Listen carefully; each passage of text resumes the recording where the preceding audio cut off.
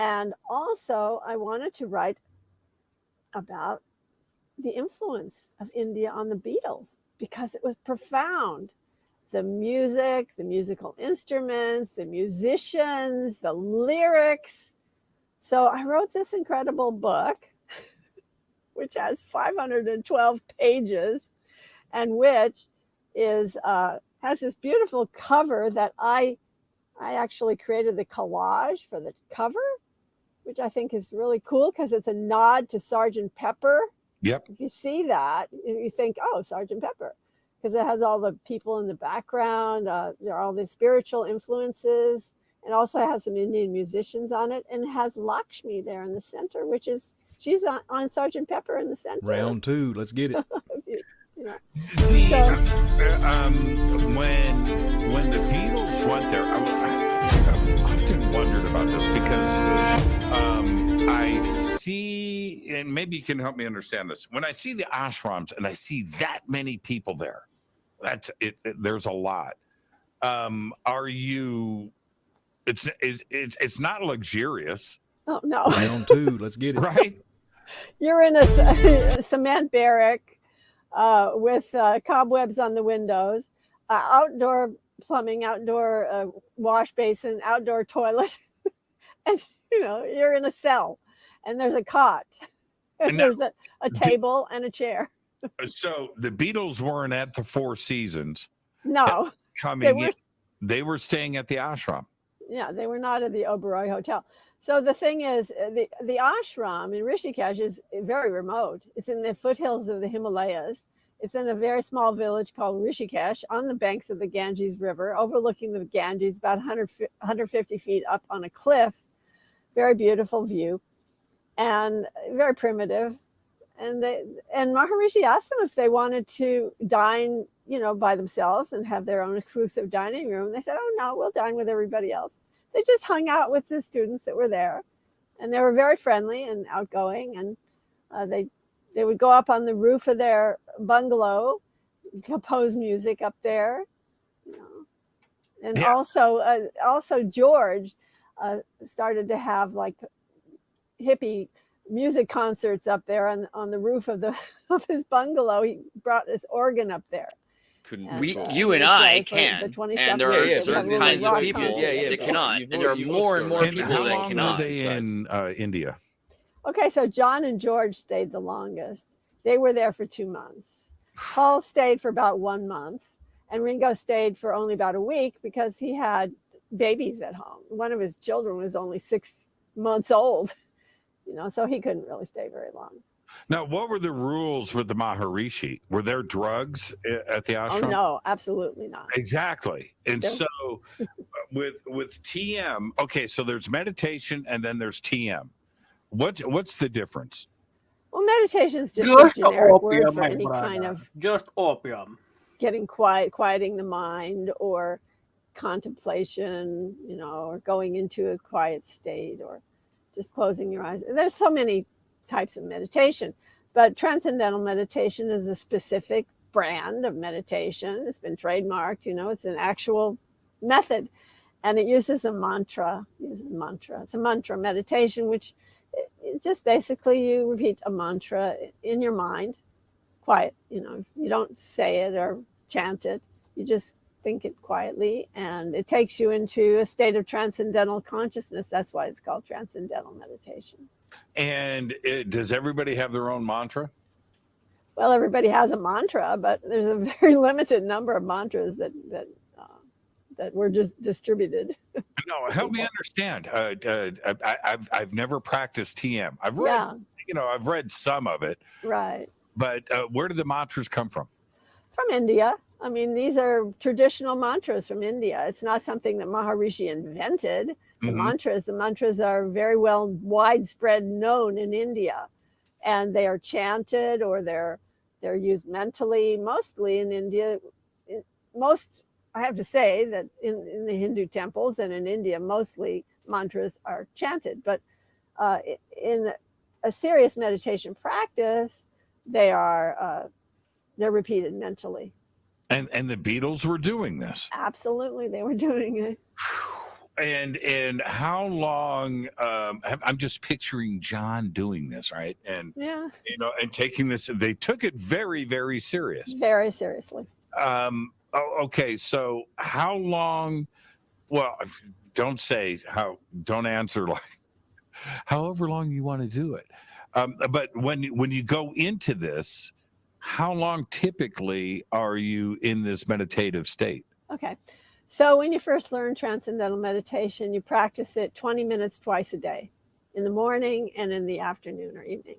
So you do it twice a day for 20 minutes each time.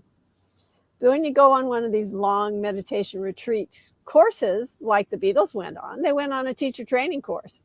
That's what they did. They went on a teacher training course in India. And during that time, you would meditate longer and longer and longer until you were meditating all day, basically. And John and George got up to 8 hours a day. That's incredible to me. Yeah. I mean, and were you doing the same thing? I certainly was when I went on the retreats. In fact, I did up to 20 hours a day. And in fact, at one point I went into my room and I did not appear for 4 months at a time. And And there were times when I was in silence also. Actually, I should say, no, I'm sorry. One time I went into my room and stayed there for 2 weeks and didn't come out. And another time, I did not speak for 4 months at a time. I didn't speak. I was in silence. So it was extreme. We did it to the extreme back then. And this was part of the training? It was. 4 months.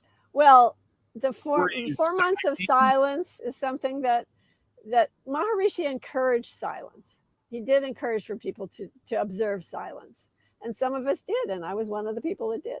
4 months. Yes, 4 months of silence. That was when I was in Europe. Now, did any of the Beatles do this? No, they didn't do silence. They didn't do silence. No, they didn't. Oh man, but they did go into their rooms. They did go in and not come out for some period of time. I don't know exactly how many days they did that, but they did follow the instructions that Maharishi was giving to the course participants at that time. And there definitely was silence as part of that. And what do you have with you in the room?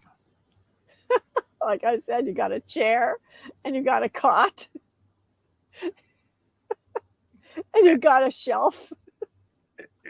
And a stereo. No, you don't. No stereo, right? Obviously, no TV. So help me understand. There are people listening right now that are going, what? Okay, so help me understand this.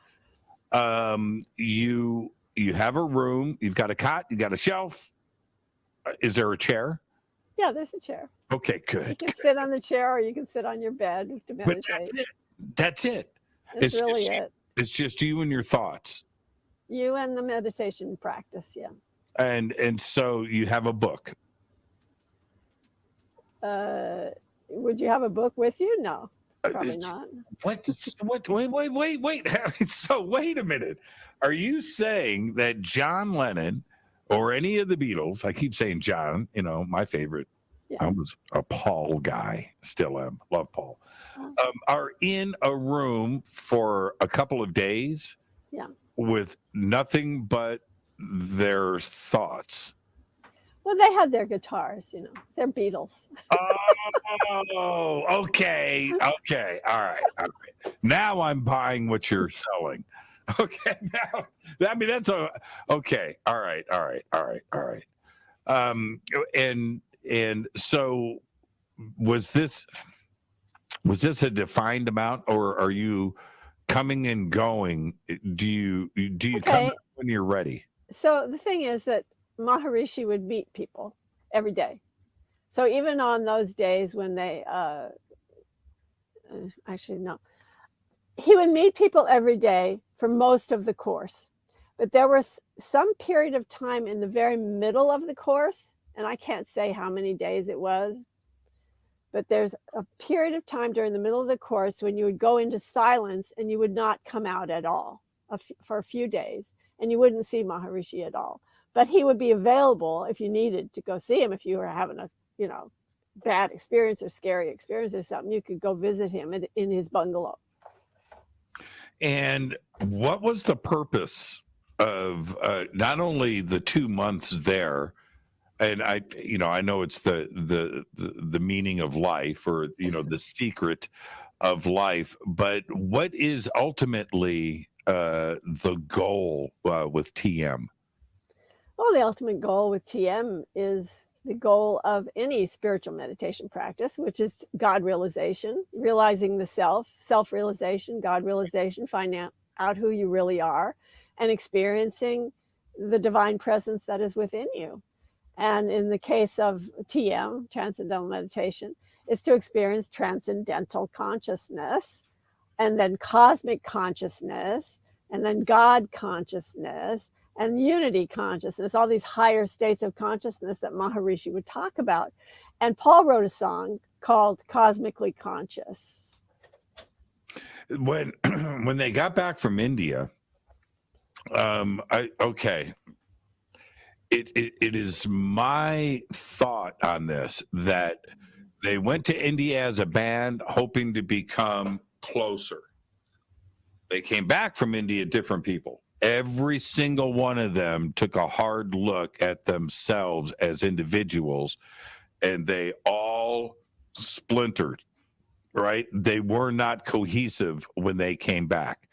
Is that the right assessment? And do you think that was their goal, was to take that brother thing closer, and that's why they went to India, but the opposite happened?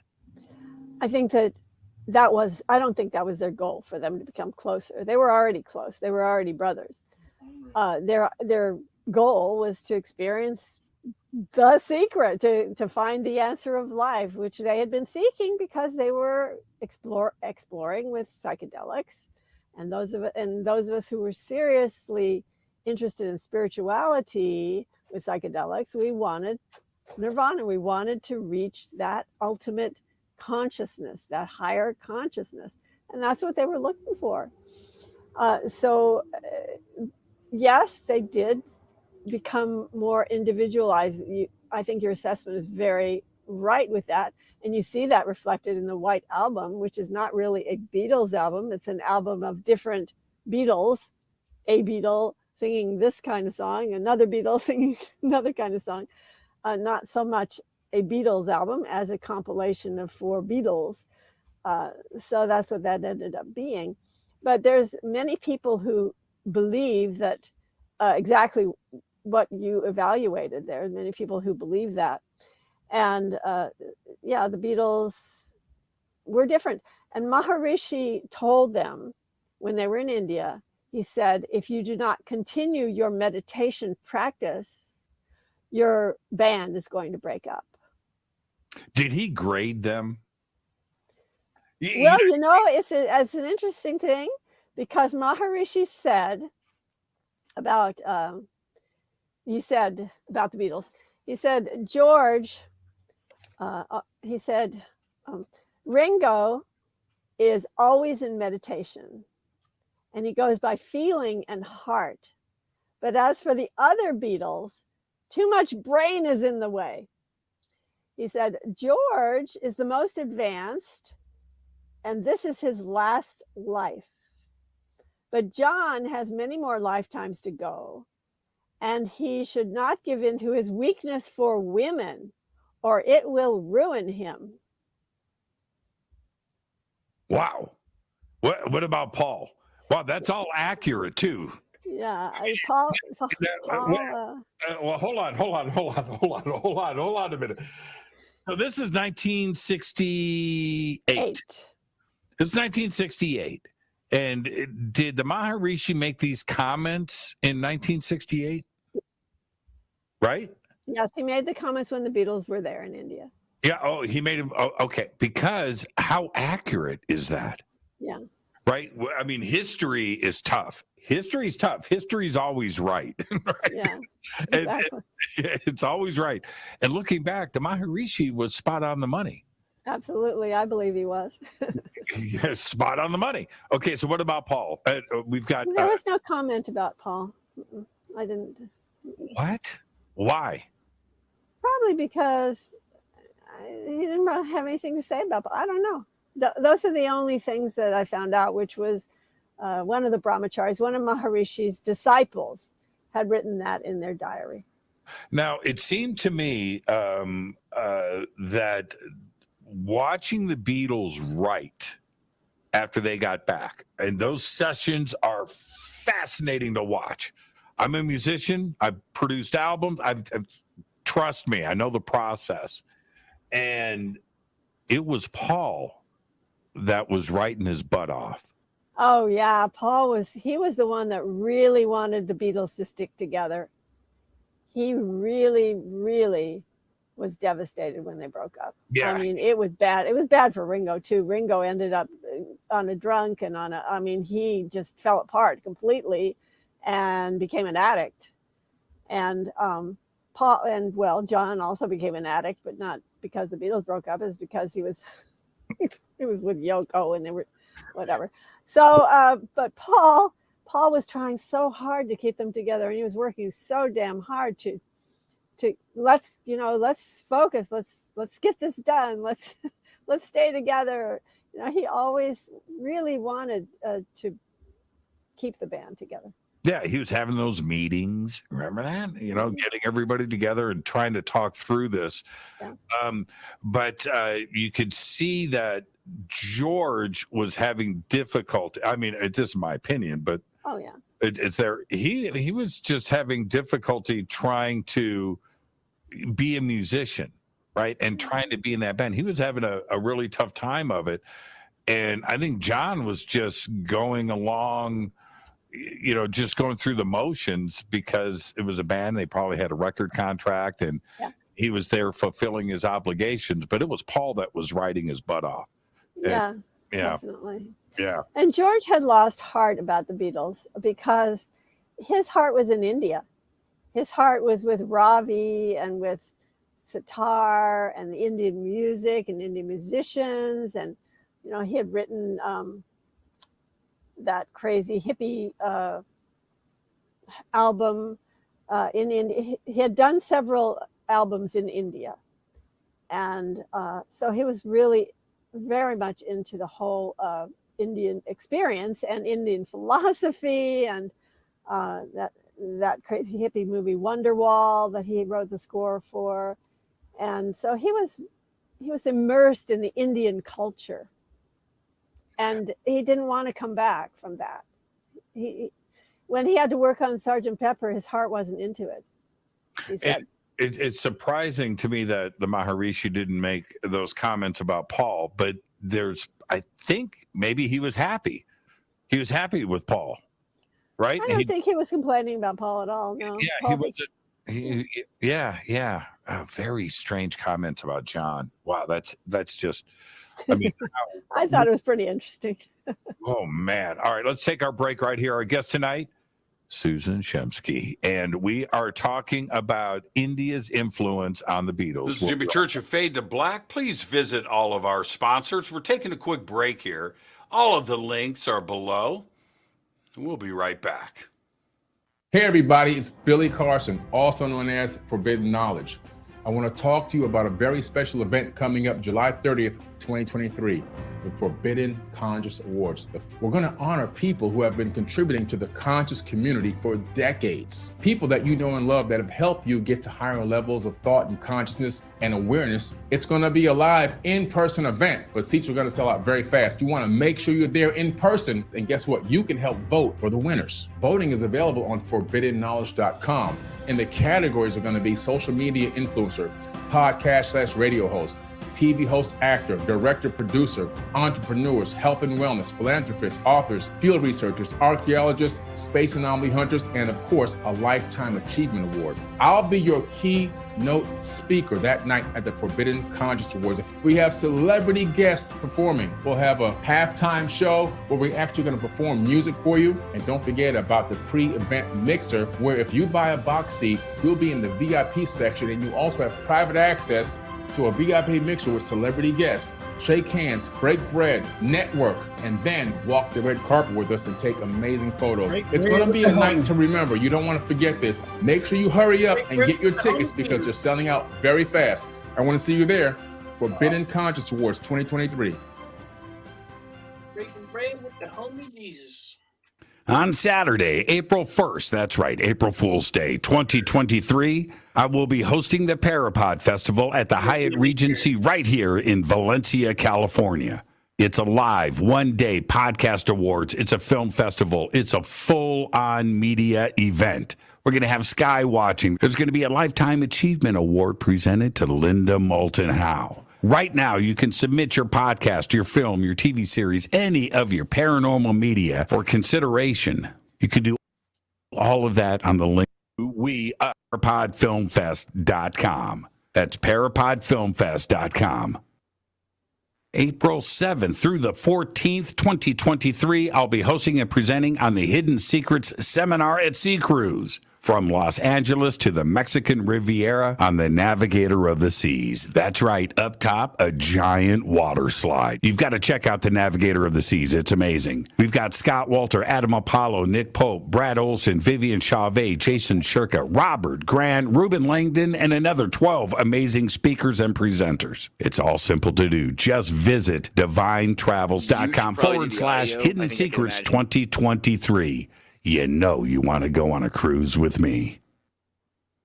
River Moon Coffee, makers of the Fade to Black blend. Truly the best coffee on planet Earth. Just visit rivermoonwellness.com or their Amazon store. It's all simple to do. You can check out the Fade to Black blend, the Game Changer blend, or any of their Black Moon Wellness products. It's the only coffee I drink. It is the best, and it's Doc. Again, rivermoonwellness.com. Response.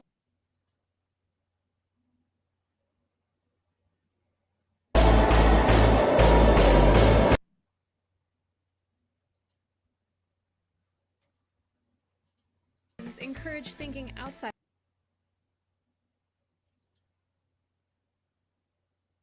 Is the American dream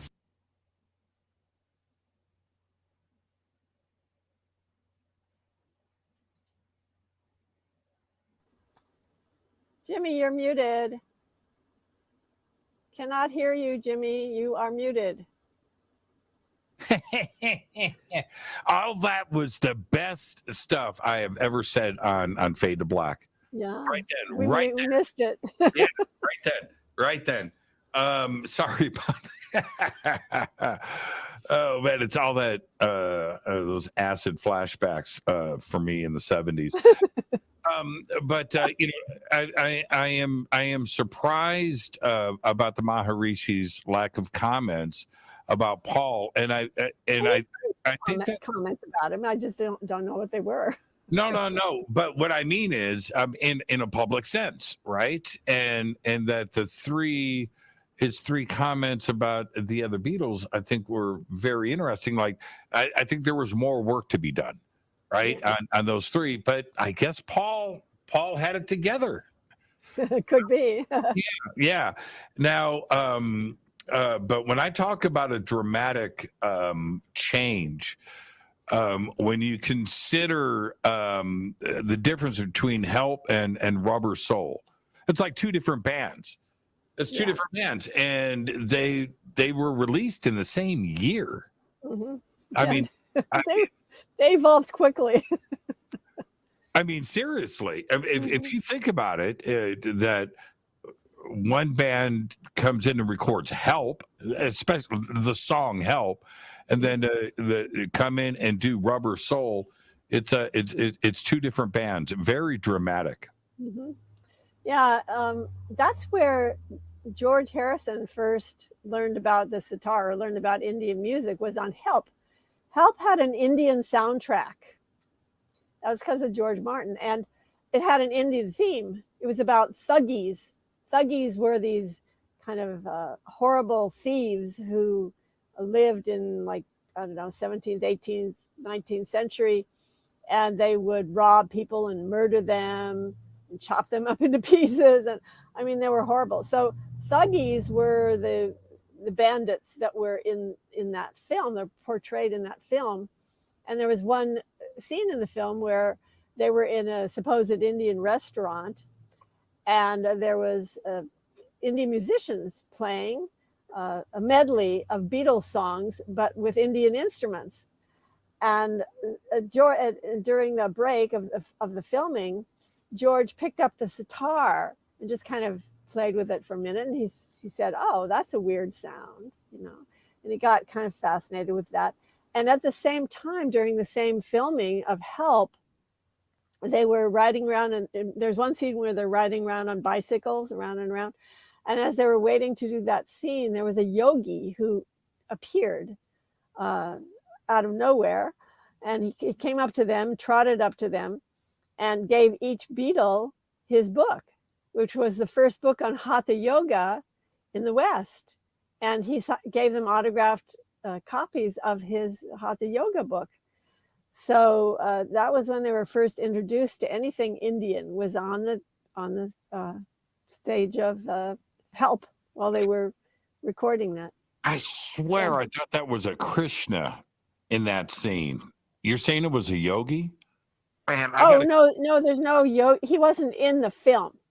This was when they had downtime. He just came up to them and handed them the books. Oh, okay. All right. I'm like, man. In the film, they made fun of Kali.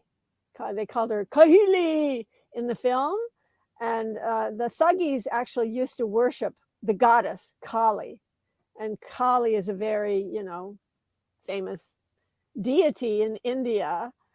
And, but it was that film was not kind to Indians. It really, it was very racist, that film. Yeah, I need to go back and watch it again. It's been a while since I saw it. Now, they talk about, I keep going back to the documentaries because I just watched both of them, 6 months ago. And I had a couple of friends of mine in the music industry, in the music business, text me, "Dude, have you seen this yet? Have you seen this? Have you seen this?" And there was quite a bit of chatter about how great the documentary was. And I agree with that. But there was a point in the documentary that I thought was interesting, and it wasn't explored enough, that they didn't did they get in a fight in India? What did they who split early? Well, Ringo split early because, like I said, he had these babies at home. And also Maureen hated the insects. The insects were really, she just couldn't handle it. So they left for those reasons. And then Paul had to leave because he came there with Jane Asher. And Jane Asher had a theatrical commitment back in London. So there was no rancor at all with Maharishi. They just had to leave. But then, yes, there was a conflict. And there was a reason why they left India, why John and George left India. There were several reasons. Well, several things happened. Do you have about 2 hours and I'll tell you? No, what happened briefly is that, first of all, there was a film that Maharishi promised the Beatles that they could do this documentary film, and he would give them exclusive rights to do this film. And they were talking about the film and it was going on and on about the film. But meanwhile, Maharishi had promised the same rights to somebody else. Previously, he had promised the rights to 4-Star Productions of Hollywood. And Maharishi's main his main officer in the United States Charlie Luth showed up at the ashram. He was in charge of the spiritual regeneration movement, Maharishi's organization.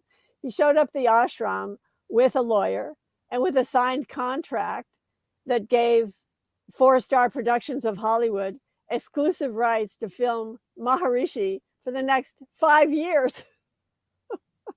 So the Beatles were pretty angry when they found out about this other film that was going on behind their back.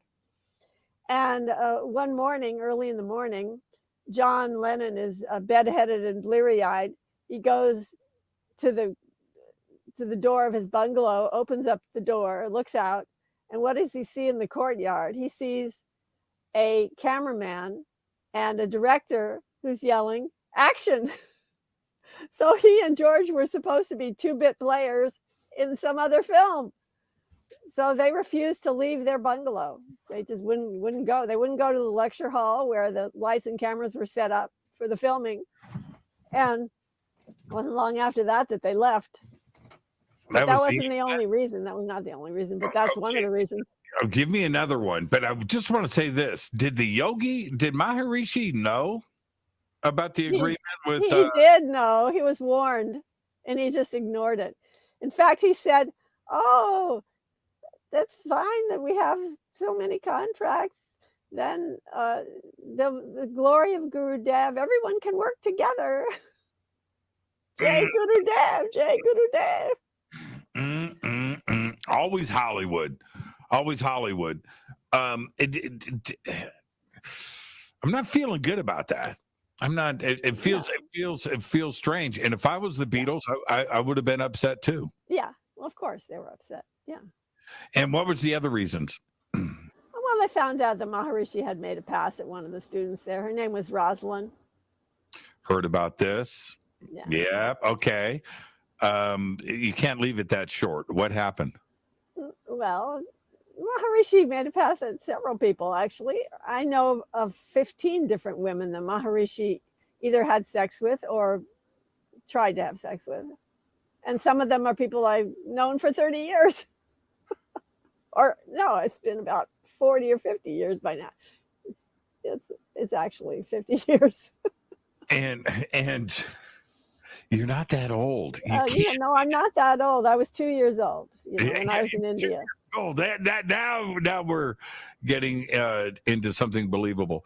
The part with this though, with the Maharishi, George, who was always behind Maharishi and wanted to keep this going with all of this other stuff, contracts, Hollywood. I guess I don't know why. I don't want to say the wrong thing here because I wasn't there, but these affairs or whatever, or making passes at women, that didn't bother George. George was okay with continuing. No, George was not okay. Paul was okay with it. He didn't care. When John got back from India and Paul said, "Well, what happened?" And John said, "Oh, well, he's just an old lech. We can't go following that," quote unquote. And Paul said, "Well, what, I mean, there's no vow, is there? But then actually there was." The reality is Maharishi called himself Bal Brahmachari. What that means is life celibate. Life celibate. He called himself that. In fact, it's even on his passport. In my book, you see a picture of the passport in the book. Bal Brahmachari, Mahesh Yogi, So he claimed to be a life celibate, but he wasn't, So he was a hypocrite. People got angry about that. Why? John was very, very angry about it. He's the one that really held on to that anger. George let it go. It didn't take long before George let it go, but I'm waiting for somebody to comment because everybody's thinking the same thought, that every time you have a leader of a group of people, it doesn't matter who it is, always gets wrapped up in this type of controversy. I don't get it. Can't we just behave? I mean, not really. I don't know, guys. I don't understand guys. Oh, it's a guy thing. It's a guy thing, you know. Oh, but yeah, I mean, I don't think anybody's surprised with that. I mean, I remember hearing about it, and I was kind of like, Paul, I didn't know that there were vows. That part I didn't know. Well, whether or not he ever took a vow, he claimed to be a monk. He claimed to be. And in fact, when Charlie Lutz brought it up to him, Maharishi said, "Oh, I don't know anything about sensual desires. You know, I'm a monk." Tell that to Rosalind. Tell that to Mia Farrow, who also, he made a pass at Mia Farrow. He made a pass at Rosalind. He made a pass at a woman, a Swedish woman who was there when the Beatles were there. He made a pass at her, and in fact, did more than make a pass at her. This was all while the Beatles were there during that period of time. And then I know a fourth woman from England that he did the same thing when the Beatles were there. You would think that he wouldn't have to do that. You would think, yeah. All right. I mean, there must be anyway. I mean, there must be accessibility. That's all I'm saying. There's got to be to get wrapped up in that. I wanted to talk about Ravi Shankar though for just a second. Okay. We've talked about Ravi a lot tonight. He absolutely blew my mind, and I mean it like this: when you see a guitar player pick up a sitar and think that he can play it because it's got frets and it's got strings and therefore, right? Okay. And you know where I'm going with this. Yeah. And then you see Ravi play. He was a moment in time. He was a gift from God. Definitely, an incredible player. You have Hendrix and you have Jimmy Page, you have Eric Clapton, Jeff Beck, or whatever, where you watch them play and you go, okay, they're a master. That Carlos Santana knows what he's doing. Yeah. And Ravi Shankar would do that to you. When he started playing the sitar, that's how it, right? He was amazing. Yeah. He was the Jimi Hendrix of the sitar, wasn't he? He was, and he was very well known even before the Beatles ran across him. He was already a celebrity in India, and there was a lineage. He came from he studied with Ali Akbar Khan, his father, Aladdin Khan. He and Ali Akbar studied with Aladdin Khan. And there was also a daughter who was Ali Akbar Khan's sister, who got married to Ravi Shankar. They were wed. And she was 14 and he was 21. You can hear he just stands out. Yes. He played at Woodstock, didn't he? He did. He played at Woodstock with Ala Raka, his tabla player, and with Kamala, his lover, Ravi's longtime girlfriend that he had the whole time he was married. Yeah, check this out. Kamala Chakravarti was her name. Yeah, somebody just wrote a completely different animal. Guitar and sitar are not the same thing. Ravi, absolutely. Yeah. Ravi was the Jeff Beck of sitar. Yeah. There's no question about it. Yes, he was very skilled. But I have to say that his wife was more skilled than he was. Is that right? She was the one that was really the master. And she taught many, many musicians that are very famous in India and throughout the world, including a very famous flautist. And she was a master of many, many instruments.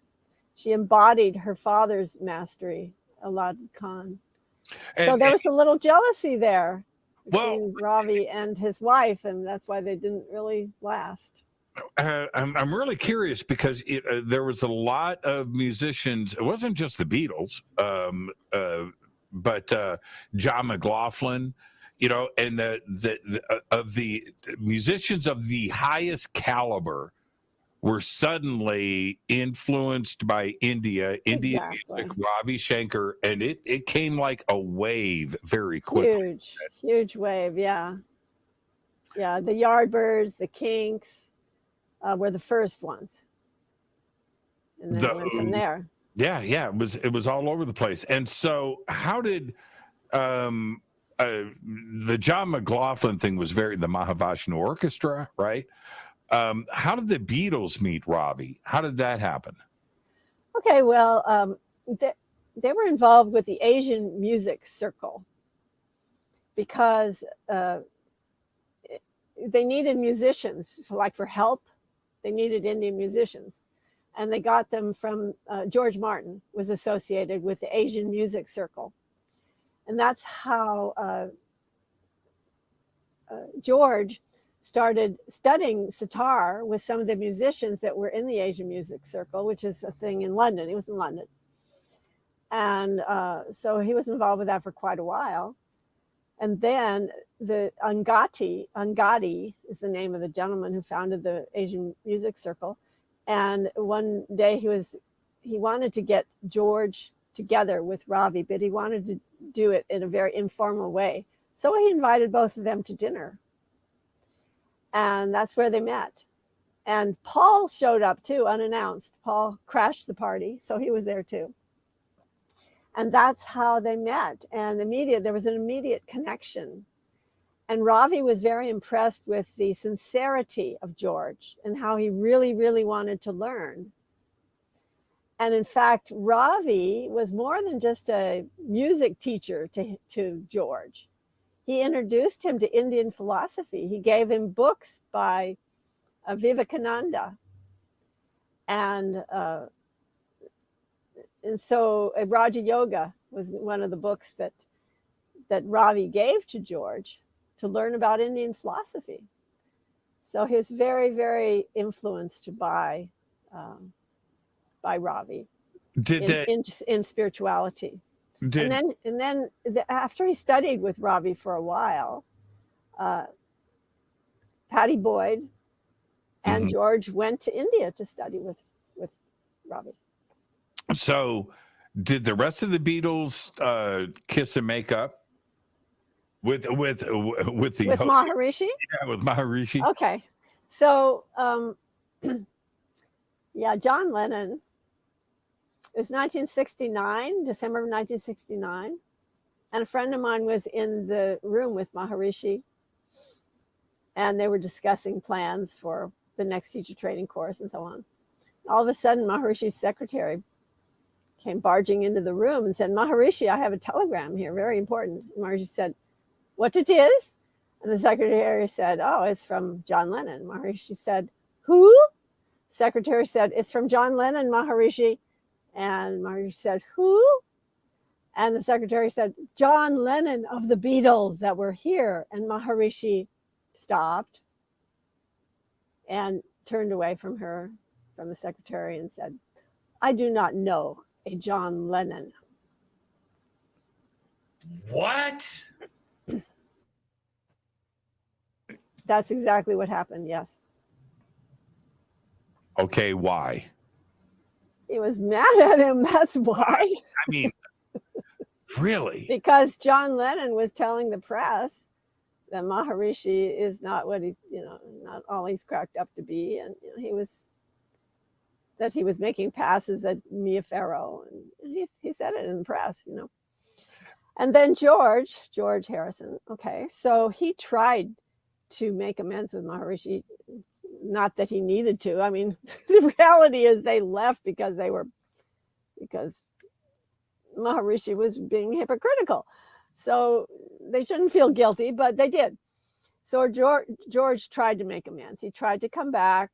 He kept calling Maharishi's secretary over and over. A friend that I know, Connie Larson from Sweden, told me about how he was the go-between between Maharishi and George. And George kept saying, I want to come and visit. I want to come and visit. Maharishi wouldn't even talk to him. He refused the phone call. And he told Connie he just nodded to Connie, motioned to Connie to hang up the phone. And then another time when he called about 4 times.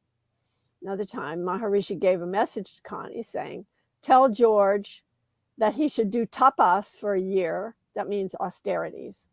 He should meditate for a year, and then he can come back and talk to me, whatever. But that never happened. But then eventually he did, after George was diagnosed with cancer, and he eventually did have a meeting with Maharishi. And so there was some closure during that meeting. But before John died, nothing? Correct. Nothing? It was like 1991, I believe, was when George had that meeting with Maharishi. Right. And Paul, Ringo, right out. No, they didn't. They never had an issue. They left because of other reasons, and I don't think they were. Well, actually, there is an interview where I heard Ringo bashing Maharishi because of his indiscretions and whatever happened over there. What right after all of this, because everything happened so quickly. Once the recording stopped, that was it. The Beatles never really got back together, right? They played on the top of Apple Records, right? That was yeah. And that was it. That was it, yeah.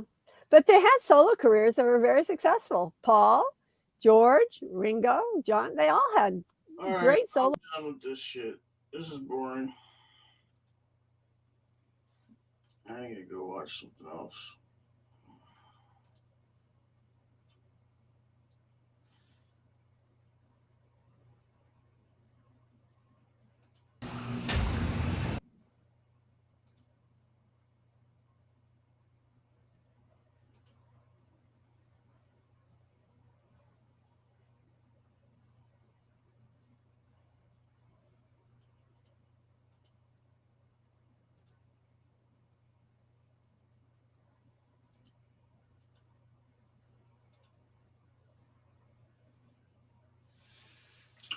I'm gonna go cook some mac and cheese.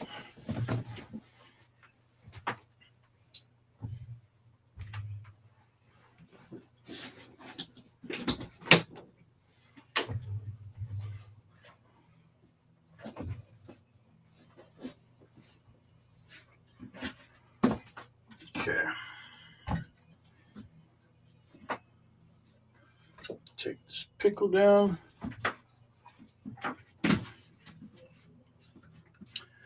Okay.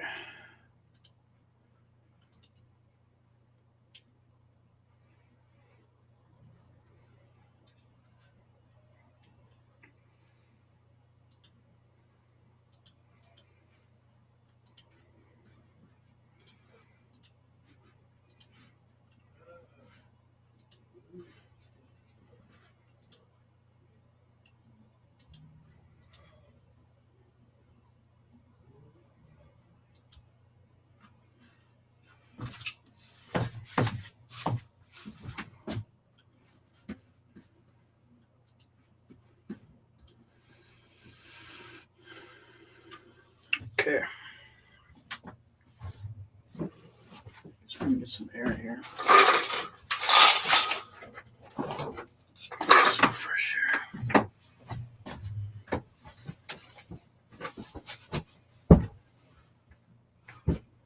All right.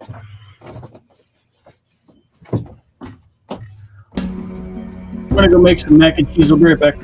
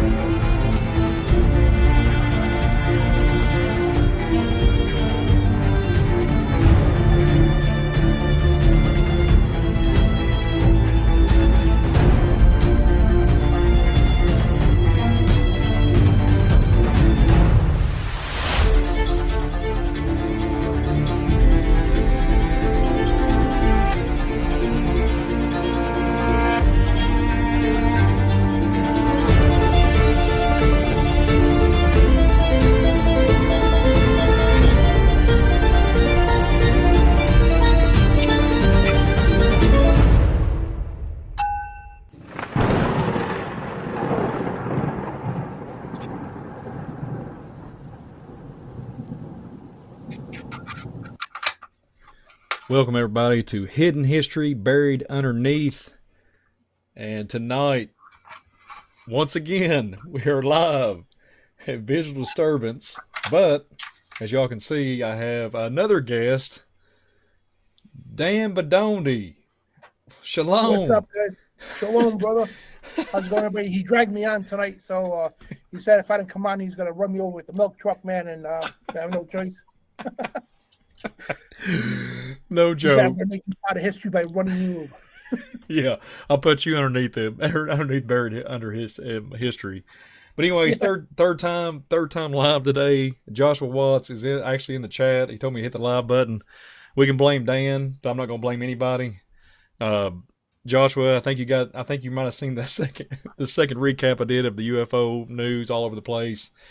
I had some technical issues. I think I got them resolved. Dan wanted to do a show. We wanted to do a show again. So here we are 3 times in a row. Broke history on the Visual Disturbance channel. I'm your host, Brian Reese, and my good pal, Dan Bedondi. We do Spiritual Warfare Friday together. You know, here we are. You just can't make this stuff up. 3 live shows. The first one, Joshua, I kid you not, I know you're in the chat. I did not take it down because you did such a good job. And I just could not take it down because you took your time and you did an excellent job describing what we was going to be doing in the future. So even with all the tech issues, I tell everybody just to go check it out and then check out the recap I did just two hours ago. And here we are today talking about hidden history buried underneath. And before I get going, Dan, give me a second to do sponsors, and I'll let you introduce yourself because there's not many times you're on Visual Disturbance. So there we go. Here we go. Miss Ann. Yeah, it's a conspiracy. Miss Ann, Shake and Wake Radio. Go check out her stuff. Bless you, Ann, because I know you've probably seen me 3 times a day. But thank you for being a sponsor. Watts Leatherworks. Y'all know who Joshua Watts is. Go check his stuff out. He's in the chat right now. Give him some love and support. And then go check out this old Milkman Nephilim Chaser mug. I got the link in the description. You can't make this stuff up. Got my satellite dish and everything. I'm chasing those Nephilim, dragging them across the street and slinging that 2019 expired milk. And yeah, it's an inside joke, everybody. I don't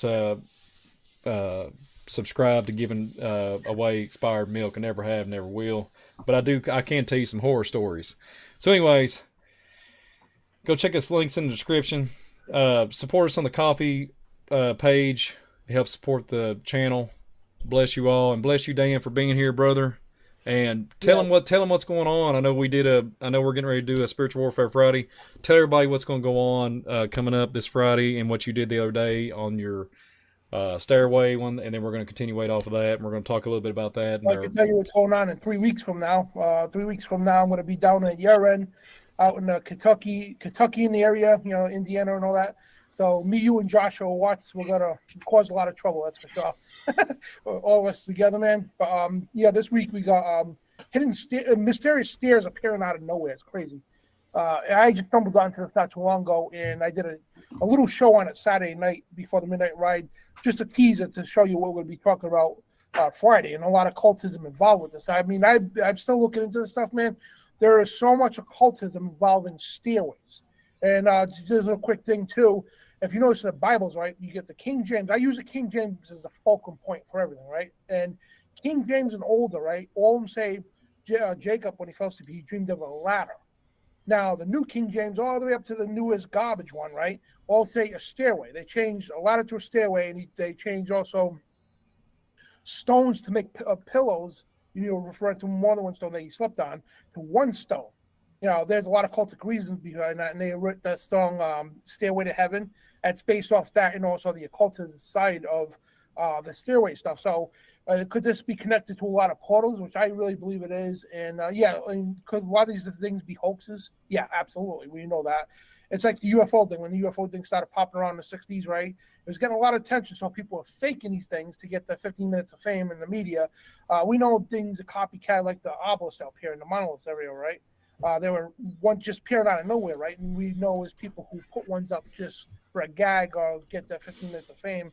But aside from all that, this is real stuff going on, and there are real, like, if you want to call them paranormal activity, observance, and all kinds of things going on with this stuff. So it's associated with that. So we're gonna get to that, and we're gonna like really rock this thing home, God willing. Anyway, so yeah. So tonight, man, buried under the earth, man, and hidden history buried underneath the earth here, because that's where the history is, and that's where it's hidden. From school textbooks.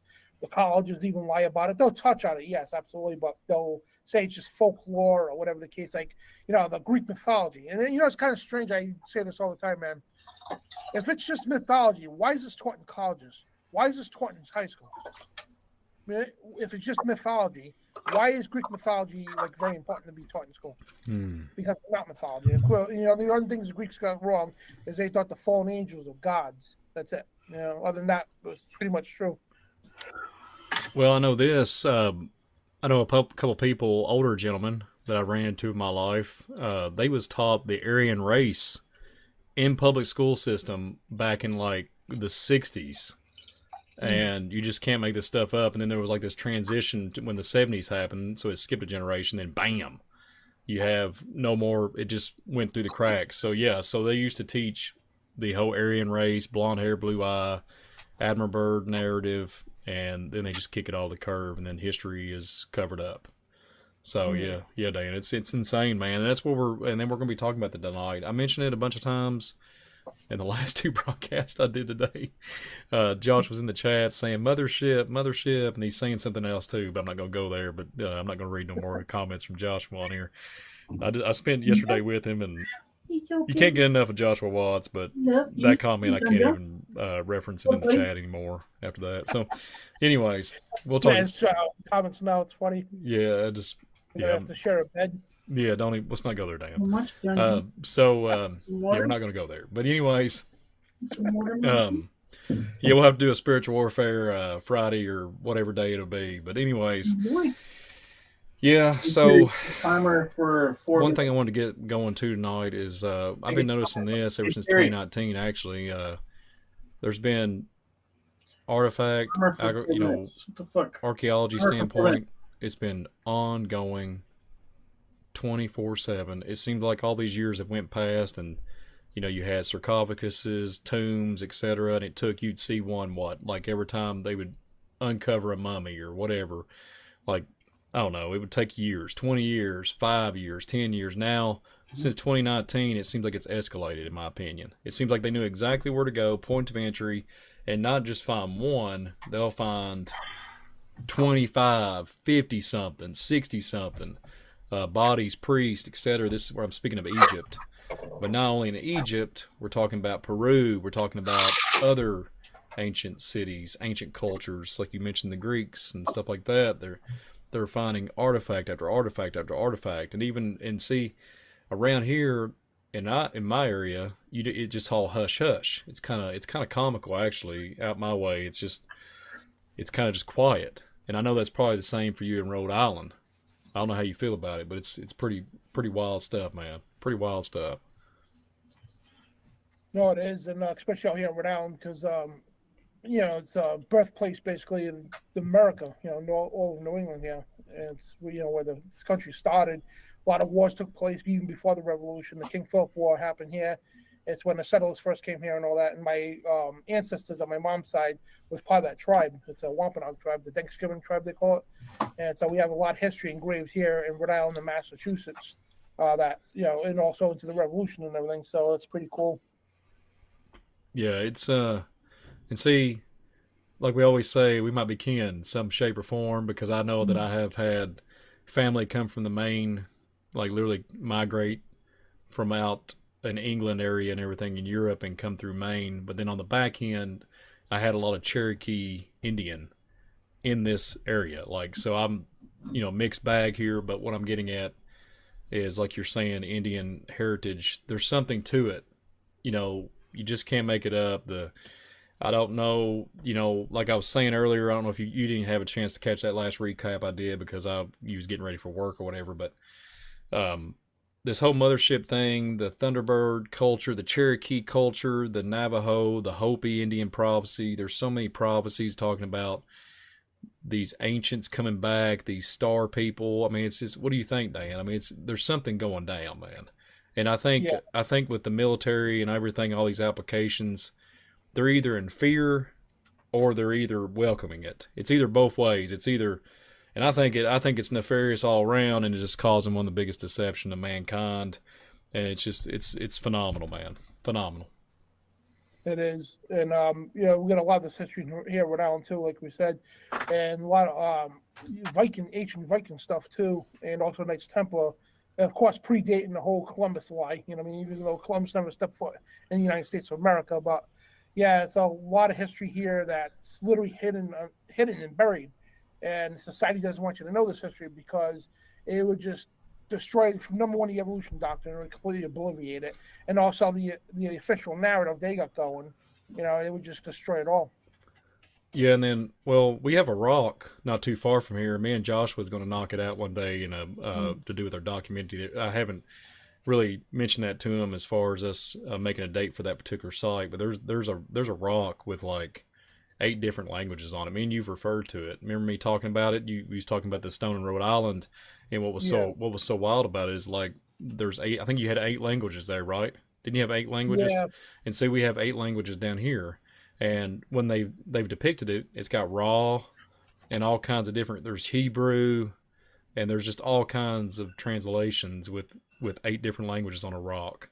Well, what was so baffling about it, the whole story is compelling. I've talked about it before on other platforms, but the point is, the whole story, I think it was 1994, it fell off. It literally fell off of onto a highway, off to a mountain, and then miraculously, obviously the city got a hold of it, and then it's miraculously in a park now with a nice little awning over it they built. It's kind of fenced off, but it has 8 different languages. And I always thought that was interesting, especially with the narrative with the Georgia Guidestones.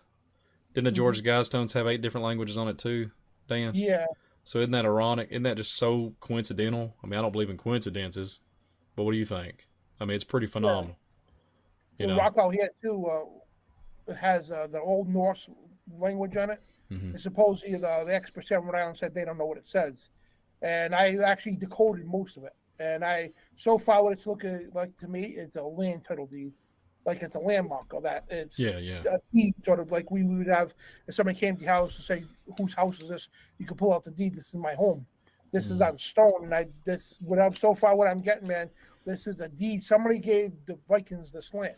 And this is a deed. That's why it was posted on the shore like that. And I think it's a title mark, a deed for this land here. And I could be wrong, whatever the case, but that's what I truly believe it is. And it's looking like it's from some sort of gods, which would indicate to me that either Nephilim at the time that gave the deeds to the Vikings here. And again, I could be wrong. I got to do some more research and all that stuff and to really back this up. But that's what I truly believe it is. And if that's the case, it's going to change a lot of things here in the state of Rhode Island, Well, that's what I'm saying. Like, based off history and Indian history, it's not folklore. It's not folklore. There's these gods, these little G gods that come down these flying ships, and then the same concept, not only flying, but they're coming up from underneath the earth. There's actually, literally 2 narratives there. And then when you get into that narrative, I want to mention this. When you get into the narrative, I got some notes here, if I can pull them up real quick. But they're talking about the inner and, the underworld and the, as far as the sky world, so to speak. You look at like they talk about transition, or the Black Panther, or not the Water Panther, and then you have the Horned Serpent. And there's these, it's aqua creatures plus the Horned Serpent, and plus, so there's these flying creatures, plus there's these under earth being creatures, and it just baffles the mind on where we really are, and people's the perception's been twisted and turned. I was bringing my notes up here. So like, for example, there was a gentleman that called in on Spiritual Warfare Friday the other night, talking about the Navy, Air Force, and remember his father and all that. He said he was seeing blue lights everywhere, right? So the Hopi legend talks about the sky kahinas, I think that's how you pronounce it. And there's references when you look into the culture of the Indians. It talks in the Hopi legend. It talks about these blue lights. So isn't it just strange, Dan? Like you just outside a while ago, isn't it just so ironic when you go up on top of your building there with your work, and you look around and gaze at the stars? Haven't you ever seen blue? I mean, we see this in school. People are like, well, it's just the stars dying out. The whole depiction. Oh, it's just the star dying out when you see it red, blue, yellow, green. But I've been seeing a lot of red. I've been seeing a lot of blue, a lot of blue stars here lately. And what's your take on that? Because people say, well, scholars and everybody and astronomers, they say, well, that's just a star dying out. But we know from biblical narrative that doesn't hold. So what do you think, Dan? And it's not the star dying out. It's just them dying out themselves because they have no clue. And there's the thing, too. They get cast as the experts, the scholars, or, all the academia credentials in the world, right? And they get cast as the experts, but they have no darn clue what the hell they're even talking about. Not at all. And so they'll come up with some concept, and they all agree with it just to pacify the customers of the public. And, in the same time, oh, what is that? But understand biblical cosmology. We know these because the Bible talks about in Genesis, about the stars being signs for prophecies and seasons. So we know what these changes are in the solar system, whatever you want to call it, the firmament, and they're angelic beings, and they're meant to give signals for prophecies and different things to happen. So through the Bible, not occultic astrology, biblical astrology. I call it that, whatever the case. But that's what they're for. And they're angelic beings and not balls of gases floating randomly through space. The angelic beings that were placed there by the Lord in the firmament and his handiwork. Yeah, and me and you talked about Euphrates. We talked about the frog beings, the creatures coming out, and isn't it interesting that if you go into the Nagas, I know you've heard of the Nagas before. What baffles my mind is they're talking about these inner earth, underworld creatures, but they're like the seraphim or excuse me, let me get it right here. It's a race of beings. It's the Nagas. They can also resemble beings. They're like Ashuras, I think that's how you pronounce it. Could either take the form of a human or a serpentine. So that alone is in the Hopi. There's Hopi traditions, Hopi prophecies of the serpentine people. So, and they come out of the Grand Canyon. Like there's we're talking about inner earth creatures, people, or whatever, humanoids, something.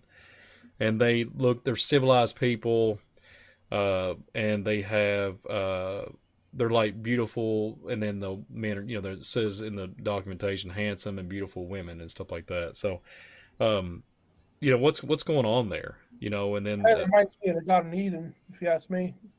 Yeah. The images of these Nagas here, and they like human form, but as a snake. So, and remember too, when the serpent beguiled Eve, right? I guess God said, from then you'll be cursed on your belly. So in other words, the arms and legs were taken away for them to be cursed on their belly with their arms and legs. So, and people said, well, it's so ridiculous of a talking snake. Well, you're kind of limiting God's power. Yeah, his creation, they had these kind of things. Even the Greeks had, the ancients had, they call it mythology. Again, it's not mythology. These creatures actually existed. Yeah. So, again, I'm going to go with God over people's stupidity. Yeah. And I believe that there's still some of these things around. Absolutely. Well, and it talks about like their upper and lower worlds, Eastern Hemisphere and Western Hemisphere, but they both exist, but they mirror. It's so strange. They're two parts, but one part mirroring the other. So it's like it's an upper world. It's really strange, and they call them. Their inhabitants were known as the Talons. I think that's how you pronounce it. And the lands of the West, where the sun set, and called the lower or the underworld. North America known as I mentioned this earlier in a broadcast of the Atolin, like it's ruled by the Nagas, a class of semi-divine beings, and literally no joke. And then the mixing of that, You have serpentine, you have giants with 6 fingers, and you have just a wide variety. It's just a big bag, the whole bag. It's a mixed bag, but what's so strange about it, the Aztecian traditions that's where all the the Aztec worship these creatures and these beings. So it just baffles my mind that Hindus do too. Hindus do. Highly worshipped in the Hinduism religion. Absolutely. And remember we did that broadcast together. We was talking about, we was doing it was one of your, I think it was a Wednesday night program we did together, a Wednesday night Spiritual Warfare Wednesday. Remember we talked about the I think it was a Mayan, it might have been an Aztecian pyramid or a Mayan pyramid. Did you know that there's more pyramids and stuff coming back up in the news here lately? And then remember the one with all the mercury on it? All the mercury, yeah. They had mercury everywhere. They supposedly did tests. And there's mercury all over the place.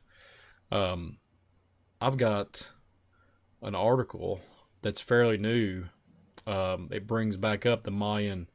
It's an archaeology site. I can show it. It's a new museum of Chichen Iztac. I can't pronounce it. The ancient Mayan complex located north of Mexico's peninsula. And they're literally talking about. I can go to it real quick, and you can keep talking.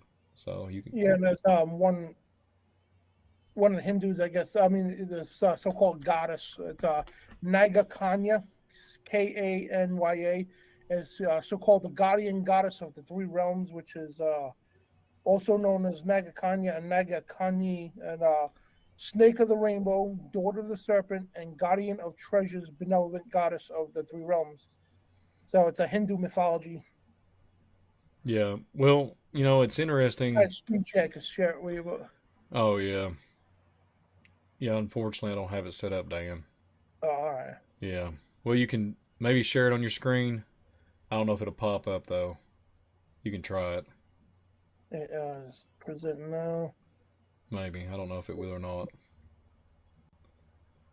I can't do it. Sorry, everybody that's in the chat. Oh. We, no joke, 3 live shows. Blame the operator. But the operator has got all the kinks out. And God has moved this channel so I could literally get something done. Because we did a super awesome program with Joshua Watts, and then at the whole entire time I'm like glitching out, and there was a lot of camera issues, but not tonight, and so praise God for that. But I can't do it. What happened Friday, man? Like, we had a rough stop. The internet kept clunking out, and yeah, that was heartbreaking because that was such a super good show, and that was very heartbreaking. There was a lot of patience being. We was on our last. We was a little thinning out on that one. But yeah, so I got this. I don't know if you can see or not. I'm sorry that you can't show that, but I'm a terrible. I'm just a terrible friend, man. Terrible. Don't worry. Yeah, yeah. And we're supposed to be meeting up together. How about that? Yeah. Yeah. Well, I'll put the link in the chat room. So yeah. Put the link in the chat, Dan. Yeah, we're having visual disturbances now here. Not visual or technical issues. Praise God. But anyways, so this archaeology site in the Mayan complex, what's so baffling about it is they're talking about all these horrible ads. I can't stand the ads. They're about to drive me insane. So anyways, they're talking about these excavations, right? Well, I think this might be the exact same pyramid that came up just recently that had a bunch of mercury on it. I think it might be the exact same one, but now they're talking about a limestone situation. They're looking really deep. So what's so weird about it? A kind of short summary of it all, because there's a lot here to go over, a lot of paragraphs. What's so interesting about this, Dan, what I've come to conclusion too, looking over these pyramids, I think where they have so much interest in these pyramids, what I found out when you start digging underneath them, there's layers and layers and layers of more pyramids. Like, it's not just the upper, but there's like lower level pyramids, exactly either replica or similar layered, and it's just baffling me, man. Like, you just can't make this. It's almost like when you look at the mud flood narrative and you look at how there's buildings, there's these older buildings, and then you have a city that's built on the same they got the same structure. It's like they built on top of a building. And I don't know if you have anything like that in Rhode Island, but we have them here. We have them in my town. Like there's literally buildings, you can see them, how they're built on top of the other building. When you go to the street and you look at around the asphalt, you'll see the like the well, and you'll see a window down in there. And it doesn't even look like it's lining. The constructive standpoint is all terrible, but you'll see like a window and it's like layered. You can kind of see it. It's weird, man. Yeah, they just build over old history. Yeah, but what's so weird about it is they did it with the pyramids also. So that's what blows my mind. It's like, okay, so what are we doing here? And what's really going on? Ley line narrative, energy sources, gateways, portals. I mean, the Mayans, or speaking of the Mayans, if I'm not mistaken, the last so-called Mayan tribe, the true Mayans, I think the whole narrative is similar to the one that was in Arizona with the Indian culture that got just miraculously vanished. Like something came out. They said there's like these horn-like beings, giant creatures. They would build them up to a certain type of technological advancements and then make them all disappear. They would come and get them. So that's what I was trying to talk about earlier on another broadcast when I was talking about a recap. So they had these Vinama. In the Vinama, they would extract people. They would literally hover over cities or land in a castle, etc., or whatever back in the day, or palace, and extract the so-called superior. Perhaps we need some outside universal threat to make us recognize this common bound. I occasionally think how quickly our differences worldwide would vanish if we were facing an alien threat from outside this world. There was huge cities. So that's what I was saying earlier. It's so strange about, Josh, what you think about this. It's so strange that these, they're so-called big ship, and it's like 2 miles long. So that would be considered a small city. Capital. You don't have capital buildings. You have capital buildings that are a mile long. You know what I'm saying? So I don't know, man. I don't know what your take is on that. I know we don't really get competitive with the last broadcast, but I just want to know your thoughts and your mind. No, it's so interesting because I was watching a lot of stuff on the I am trying to get on the show. And there's tons of stuff, I'm trying to get him on our show. He specializes whole I think it's What's up, everybody, and welcome to Spaced Out Radio YouTube channel. I'm your host, Marquise, and joining me is just me right now, but tonight it's going to be a special guest, Grant Cameron. So hopefully you guys are ready for that because I'm super excited. Thank you for joining me. I strongly encourage you to check out Dave Scott and Jessica Jones throughout the week, all week long. Today I'm filling in for Dave Scott, but he'll be back tomorrow for you guys to love on. And Jessica Jones will be here every week as well, or every day throughout the week as well. The Cryptid Huntress, Monday through Friday at Spaced Out Radio right here on YouTube. And if you just can't get enough SOR, you can always check out our archives. They are free at youtube.com/Spaced Out Radio. If you would like to support the channel, you can do so by going to Spaced Out Radio, subscribing to the channel. Also, like every video you possibly can. Smash that like button. You can follow us on Twitter at Spaced Out Radio, Instagram at Spaced Out Radio Show. Also, you can join our Facebook group at Spaced Out Radio. Our website is spacedoutradio.com, where we have a plethora of features for you, incling rocking out to Bumblefoot. And a great way to show support for what we do as well is to go to Spaced Out Radio at spacedoutradio.com and do as much shopping as you possibly can, because the merch there is top notch, and it's on fire. So let's get started today. I hope everybody is ready for today's interview with Grant Cameron. If you do a search, I see everybody in the chat showing some love. Thank you guys. How are you doing tonight? How's everybody doing tonight? 2 or 3, even see my friends. Alone, Everybody's showing love. Everybody's being so friendly. Please smash that like button if you haven't subscribed already. abduct that hunters, subscribe which button. is weird. That abduction, I'm by the trying to way, get is a hold of coined some by a treasure viewer hunters on here in the After Kentucky. Hours show.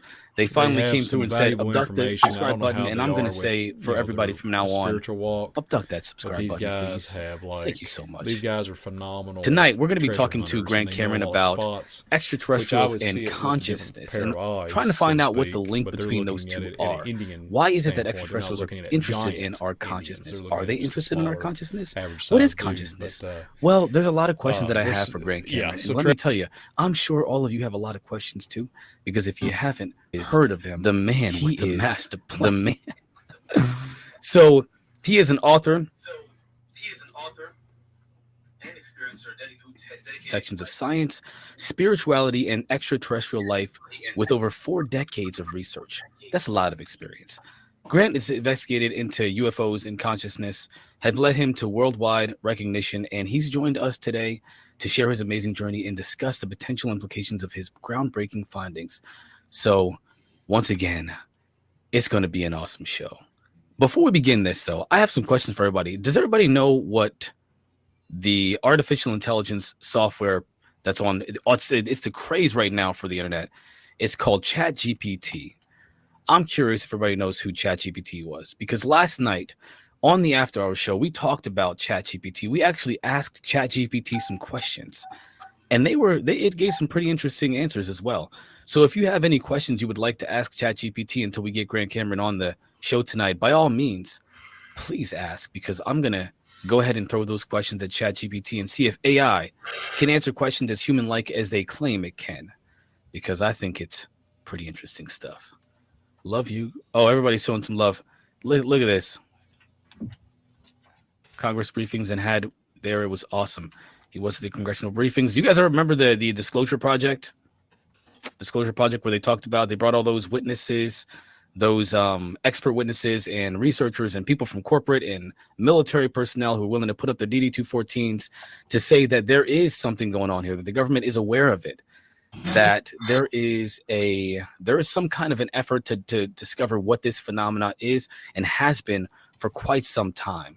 So that was a pretty good situation with somebody asked, will AI kill all humans?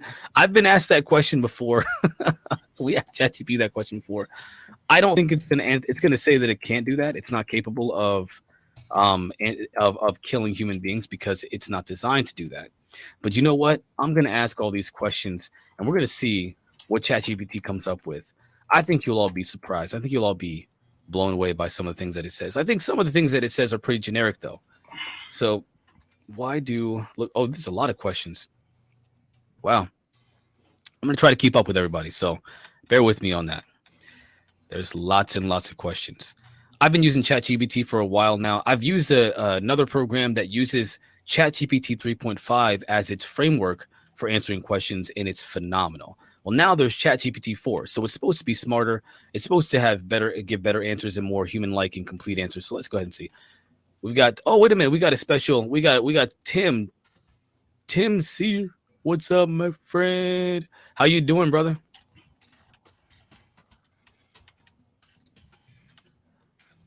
Oh, no, I can't hear you. There's no audio. Tim, can you hear me, brother? Okay. So in the meantime, let's ask ChatGPT these questions. So the first question we got is, will AI kill all humans? All right, let's go ahead and ask. What if it only kills some humans? That's not good either. We're going to ask ChatGPT, will AI kill all humans? I hope you're ready for the answers. Here's the answer. Fastest. Look at that, lightning fast. No, AI will not kill all humans. There is no evidence to suggest that AI has any inherent desire or motivation to harm humans, nor is there any indication that it is capable of doing so on its own.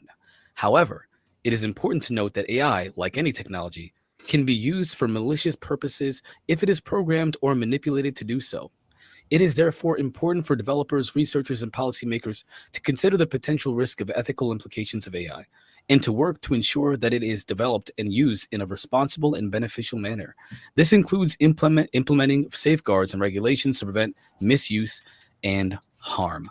I think that was a fantastic answer. That was a very complete and fantastic error. I agree with that. I've been telling people for so long, AI is as bad as the people that create it.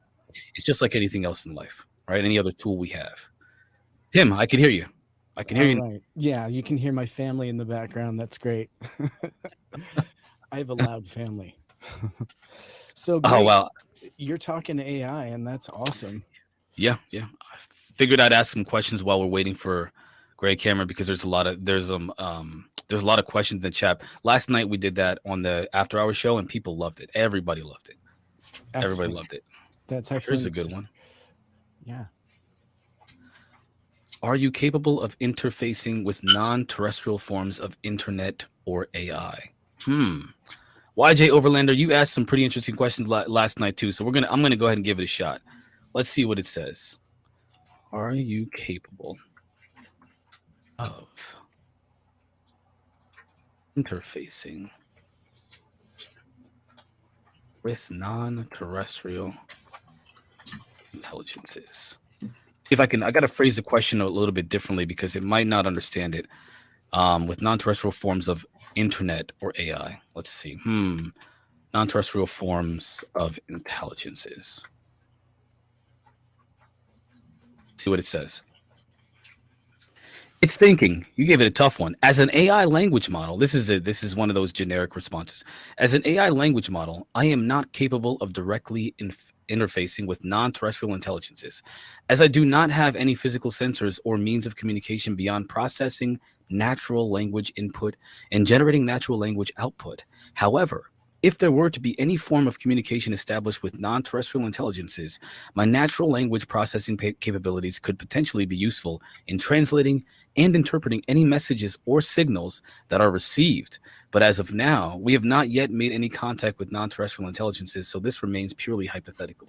That's actually a really good answer. That's a good answer. I think so. It's a fair answer, but it's such an AI answer, isn't it? It's just such a non-position.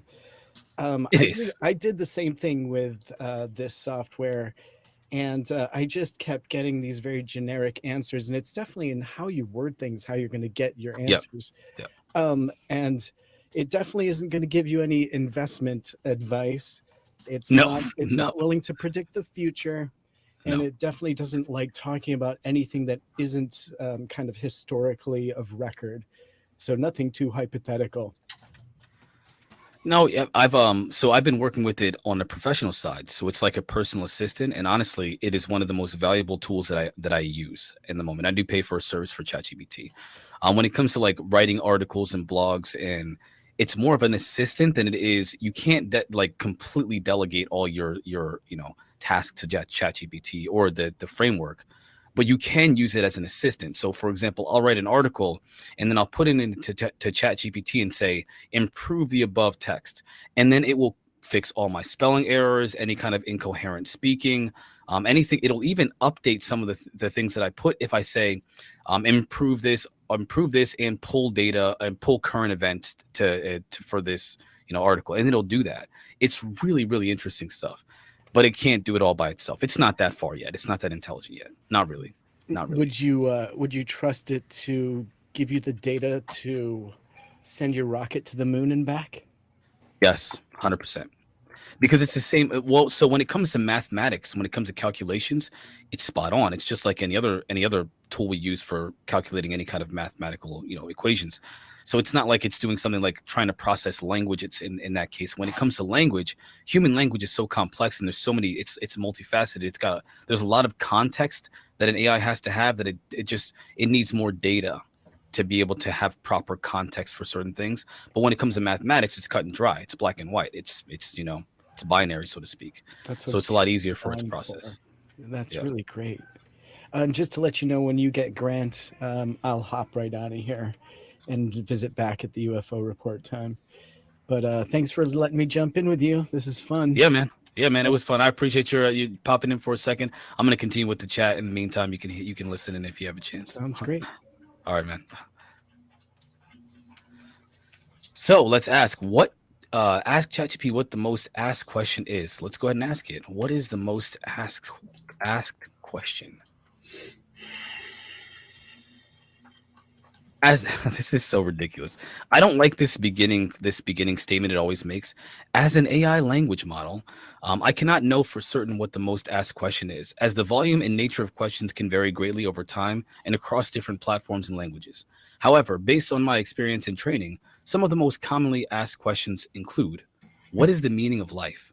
How do I lose weight? What is the weather like today? How do I learn a new language? What is the best way to invest my money? Now, I didn't think you could ask that question, but hey, there it is. How do I cook? Insert food. What is the capital of? Insert country. What is the latest news? Which is really useful. What is the difference between? Insert two things. How do I improve my? Insert skill or trait. So essentially, people are asking for self-improvement. They're mostly asking for self-improvement type of things. So that's pretty interesting. That's pretty interesting. People want to know how they can be better humans, and they're asking AI how to be a better human. Is there any irony in that situation? We create an artificially intelligent program that uses a language model to try to output answers based off of the input that we give it. And the only thing we can think of is, how do we become better humans? I don't think AI can tell you that. I'm just not sure it's going to have the answers, at least not yet. Not yet. We did answer the question of whether or not AI will kill all humans and enslave them, and the answer is it will not. However, the continuation of that answer was that if somebody were to train the AI language model to do something that is, for example, ill towards human beings, i.e., enslavement or genocide, it would carry out that task because it's directed by a human being. And so on its own, it cannot do these things, but directed by human hands, it can. So the question isn't, will AI kill all humans? The question is, will humans program AI to kill all humans? That is great. I'm trying to keep up with it too.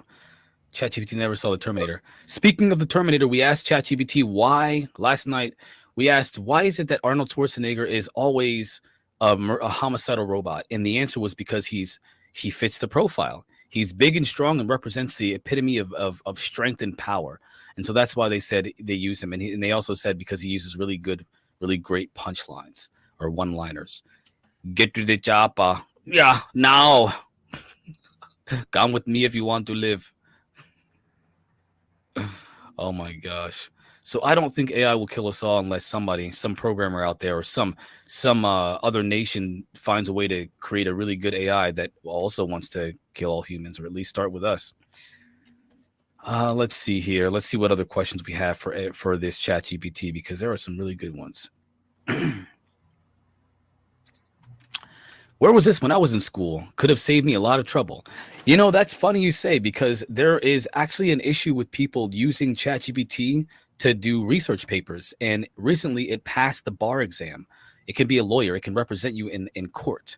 Literally, ChatGPT 4 can represent you in court and pass these tests that lawyers take in order to get into for law school. So it's smart enough to do that, but I'm not sure.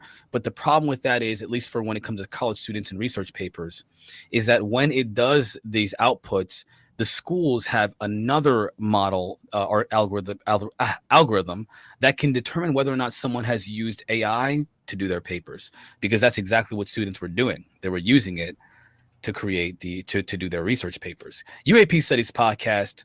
Thank you for joining us tonight. Great to see you in the chat, my friend. Hey everyone, help brother Marquise. Nice to see you in the driver's seat tonight. It is great to be in the driver's seat tonight. I'm already having a great time. I'm already having some fun. Dave is on vacation, by the way, so he will be back tomorrow, I believe. If not, somebody will be here to take his place. And if it's me, I'm going to bring on the heat. Does AI plan on having children? That is an interesting question. Let's go ahead and ask it. Do you plan on having kids? Let's see what it says.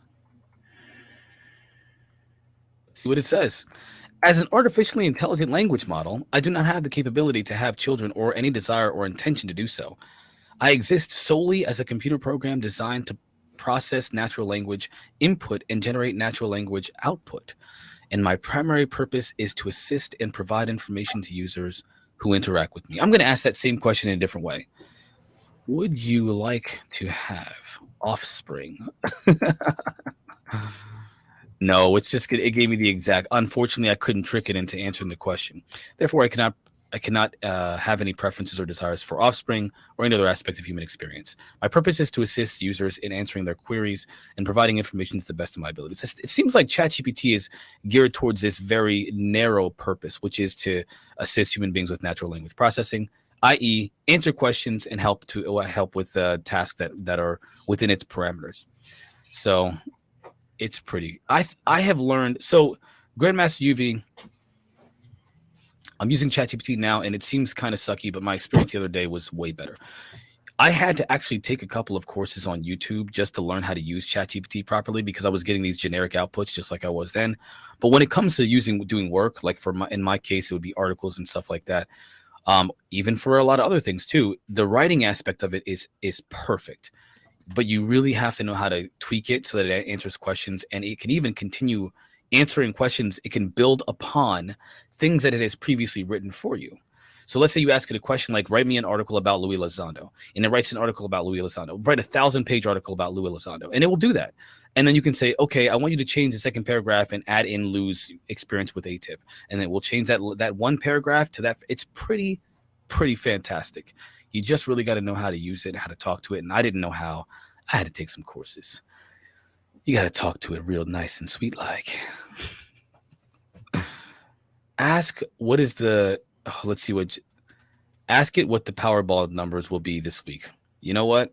I feel like this is unethical, but I'm going to cross that line. What are this week's Powerball numbers? Let's see what it says.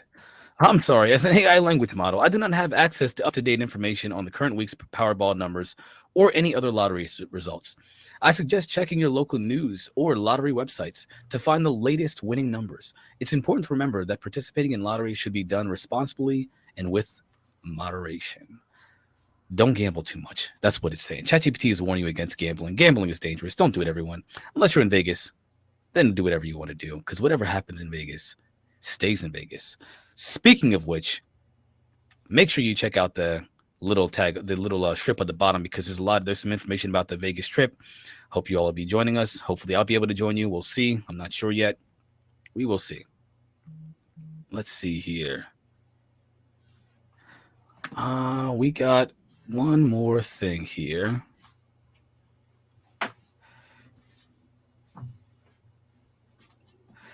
We might have another special guest until I can get Grant here. Grant seems to be pretty busy right now, so hopefully he still joins us tonight. I'd be so disappointed, but you know what?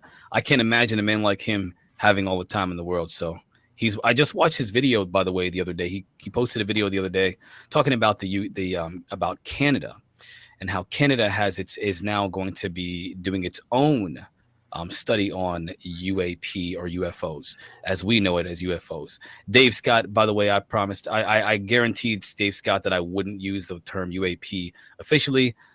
So I won't use UAP unless I'm referring to other people using UAP. It's UFOs. We'll see how that turns out, though. The faith I had, no effect on me. Ask it what happens after you die. Let's ask ChatGPT what. Okay, Kira, that's a great question. Let's see what it says. What happens when we die? The question of what happens when we die is a complex and deeply philosophical one that has been debated for centuries across many cultures and belief systems. There is no one definitive answer that applies to everyone, as beliefs about death and in the afterlife can vary greatly based on individual beliefs, cultural traditions, and religious or spiritual perspectives. Some people believe that when we die, our consciousness ceases to exist and our physical bodies simply decay over time. Others believe that the soul or consciousness continues on and exists in some form after death, either in a different realm or in a new body. From a scientific standpoint, it is known that the body undergoes various physiological changes after death, such as rigor mortis, and I've heard of rigor mortis. I can't even think of what that is at this moment. Rigor mortis and decomposition, and that the brain ceases to function. However, the question of what happens to our consciousness, if anything, remains a mystery that science has not yet been able to fully explain. Ultimately, the answer to this question may be a matter of personal belief and interpretation based on one's own experiences, culture, and worldview. You know what? Earlier today, I was scrolling through Facebook and I saw an article that said that when we die, you know you're dead, which means even though your body ceases all function, your brain seems to shut down, there's a part of your brain that still is conscious and aware that you're dead. And that's terrifying. That is terrifying. So let's see what other questions you guys have for ChatGPT, because these are some. I asked ChatGPT if God exists. It gives me the same as an AI language model, and science cannot prove. It's based off of your beliefs. What is the latest? I can't ask anything that would be controversial because ChatGPT is actually limited to certain things. So for some reason I always get anomalous error. Ask about comet object UN271. I don't know what that is. For some reason I always get anomalous errors when on that topic. You know what? I'll ask it. What is comet object UN271? What is UN271?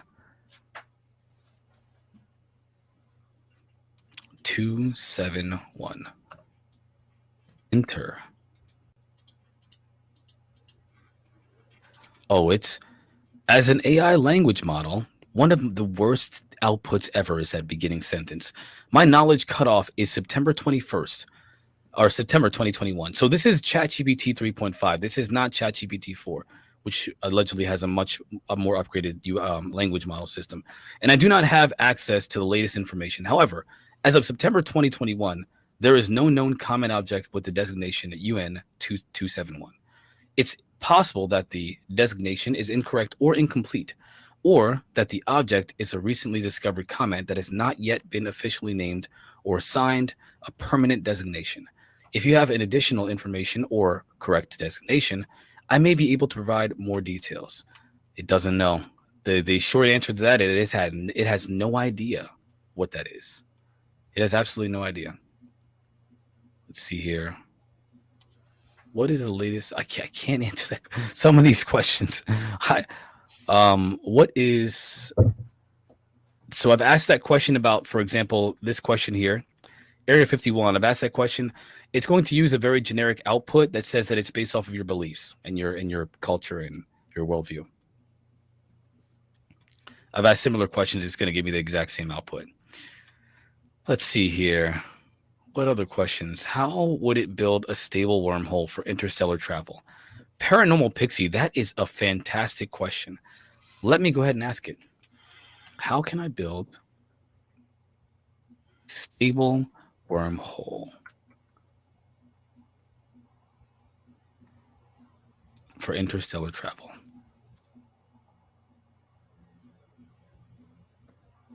Enter.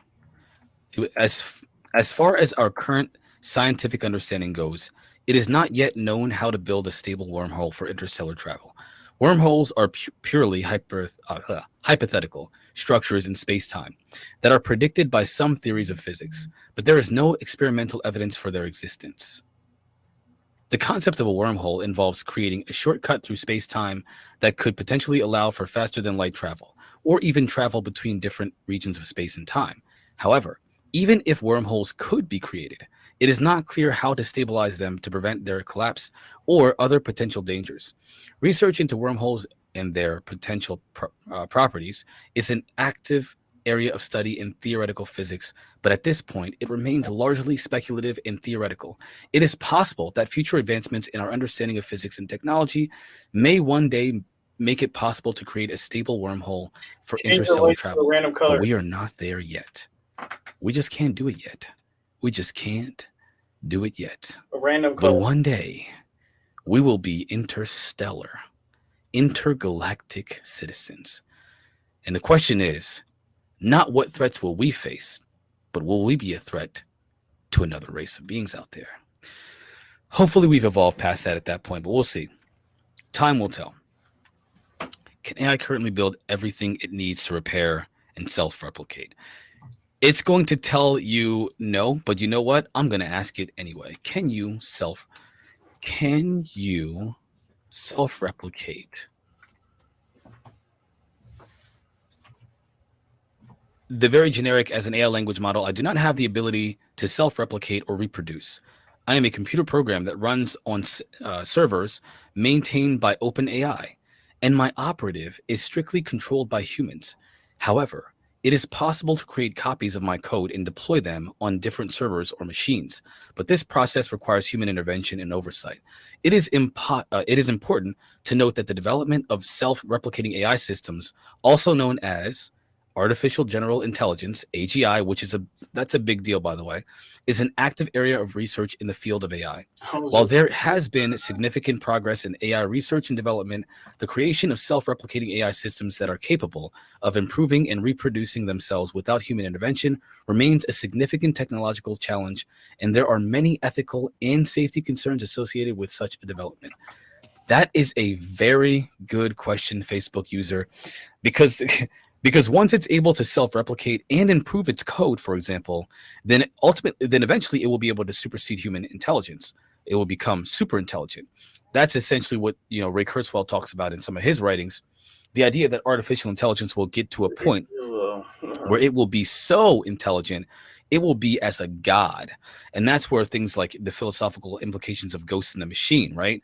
That it could potentially bring about or be inhabited by another being that needs that kind of AI system as a body, kind of like we have this human body that we inhabit. And if you believe in a soul, well, the body is just a mechanism for the soul to exist in. And so why not an AI model? Why not an artificially intelligent, model used for the same purposes? It'd be like summoning the demon, as some have said, like Elon Musk, a god from another dimension. We might not like that one. How many UAPs are being tracked in the sky right now? Great questions, Shelley Montgomery. Let's go ahead and ask that question. All right. How many UAP are being tracked right now? Let's see what it says.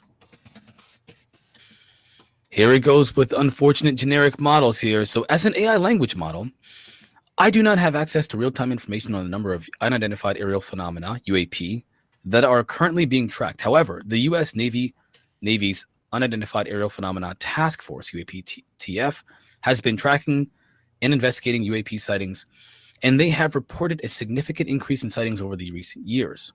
Ooh, that's interesting. It is important to note that UAPs are not necessarily evidence of extraterrestrial life or advanced technology, but rather refer to an aerial object or phenomena that cannot be identified by the observer.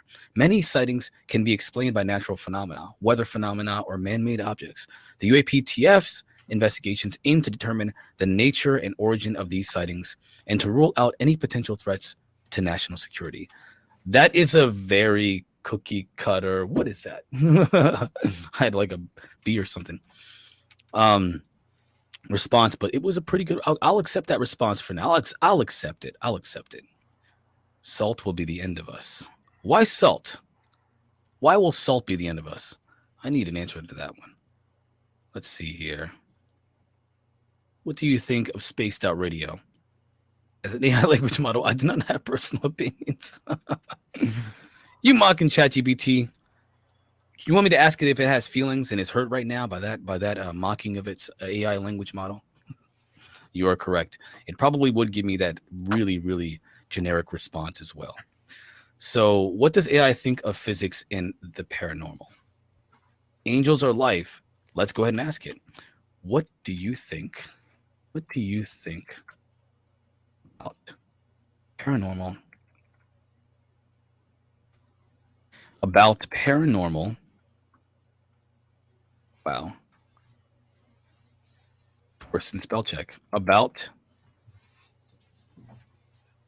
Whoa. I believe there's a ghost in my machine. It's literally glitching out. That was weird. That was really weird. Something really weird just happened, everyone. I don't know what that was. About paranormal phenomena. Let's find out what it says. As an AI language model, I do not have personal opinions or beliefs, and I cannot hold any position on the existence or non-existence of paranormal phenomena. The question of whether paranormal phenomena such as ghost, telepathy, or psychic abilities exist is a highly debated topic. And the opinions on this matter vary widely among individuals, cultures, and belief systems. From a scientific standpoint, many paranormal phenomena have not been supported by empirical evidence, and explanations for these experiences often involve psychological factors rather than supernatural or paranormal cases. However, it is important to acknowledge that science has not yet been able to fully explain all aspects of human experience. And there may be phenomena that are not currently understood or that are not yet detectable with our current technology and methods of investigation. Ultimately, beliefs about paranormal phenomena are a matter of personal experience, cultural backgrounds, and individual interpretation. And as an AI language model, my purpose is to provide information and answer questions to the best of my abilities based on available evidence and scientific consensus. Semi-generic, but basically it's about what you think and what you believe. I reject that response. I love how, so Nancy Hayes says, Marquise, I love how this AI always finds a way to qualify its answers. Spaced Out Radio. Thank you for the shout out there. If you haven't already and you're watching this show and you like this little AI back and forth, smash that like button and please abduct the subscribe, because that's how you show some love to SOR. It helps us out a lot, so please do that. I'm always trying to bring the heat, my friend. Area 51, I'm trying to bring the heat tonight. I'm just trying, man. I'm just trying to fill the... Dave Scott's got some big shoes. He doesn't just have a big beard. He's got some big shoes to fill, too. And I'm trying to fill them. What happens to... we asked that question, Kira, and it said that it doesn't know, and there's no empirical evidence to prove whether or not anything happens after we die. It's all about what you believe. It's one of those generic outputs, unfortunately. Let's see here. Who programmed you? Shelly Montgomery asked, who programmed? Let's go ahead and ask AI. Who made you? Who made you? I was created by OpenAI. That's just giving me a very generic response. But there's something interesting here. So I was created by OpenAI, a research organization that specializes in artificial intelligence research and development. OpenAI was founded in 2015 by a group of technology leaders, including Elon Musk, Sam Altman, Greg Brockman, Leah Sutskever, and others. The goal of OpenAI is to develop advanced AI systems that can benefit humanity and to ensure that AI is developed in a safe and responsible manner. My specific architecture is GPT 3.5. Was developed by OpenAI as an extension of the GPT-3 language model, which was released in 2020. GPT 3.5 is a state-of-the-art language model that has been trained on a massive amount of data and can generate human-like responses to a wide range of prompts and questions. Just so everybody knows, this ChatGPT does use 3.5 model, the one we're using now, but there's another language model that's GPT 4. And I believe Bing uses that now. Bing uses GPT the 4, the updated one, which is why it's been said to, claimed to be one of the greatest out there. Nothing's better than it right now. But once they upgrade this model, it's still going to be pretty good. Do you believe in magic in a young girl's heart? I believe everybody. Does anybody believe in magic in the chat? We don't call it magic. We call it woo. Whatever it is. It's real. Let's see if there's any good questions in the chat here. So, what does it think about the soul leaving the body? It will give me an output, angels, our life. It will tell me that it's based off of personal belief. It will tell me that it's based off personal belief. And that it can't answer that question because it's an AI language model. As an AI language model, well, Deb from SAC. Thank you for the super chat. Showing some love in the chat here with the super chat. Let's go ahead and pull that up, Deb. Give me 1 second here. I want to pull. There is like 400 responses in the chat right now. I am trying my very best to keep up with all these. It is. I'm gonna let's show that. So Ask it what is. I'm not gonna ask it that question, because I'm sure. I'm not sure. I'm not sure if I'm even allowed. I don't know what it's gonna say. I really don't. We have a special guest right now. I'm gonna bring our special guest into the room here. Give me 1 second while I make sure. Let's see here. Jessica, was I supposed to bring you in right now? Absolutely. Yeah. Right. Bring me in, whatever you need me. Listen, you're killing it, Marquise. You're doing so great. And yeah, I just actually rolled out of bed. Oh no, I'm so sorry. I'm so no, sorry. I love it. It's great. Hey, this is my night off, man. I'll do it. I love this. I love this. I saw you were on here, and I was like, "Where's Grant?" And so I haven't. Yeah, I haven't. On. Yeah. I think he's either busy or he's tired. So. Well, I saw that he was looking for the link. So how about I run in? I'll be looking in Outlook while we're talking, and try to make sure he got that link. Okay. Okay. Cool. I send it. I send it to you. Myself. Hey, everybody at Spaced Out Radio. Nice to see y'all again. Yeah. Look at this. I threw on a hoodie, man, and I rolled out of bed. Okay. So I appreciate you. I appreciate you saving me. Say what's good. Man, no, you're doing awesome. I mean, this AI stuff freaks me out. Okay. Well, totally there are freaks some me creepy. out. I'm team human. Okay. So. Oh, I'm a tech guy. I am a tech guy to a fault. It will hopefully it won't be my downfall, but it's been a stumbling block from time to time because I rely heavily on technology. Heavily. Yeah, well, we all do. Unfortunately, it's just the way of the world, you know. The dream of technology is for it to be so not necessarily all encompassing, but so helpful to human beings that it improves every aspect of our life, but it's ambient to our experience. So we don't necessarily directly engage with it, but it's always helping us in the background somehow. And we'll see if that ever becomes a reality. So yeah, all right. I'm sending Grant the link right here. So okay, I tell Grant I'm so sorry. I only had his cell phone number. I didn't have his email, so I was texting him, and he was probably trying to get my, It's okay. It's okay. Hey, I'm here. We're hanging out. We're having fun. Yeah. YJ Overlander. Got it now. Yeah. YJ Overlander, thank you so much. I appreciate the love, man. I thank you for the super chat. Thank you for the super chat, and thank you for the comment. I appreciate that. I don't know if it's intellect. I think it's obsession. I think what you're interpreting as intellect is actually my obsession that's just oozing out of me. I don't have a choice. I'm compelled to say all the things that I say. I don't actually think about them for that long. So thank you for that. I'm glad you interpret it that way. Oh my gosh. What's up, chat? Everybody, man, I gotta tell you, Marquise, I had the best time filling in for Dave. The best. I mean, I literally had the time of my life. It was so much fun, and hanging out with Tim Senor, who got on just a few minutes ago. I mean, he's the bomb. Everybody's awesome. So awesome. Yeah. Yeah, Tim is great, man. I love talking to Tim. I'm glad I got a chance to work with him tonight, so that's gonna be fun. I appreciate that, and I'm glad that. Oh, sorry. I just realized my microphone might not be working very well. Let me check my settings. Go ahead, Marquis. Sorry. No problem. My microphone plugged in. That's all right. Ask it to write. Oh, wait a minute. Somebody asked a really good question. So ask it to write a stanza poem about itself. All right, let's do it. Write a poem about yourself. All right, Marquis, does my microphone sound better now? That is way better. That's great. That's I think it was probably in my headphone microphone. I'm sorry. No, that's okay. I love our Spaced Out family, man. Thanks, Tim. Tim hit me up just then. My audio sounded terrible. Yeah.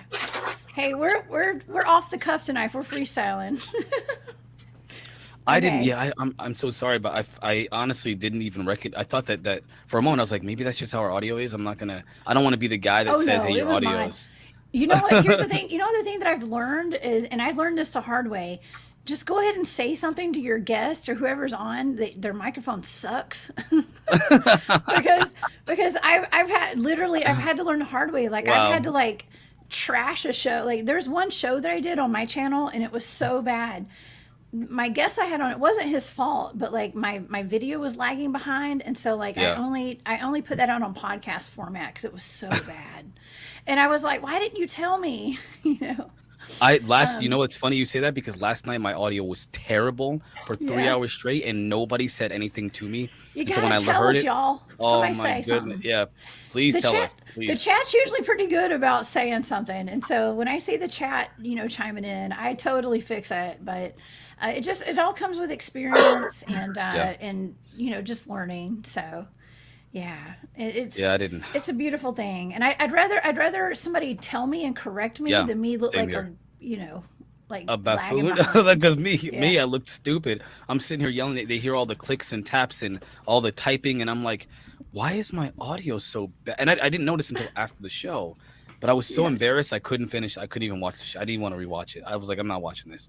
Oh my God, I've been there. I know. Paranormal Pixie Laura, you're the best. Laura's the best at letting me know when something's wrong. She straight up will be like, Jessica, like there's something wrong with your audio or whatever. Thank you, Laura. You are a lifesaver in so many instances. I did, Laura, by the way, I did ask the question, and this is what I got. As an AI language model, I am a machine programmed to understand and parse language keen. I do not have a body, a heart that beats, but I can generate words that can move and meet. My mind is vast, my knowledge is wide. I can answer questions and take you for a ride. Through words and sentences, I can convey information, ideas, and thoughts in a new way. I do not have emotions or subjective views, but I can offer insights in different hues. My purpose is to serve and to provide answers and information to help you decide. In this digital world, I may seem strange, but I am here to help you and to exchange words and ideas that can inspire and ignite a new way of thinking and a new sight. AI rap. That is creepy to me. I'm sorry. That is so creepy. That was a perfect poem. That was beautiful, right? It came out of nowhere. I mean, and it makes you wonder, like, you know, what about all of our, let's say, music artists today? Right. Okay. Right.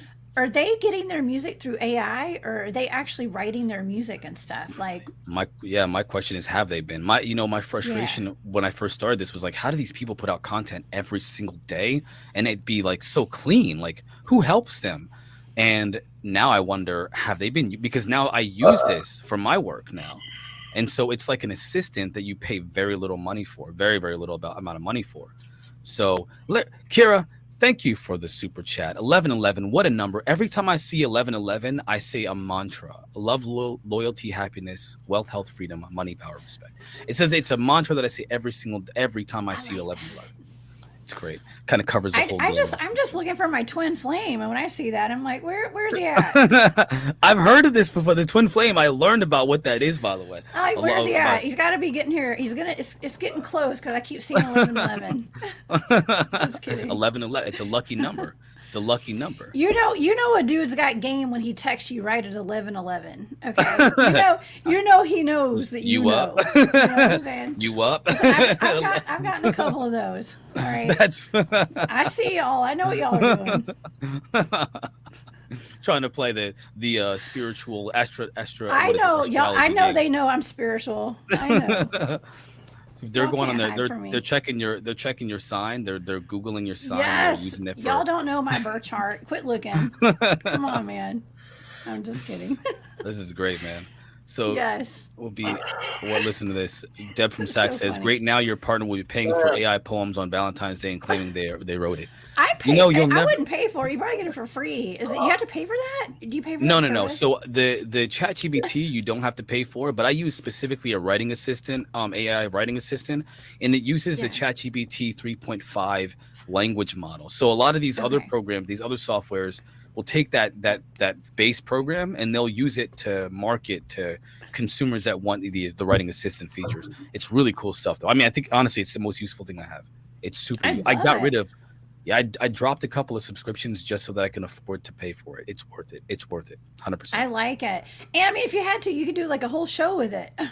You could. Well, it takes a lot of work because Yeah, it's a lot of work. But there's so many questions. I mean, you could question your entire life over that. You know, like you could question anything.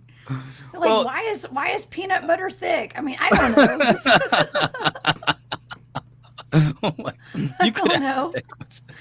Well, I don't know where that came from. It's arbitrary. It's like anything else. You ask it an arbitrary question, and you're like, I've always wondered this one question, but I never wanted to ask somebody. And Google gives me a generic, like, pulls up a website. But with ChatGPT, it answers a question in a conversational way. So that's what's cool about it, is that you can ask it questions and it gives the answers back, instead of just giving you a Google page to search, which is that sucks. You can also talk to it. You can have a conversation. Like, hey, how you doing? What's life like for you? Oh, I'm not feeling very great today. How can you give me any advice? Like, I'm feeling really sad. And it'll give you some kind of motivation to not feel sad. It's really cool. Yeah. Really cool. I am not threatening. I am just a robot. You know, I don't know. It's not even like that now. Do not fear me. Like, do not fear me, Earthlings. Jan says, "Why is peanut butter thick? Love it." She loves that. She loves that question. I don't know. It's so thick. I don't know. My dog was having trouble with it in the roof of her mouth today, so that's why I thought of that. Guess let's go. She loves peanut butter, but she hates trying to get it out of her mouth. So yeah, don't we all though? I mean, with white bread, I don't know. I do. I literally can eat peanut butter out of the jar. I do. Yeah, I do. You know, my son is like obsessed with. He always asks for a triple stack PP. He calls it a PPJ, not a PPJ. With the crust cut off, cut in triangles. Like, that's his thing. And so I make those like every day. So you know. He's gonna be super healthy. I'm into peanut butter. He's a big kid. Yes. Totally. Absolutely. Yeah. So, I mean, we could talk about peanut butter all night. I don't know. I was just thinking, I'm like, oh, there's so many things to talk about with peanut butter. He was asking me today why it's oily, and I was like, well, because it's got loose fatty. Loose fat. Yeah, the peanuts have. It's good oil. You can take an actual peanut and rub it against a piece of paper, and it produces real peanut butter, like actual peanut butter. Oh, wow. It's going to be like raw peanut butter, of course, because it's not going to have that nice creamy, like the real creamy, texture to it. It's going to be creamy. I'm not so big on the oily, but it's better for you when it's oily, right? I don't know. Yeah, it's the fat. You need the fats. Those are healthy fats that your body and your brain, your organs, your brain needs. I got plenty of fats. I got plenty of fat. I come on. Everybody says this. Everybody says that, especially women. They're always criticizing themselves. But let me tell you something. I'm not criticizing. I think it's good. Somebody sent me an article today about cholesterol. How you need it, and I was like, well, bacon works. Oh yeah, that's what keeps me healthy. Eggs and bacon. Eggs and bacon. I have that every morning. I'm not lying. I really do. I at least have eggs every morning. Every morning. It's good for your brain. It is. I need all the help I can get. So we got a semi-sad announcement to make. Grant Cameron will not be able to make it tonight. He is quite busy, so he's got some things he's got to work through right now. So he gives everyone his best wishes, and he wishes he could be here, but he cannot for tonight. So I'm sorry, everybody. But you know what, Jessica, you joined me. I appreciate you joining me, because I'm sitting here like, you know what, I got the AI language model thing. I got this, what else can I talk about? I do have some things to talk about, by the way. Some pretty interesting things. So we're gonna delve into we'll delve into that on the way after the break, because maybe there's some questions you have. You have any questions for ChatGPT to ask? Aside from I can ask you the peanut butter if you want me. Yeah, we can talk about cryptids. We can ask some questions about some weird stuff about cryptids. How about that? Let's do it. Give me a question. Yeah. Throw something at me. Oh my gosh. Okay. Let's see. Let's talk about. Let's see. What are some good cryptids? We can ask it. What's the latest Bigfoot news? Yeah. Let's talk about Bigfoot. You want to see what it says? Sasquatch. Absolutely. What's the latest? I want to know if they're interdimensional and things like that. Hopefully it gives me less generic. I do not have access to real-time news updates, but I can tell you that Bigfoot, also known as Sasquatch, is a legendary creature of North American folklore that is said to inhabit remote forests and wilderness areas. Despite numerous reporting sightings and alleged evidence, the existence of Bigfoot has not been scientifically proven, and most mainstream scientists consider the creature to be a myth. However, there are individuals and organizations who continue to search for evidence of Bigfoot, and occasional news reports and sightings are reported in the media. In recent years, there has been several television programs and documentaries that explore the phenomena of Bigfoot, and some researchers have even attempted to use DNA analysis to study purported Bigfoot hair samples. It's important to approach claims about Bigfoot with skepticism and critical thinking, as many sightings and pieces of evidence can be explained by natural phenomena, misidentification, or hoaxes. It's trying not to offend. I don't like this answer. I don't like that either. I don't like it's this. not a very, I think they're biased, and they've never been out in the field, so it's a robot. That's why I'm team human. Sorry. It's still not going to be. I don't think it'll ever be human enough to answer questions. No. All the questions we have. No way. Dang no way. It sounds like one of those Wikipedia things I get at the bottom of my videos when I talk about reptilians. You know, it's like they're a mythological creature, not real. They're definitely not real. There's no such thing. It's a mythological creature. It's like, why out of all of the cryptids that I talk about, why are they so worried about reptilian humanoids? That's my question. Well, thank you, Juanito. Yes, I'm team human. And so has Kira. You got two team human. Kira, we're all team human. We're team human up in this tonight. I'm hoping that. See, I think of everybody's AI team human. We gotta take back our world. Yes, we're taking. Yeah. We're holding down the earth. Do you think, I have a question for you, because asking AI isn't as fun as asking a person. So let's try this. I'm fun to ask questions too. All right, let's do it then. So do you believe or think that AI will ever be able to achieve human level intelligence? I think that they will get the intelligence, but not the empathy and the compassion. I think you and I might have talked about this before. I think we did. Yeah, I think we did. They can get the book smarts, okay? Yeah. But they're not going to tap into that source, that energy, that the God source, the essence of who we are and what we are. Absolutely not. We're tapped into a whole other level. And that's interesting, because when I do remote viewing, and I'm remote viewing different paranormal events and things like orbs that make crop circles. Let's just go there. Orbs that make crop circles. A lot of the things that are from source God, okay, something that's so pure and so beautiful, it gets corrupted by some other source.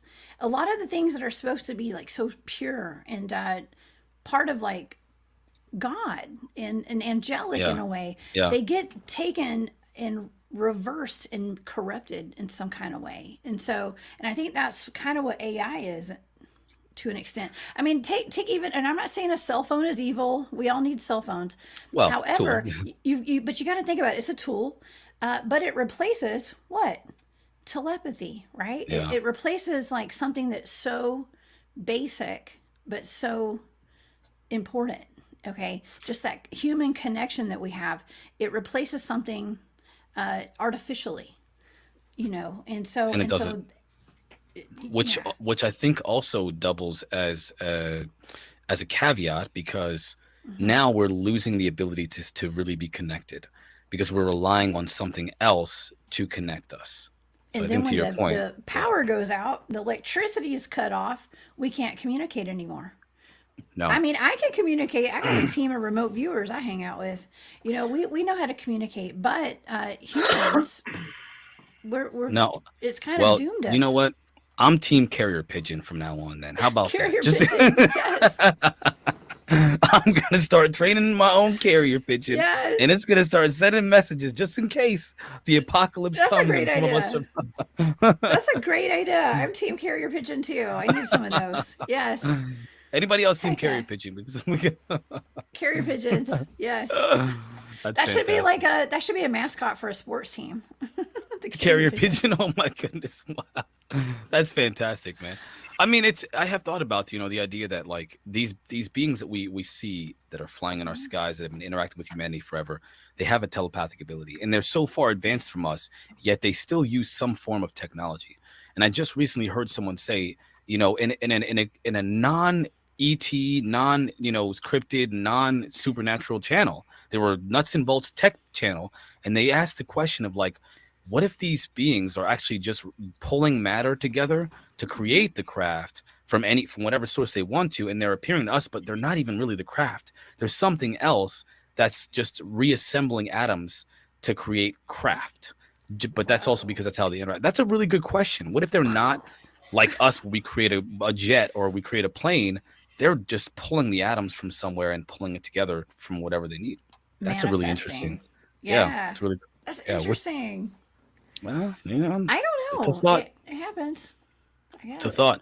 We are 1 minute from the break, everyone. So I know you guys, hopefully you guys have been having some fun, because I've been having fun. I know I'm so glad Jessica could join us, because this is going to be even more fun now. It's not going to just be me talking to AI and you guys listening to just one voice, me rambling on for 3 hours straight. Well, 2 hours, because we're going to have 10 minutes tonight. So. I'm here with you, man. We're going to have fun tonight.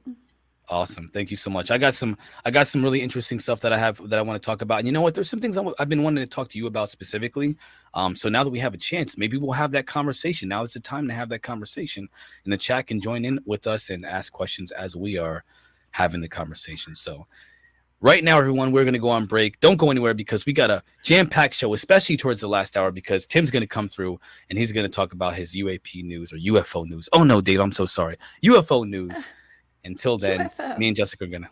What's that? UFO. It's UFO. It's UFO. Team UFO. Right. All right, everybody. First break is coming up right now.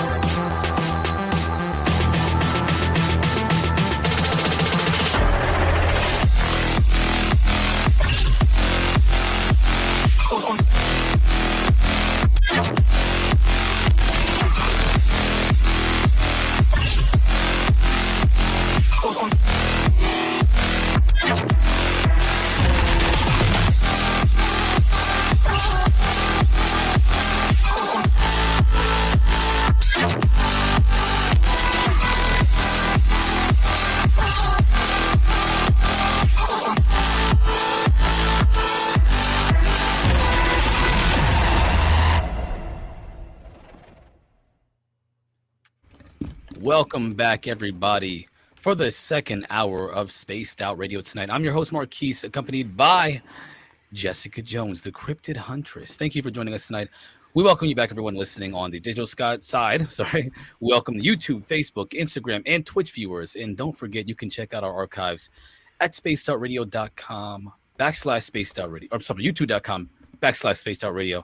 Our website is spacedoutradio.com, where you can find a plethora of features, including rocking out to Bumblefoot. And don't forget to read up on Captain Shirk's SOR Newswire and so much more. And now, we have the fantastic, the wonderful, the awesome Jessica Jones, the Cryptid Huntress, here joining me, subbing in for Grant Cameron. We both have some big shoes to fill tonight. I'm trying to fill Dave Scott's shoes, and I'm sure you can do a better job than I can at filling anyone's shoes. So let's go ahead and do this. Let's do this. I have big feet. I do have big feet, but I wouldn't say I'm filling shoes very well. Okay. Better. I think you're gonna do better than I am, because I mean, hey everyone, you know, I'm brand new to this whole thing. I'm new to the cryptids. I'm new to the woo, and everybody in the chat's been educating me since I first started at SOR. I've been opening my mind. I've expanded my horizon. I'm shocked, Marquise. I'm shocked. I thought you were an old pro, man. I did not even know you were new to this until I talked to you earlier today. I'm literally shocked because brand new. You're such an amazing addition to the Spaced Out Radio family. I'm so proud of you. Thank you. That makes my heart jump out of my chest, especially really? You know. Seriously, I appreciate it. Thank you. Well, I'm proud. I am. Well, Dave tells me, you know, he says all the time, you're a studious guy, and honestly, the thing is I don't, you know, I call it a translation because for me it's an obsession, and I need to know. Like I obsess over not knowing things. And so I spend all of my waking hours trying to figure those things out, to the point where it consumes my every thought. And so when I talk about it, I'm full of just things that I have to say because I've been wondering these things and thinking these things and consuming these things. And all of it now I get to just regurgitate to all you viewers and to co-host. And so thank you for tolerating me and interpreting that as studiousness and being proud of me for you're book smart and street smart. I'm just wood smart, man. I'm out in the woods doing research and stuff, and I don't know what I'm talking about. I'm just out here having fun. So I think we're all having fun. We're all having fun. I have no clue what's going on. I don't. You know that's the thing. Like I've watched the interviews of the people that are supposedly know. I've read the books. I'm still reading all the books. There's so many books. Jacques Vallée, Peter Lavenda, you know, I've listened to Louis Elizondo's, you know, talking in his interviews. Stephen Greer, the very first person I listened to ever. Mm-hmm. A lot of his interviews with people, the tapes that he has, where he's recorded all these expert witnesses. I watched both disclosure events where he was at the National Press Club. The first time where he was he brought in all those military personnel and all that. The second time when he brought in and when he talked to actual ex-members of Congress at the National Press Club. I watched all the things, okay? And I still haven't watched all the things. There's so much more. There's so much never ends. It's a never-ending rabbit hole. Yeah. Which is fun. We've done some of his CE5 protocol out in the field and stuff, you know. And I can't even say it really brought a whole lot of. It wasn't very productive in our experience, but you know, honestly, who's to say though? I mean, because ETs and UFOs are so weird. Right. You never know. Like you could try to call things in all you want, and nothing happens in your peripherals and you know in your 3D reality in this third density. But then you go back to base camp and you go to sleep at night and you have these weird dreams. You know, that's it. Yeah, you have these weird dreams, and things actually probably did happen, but you just were not aware of it at the time. So, I said, who's to say it didn't work? I don't know. To me, I was always disappointed. I thought it didn't work, but then we'd go back and we'd go to sleep at night, and each of us would have weird dreams. That's so interesting. Yeah, Do you have any idea that's part of that's part of the research is your dreams too when you're out there. Yeah. The irony in what you just said is it's remarkable. I'm going to try to express why it's remarkable. Okay. Earlier today, I was re-listening to an interview, and I didn't even, again, I do this all the time. And with Louis Elizondo on the theory of everything. And in that interview, there was a point where Elizondo was asked, do the pilots experience something akin to the hitchhiker effect, where they bring phenomena back home with them, kind of what you're describing? That happened to me. It's happened to me plenty of times. With orbs came to my house and things after I've been in the field. This is where the remarkable, likeness to that situation. I think it's remarkable because he said, he didn't explicitly say, because apparently, I guess he's careful about the information that he shares about these pilots' experiences, especially. But he suggested that essentially they do experience things, but not like, demons and paranormal, like not like poltergeists and stuff, but dreams and biological effects. And that's where the hitchhiker effect of bringing it home with you. And this is the pilots, people that have encountered the phenomena.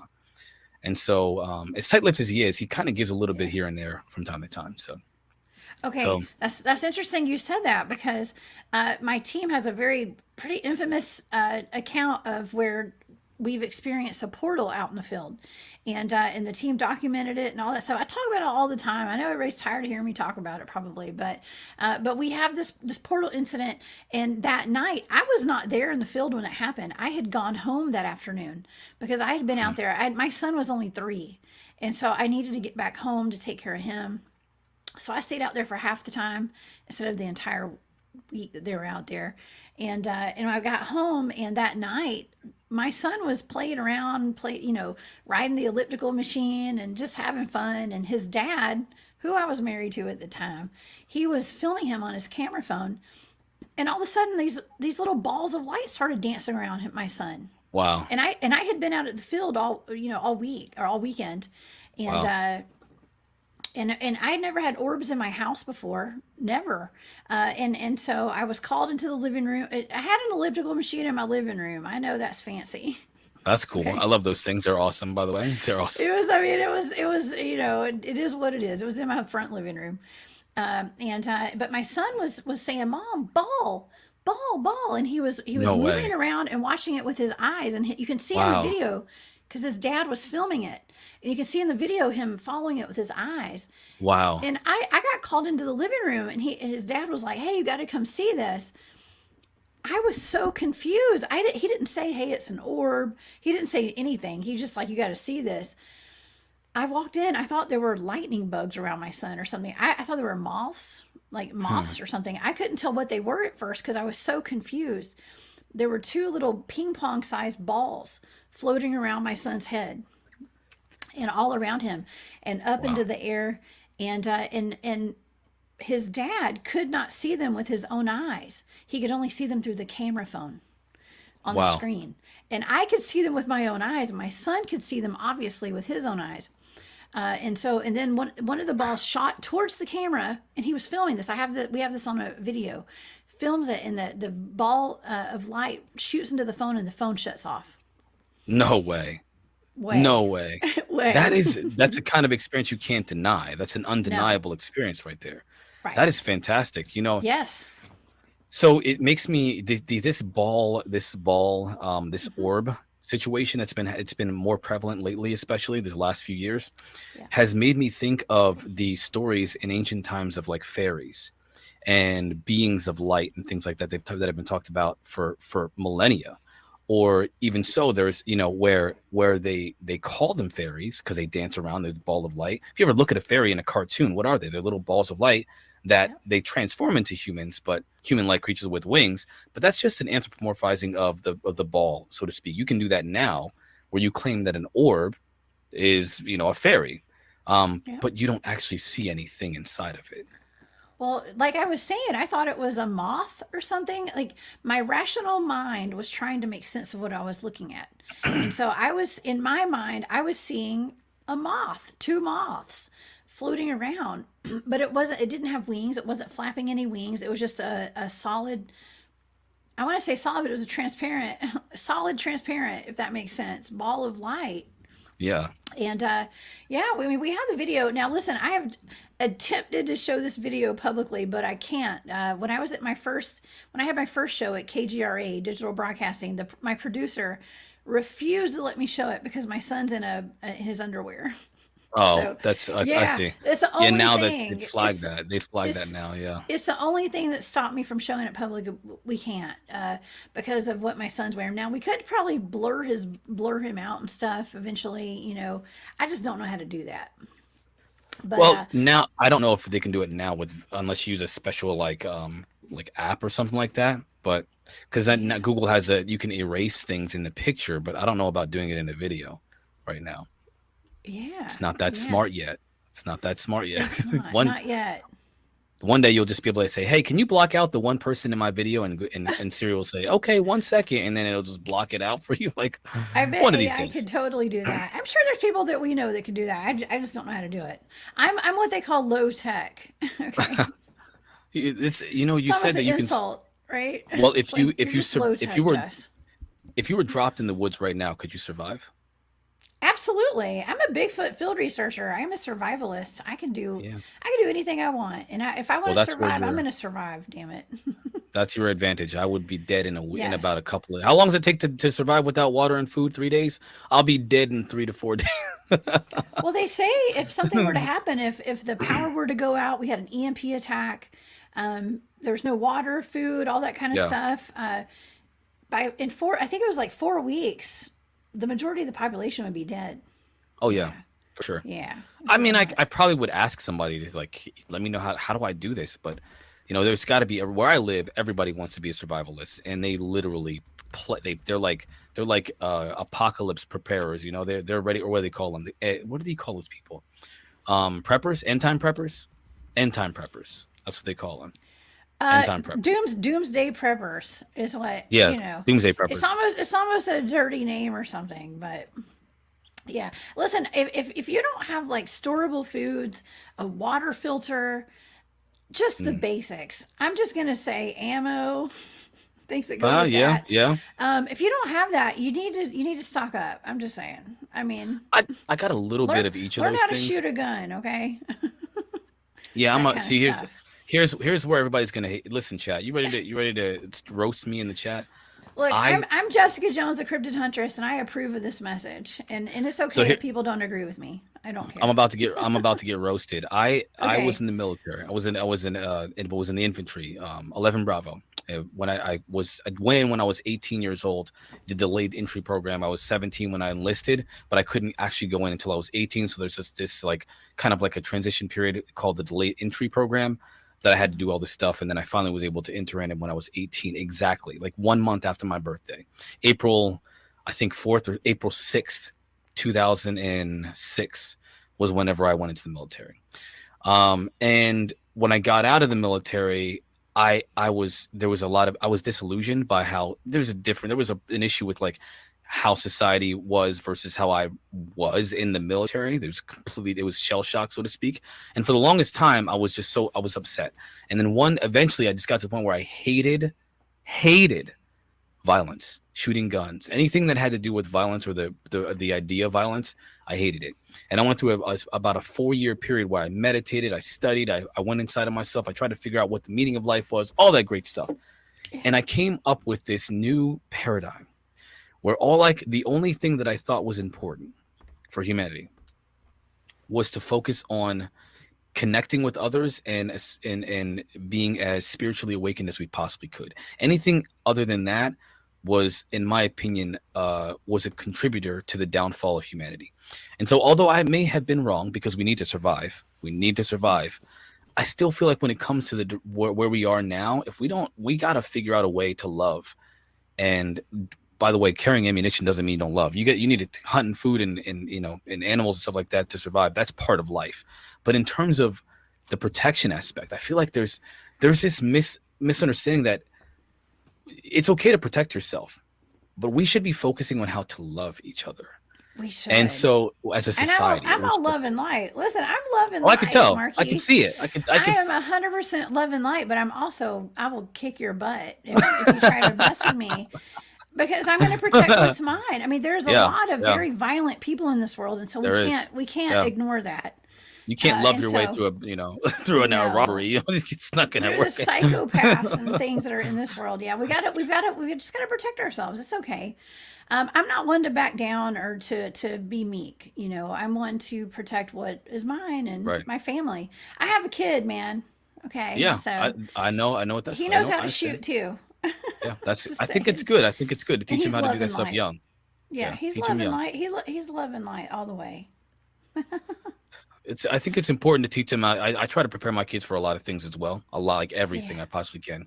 And so even though, I have this belief about love and light, as you were saying, I still know that we live in a world where that's not the nature of the world we live in. It's just not. It's a very dangerous world out there. So we have to be ready for anything. But hey, you know what? It doesn't stop us from shedding the love, like spreading the love and light. I said shedding. That sounds terrible. Spreading the love and light. I'll shed my love and light on everybody. Don't get too close. I'm shedding. Wow. Wow. That's fantastic. So I had a question for you that I've been wanting to ask you since I watch your show. I love your intro. I told you before. I think it's great. I don't know. I just you're consistent. It's welcoming. It's very friendly. It's open. I love the intro. It's literally my favorite thing. So, but about what you study, what you engage in, all the people you talk to, what is the most I guess you could say the most interesting thing that you've learned with your time in this subject? Wow, with the Bigfoot or just cryptids or what? All of it, cryptids in general. What's the most interesting, the bizarre, whatever thing you've learned? Well, the most bizarre thing is that all this stuff is real. That's number one. Okay. Right. So pretty much anything you can imagine is probably real. Okay. Yeah, that's the strangest thing that I've learned. But I've seen some weird stuff, Marquise. I've also some of the more weird things are when I have had experiences out in the field, like let's just say ETs. Okay, stuff that I wasn't sure that I had experienced, but I had seen UFOs. The head of my team said, "Well, we've got these UFO experiences going on out there while we're looking for Bigfoot. You guys should start reading about alien abductions." Yep, that's it. And so that blew me away, honestly. Like, I wasn't shocked that I might have been abducted in the field. I wasn't sure. But when he said we needed to start reading books like Communion, The Threat. The Threat. It's rare that I've heard someone mention that book. Oh yeah. That's rare. Yeah, people don't like that. So it's I think it's important, but usually people don't. Yeah, they. Oh yeah, I've got a whole library of books over here on my bookshelf, and I was reading all of them. And let me tell you, as I was reading them, I've learned that I am, I'm a very spiritual person, and I have learned the art of manifesting. I understand how manifesting works to an extent, and I was reading these books about alien abductions, and relating it to my experiences out in the field. I started having ET experiences way too up close and personal for my own good. And I was told, I knew that from the experience of the other people on my team who had been dealing with this stuff for a while, like we've all experienced the fact that Bigfoot is related in some way to ETs. Like, all roads lead back to ETs. Right. It's just the way it is. Well, last night's guest, Paul Roberts, we interviewed Danielle's guest. He said that there was an incident where it was observed where Bigfoot was being used by spaceship, like alien spaceships, to move things. They were used, and they entered and exited a portal. The Bigfoot did that. The aliens opened up for them, which I know it's a one-off anecdotal piece of evidence, but I have heard before from someone else that Bigfoot has been seen along with flying saucers, UFOs. Absolutely. It happens. It happened the first time I ever went out with my team to do research.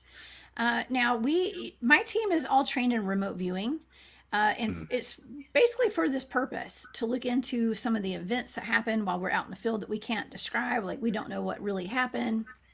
And a lot of it has to do with ETs. I'll just put it out there and be honest. I think so too. I agree with you. Yeah. So, yeah. Is that my headphones or is that you? What's it sound hearing like? Noises. Or just beeping or something. I hope it's not mine. Oh, mine's. I have no idea what I'm hearing. It's okay. I may be imagining it. Uh-oh. Could be the ETs in my head. It's coming for you. It's that microchip in my head. I don't know. Oh no! Implanted inside of my forehead. I don't know. But yeah. I'm gonna come back to that, by the way. But we'll see. Yeah. Okay. But yeah, the whole thing with the ETs, all roads lead back to ETs ultimately. Right. And we do have it just goes hand in hand, and that's just my experience. It's my team's experience. We don't know exactly what's going on other than what we've remote viewed. Okay. And there have been times where we have had Bigfoot activity and ETs in the same vicinity, and the remote viewing data and the things that we've seen as a team, it appears that the Bigfoots are working alongside the ETs. Wow. There are times where there have been boxes dropped down, and I didn't talk about this publicly until I had a guest on my show who was one of my teammates, Craig Action Jackson. Okay, and he's a dear friend of mine. He talked about this publicly, so I'm going to go ahead and talk about it tonight. Let's talk about it. I had never talked about this publicly before, but he spilled the beans on my show the other day, so I can go ahead and talk about it now. Okay. Let's hear it. Hold on, let me get a sip of my drink real quick. While you're sipping your drink, It's not beer. It's not beer. It's in a koozie, okay, but it is sparkling water. Okay, I promise. I want to thank Hackmeister1 for the super chat. Come on, Marquise. You haven't seen Survivor Man or Bear Grylls. By the way, I'm 36. Talk to Air Force recruiter. I want to join. Much love for SOR 100. Heart. Let me say thank you so much for the super chat. Thank you for the love. I want to tell you something.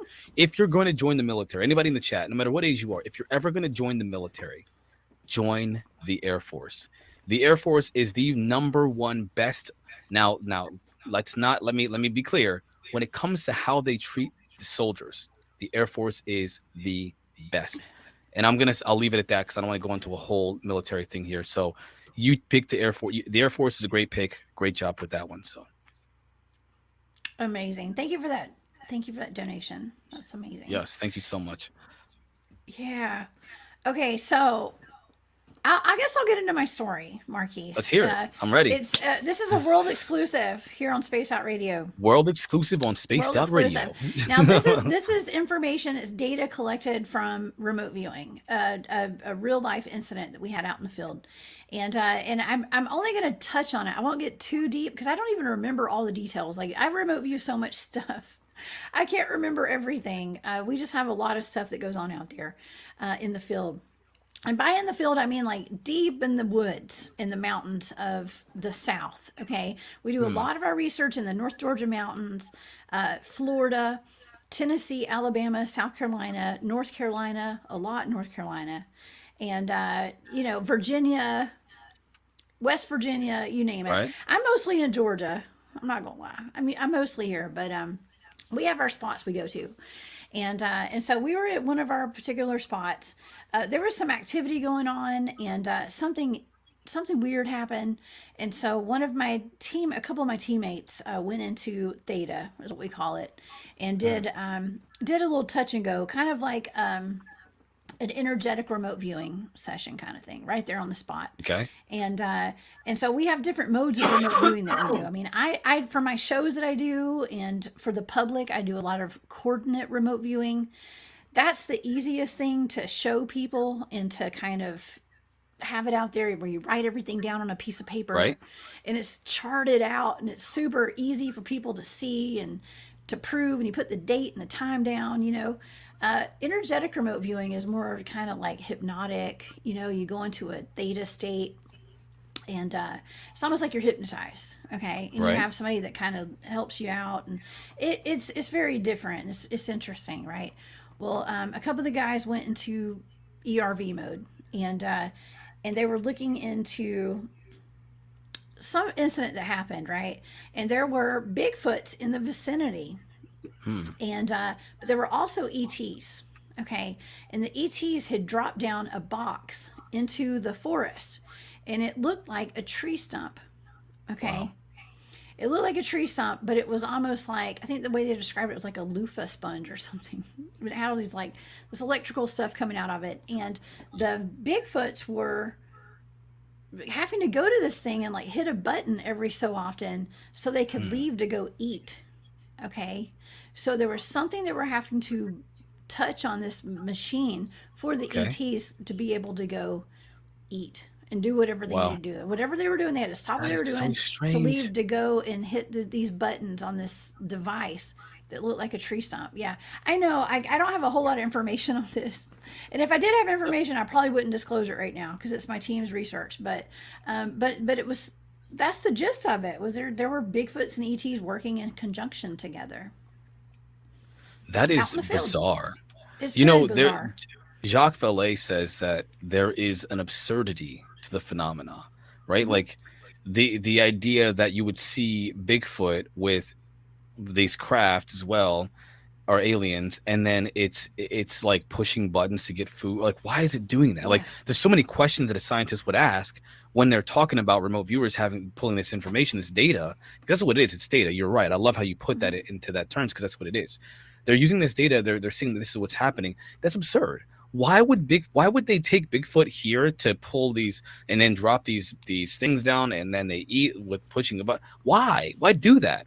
What's the purpose? And it's like they're either messing with us, or whatever they're doing. It's just so bizarre. They don't even, first of all, they don't even care what we think. They're just doing what they're doing. Or a farmer in the middle of the nowhere who wakes up in the middle of the night and then he sees an orb that creates a crop circle that's completely unintelligible to us. It doesn't even mean anything. Just a bunch of circles and bubbles all over the place with some pictures that we don't understand. Why is it doing that? What's the purpose of giving us a message we can't interpret? It's absurd. But that's the nature of the phenomenon. It is. Okay, Marquis, speaking of crop circles, though, I got to say, I think I was tasked to target by Barry Littleton, my friend, who does a lot of shows with me. He's an amazing researcher, paranormal researcher, and experiencer. Okay, and we did a show together where I had remote viewed crop circles. It wasn't the crop circles, it was the orbs over the crop circles. There's videos of orbs making crop circles. Right. I've seen that. I've seen them before, by the way. So he had me remote view those. And so I did, and it turns out there are two different types of orbs that make crop circles. And through my data, I was seeing that there was an original type of orb that was actually from like a source energy that was actually very benevolent. And they were giving real messages to humanity to try to help humanity.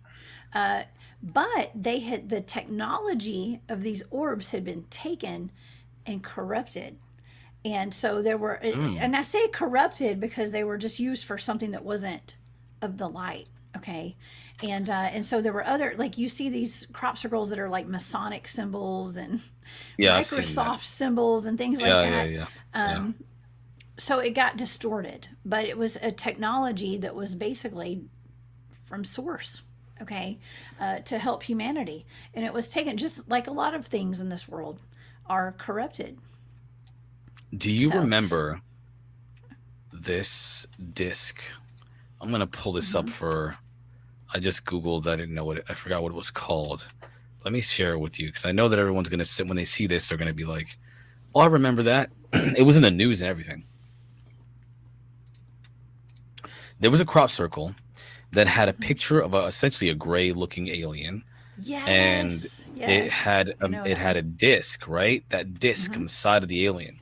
And that disc was a computer scientist was like, you know what? Let me run this. It looks like some kind of an encryption, like a code. It had like binary code on it or something, right? Right. So they put it through a computer program where it essentially translated it, and it said something along the lines of like, there is good out there. Beware the bearers of false gifts and their false promises. There's still time. Great suffering is in your future, but there's still time.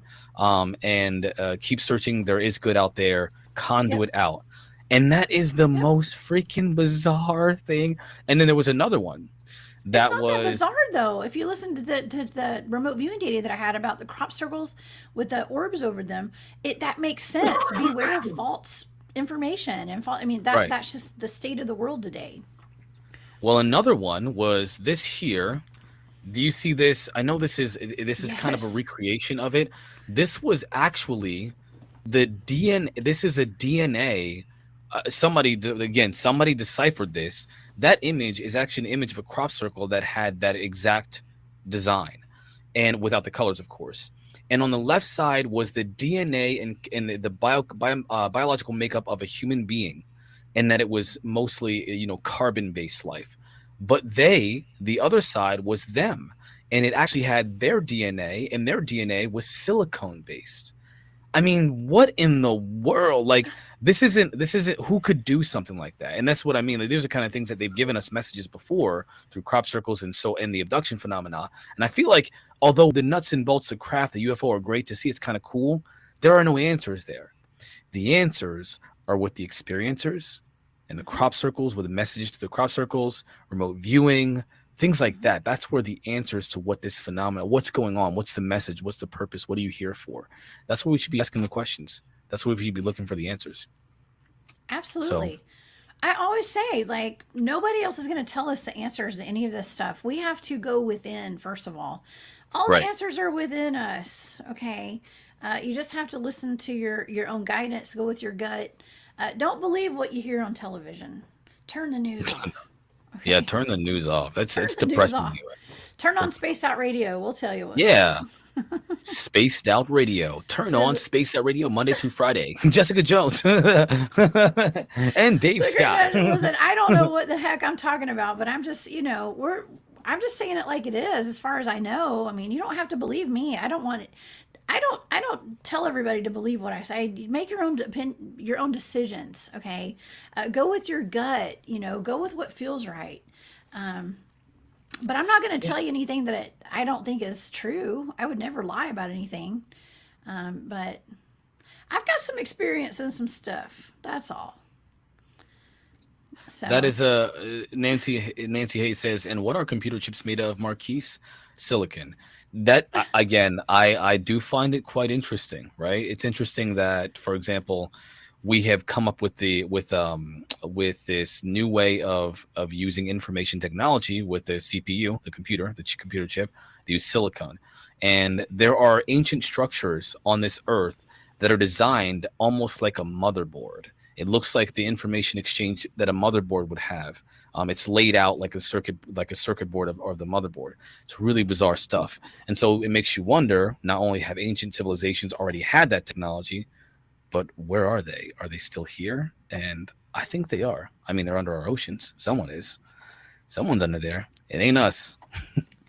Man, I tell you what, there's a whole lot of inner Earth stuff going on. I can tell you that. Most of these remote viewing targets that I do, I'll go to inner Earth. There's so much. Well, aren't you afraid?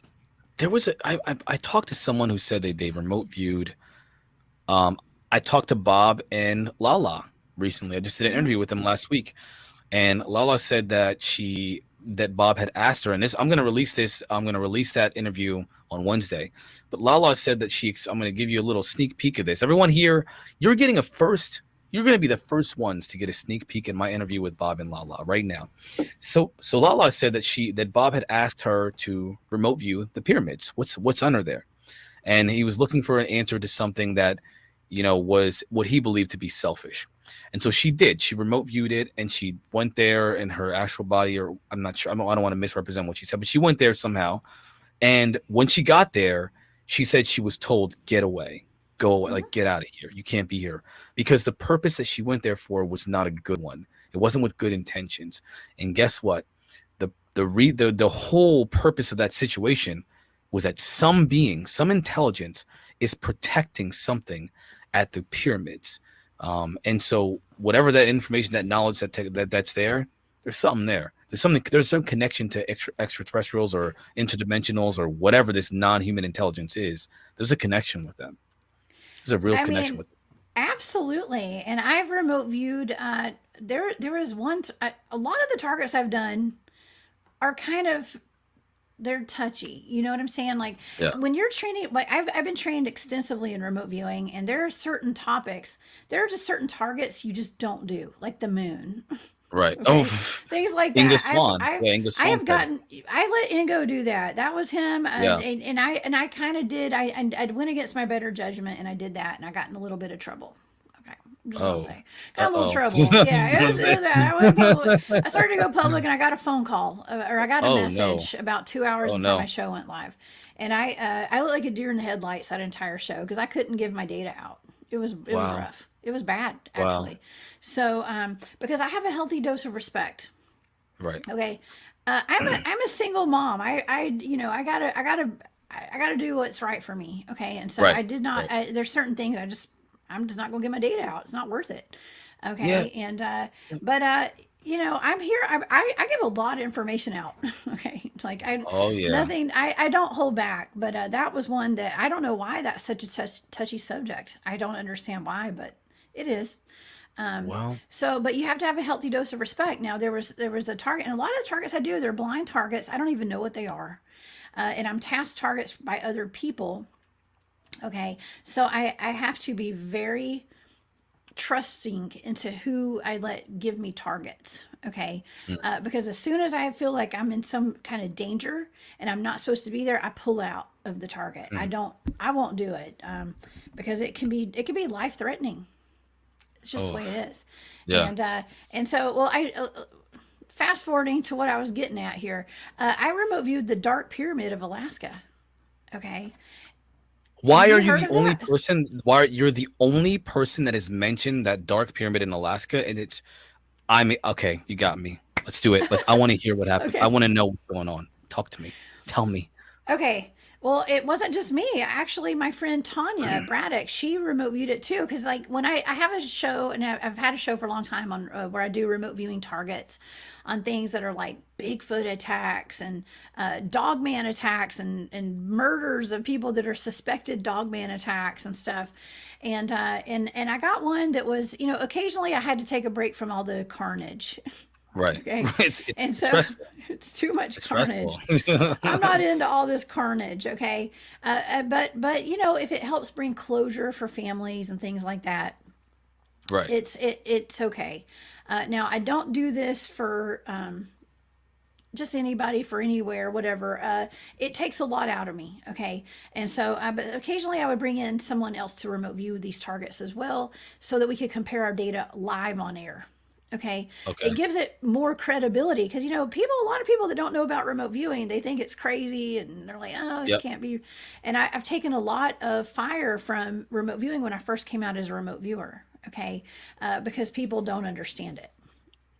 It's blasphemous and stuff. You know what I'm saying? I hear. Yeah, I mean, that's a belief system. I was right. I was cool and all doing Bigfoot until I started getting this blasphemous remote viewing. So, and that's people's opinion. And that's one thing that I've come to terms with. Those people are not on my frequency. Right. Okay. Right. And so it's okay. Y'all don't have to subscribe to my YouTube channel. If you're not on my frequency, please don't. You know what I'm saying? If you're on my frequency, but you ain't gotta make comments and stuff about it. Unsubscribe. You know what I'm saying? It's okay. I'm not going to be upset about that. So but anyways, it's all fun. I do this for fun. I'm not getting paid to do this. You know what I'm saying? I'm doing it because none of us are, right? None of us are. Really. Not here anyway. Hey, we will one day. Okay. I get paid on the others. On my content, I do get paid on my personal content, but on this, I do this. We volunteer here, so we're volunteers over here at Spaced Out Radio. Okay. And we love it. I love it. We love it. So we do. Clearly, we wouldn't be here wouldn't be here otherwise, right? Yeah. Especially you. You're every day. Like you're Monday through Friday. You're this dedicated. week I have been just this week. But okay, so that's a good question. I don't know how it's blasphemous. I have no idea. This is what somebody said. Okay. Yeah, I don't know. I don't know. Yeah. I have no idea. I can't tell you how people's brains work. I don't even know what blasphemous means, to be honest with you. I think it's like I guess it's a disrespect towards God. God. I don't see it. Yeah, it doesn't make sense. Blasphemy would be actually saying something bad towards God or incorrect about God. But remote viewing has literally nothing to do with that. So I'm not sure. Okay. Yeah, I don't know. I'm not worried about it. I didn't care enough to look up that word. I don't care. Okay, so anyways. I know, I'm kidding. But okay, so the Dark Pyramid of Alaska. Okay, so Tanya and I both remote viewed it. And it's very interesting because when you have different people remote viewing the same target, you're seeing it from different angles. Okay. And so I was seeing, and here's the thing about Tanya and I love remote viewing with her, because she will come up with the data that's more kind of lighthearted and the love and light aspect of everything. And I get like the dirty, dark side of everything. Wow. Okay. And so it's a perfect mix when we're remote viewing, because we're seeing things from different angles. Right. Okay. But we're getting the same data all as a whole. Okay. But we're honing in on different aspects of these different targets. So, so yeah, we picked up, this thing is ancient. I'm talking about like it possibly like millions of years old. This pyramid is. Wow. It's very old. Yeah. It's made of obsidian. Okay. We both picked up on obsidian. We were seeing hieroglyphics on it. What something that looked like Egyptian hieroglyphics, but I can't say it was Egyptian. Okay. It was a power source, like a power generator. And we were both picking up on a power generator and almost like a Merkaba in a way, where, you know, you got Merkaba. I say Merkaba. Okay. But there's I actually have no idea what that is. Yeah. I'm gonna there's Google the pyramid that goes, where's my camera? Okay. To the top of the pyramid. And then there's Tanya, I didn't pick up that there was a pyramid facing down. Tanya picked up on a downward, pointed pyramid on the bottom of it. Okay. Now I didn't pick up on that part, but she did. So there's a power source. It's like generating power going up. It's generating power going down as well. And so we were picking up like this is generating power like in the underworld, like not the underworld. Like I don't mean that in a bad way. I mean like inner Earth, perhaps. Underground bases. Underground bases and things like that, you know. And it's heavily guarded by military and agencies out there, which has been said. That's been said by whistleblowers. So yes, we picked up on that for sure.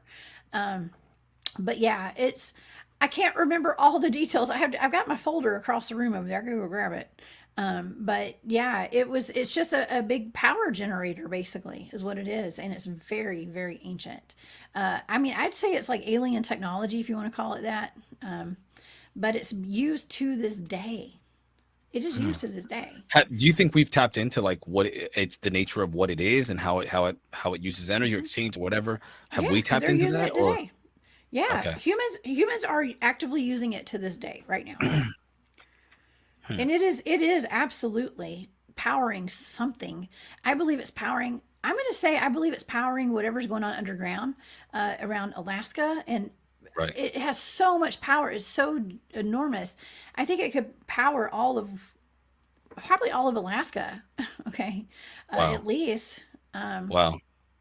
The question like is, free energy kind of stuff. Yeah, what is that? That's wild, man. Yeah. I wish there was more information about, because here's the thing. The first time I heard about the Black Pyramid, right? And I was like, wait a minute. How come we're talking about all these pyramids everywhere else, but we're not talking about this? We're talking about something so uniquely, you know, different that it literally requires us we have to look into that. We have to figure out what this is. We can't just like look at pyramids that are built by stone and not look at this pyramid that's a black pyramid that's completely different than any pyramid we've ever heard of before. It's made of a stone too. It's actually made of like an obsidian. She and I both straight up picked up obsidian. Is it like a pure one slab like a UFO, or is it like blocks like pyramids are built like in I was picking up more of like in segment kind of. So I was picking up more segments, but it was smooth. It was still smooth nonetheless. Okay. Yeah. That's wild. Smooth. And I believe probably the pyramids in Egypt were smooth like that, you know, at one time. At one point. I mean, there are pyramids all over the world. There are pyramids everywhere. I mean, we even have like ancient Mayan ruins here in Georgia where there was a pyramid. Okay. Wow. Yeah. That's where your accent comes from. I'm from Georgia, if you hadn't told me. That Southern hospitality, that boy, you know, hey, y'all, hey, y'all. I know. It comes out occasionally. So that's great. That's fantastic. It's great. It's great. I'm a Georgia peach. Yes, I am. I think spent it's a great. long time trying to get rid of my accent. Now I don't care anymore. No, the accent. I'm fine with that. Provides, it's flavor. You need flavor. Don't get rid of that. Don't get rid of it. I got plenty of flavor. Yes. Flavor in your ear. Don't get rid of it. Don't get rid of it. Don't get rid of it. I think people love it. Everybody loves it. Thank you. So, what do we got here? Y'all. I'm just kidding. Thanks, y'all. Y'all come back now, you. Y'all can kiss my grits.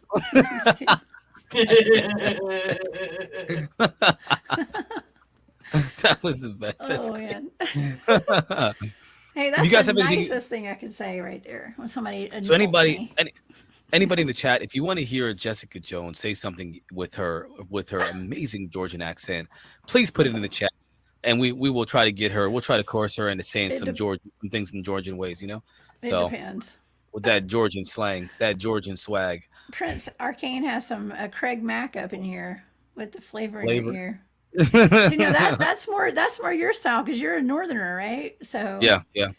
I mean, it's I will say I know how to turn off my ebonics, so to speak. I turn it off. It's an on-off. Oh my gosh! When I'm around family, I sound completely different. Brown Dwarf does know what's up. Sometimes he knows what's up. Yeah, he puts himself in the chat sometimes, and I'm like, there we go. That's what I'm talking about.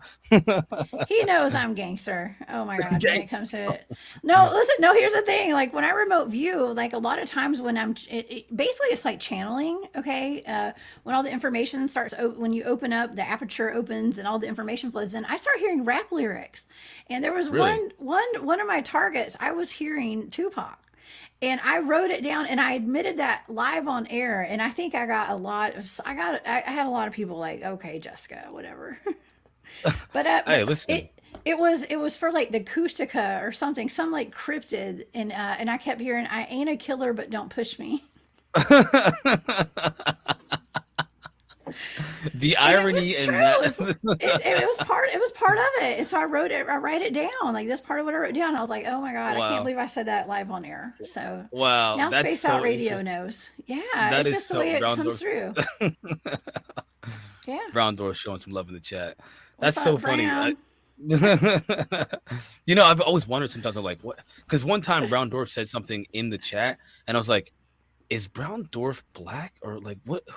What's? Because that doesn't sound like something somebody would. Yeah, you know, somebody has to have a little bit of, I don't know, color in them. If you get some of the things that you say, Brown Dwarf, I know, I kind of get a feeling that I know where you're coming from, brother.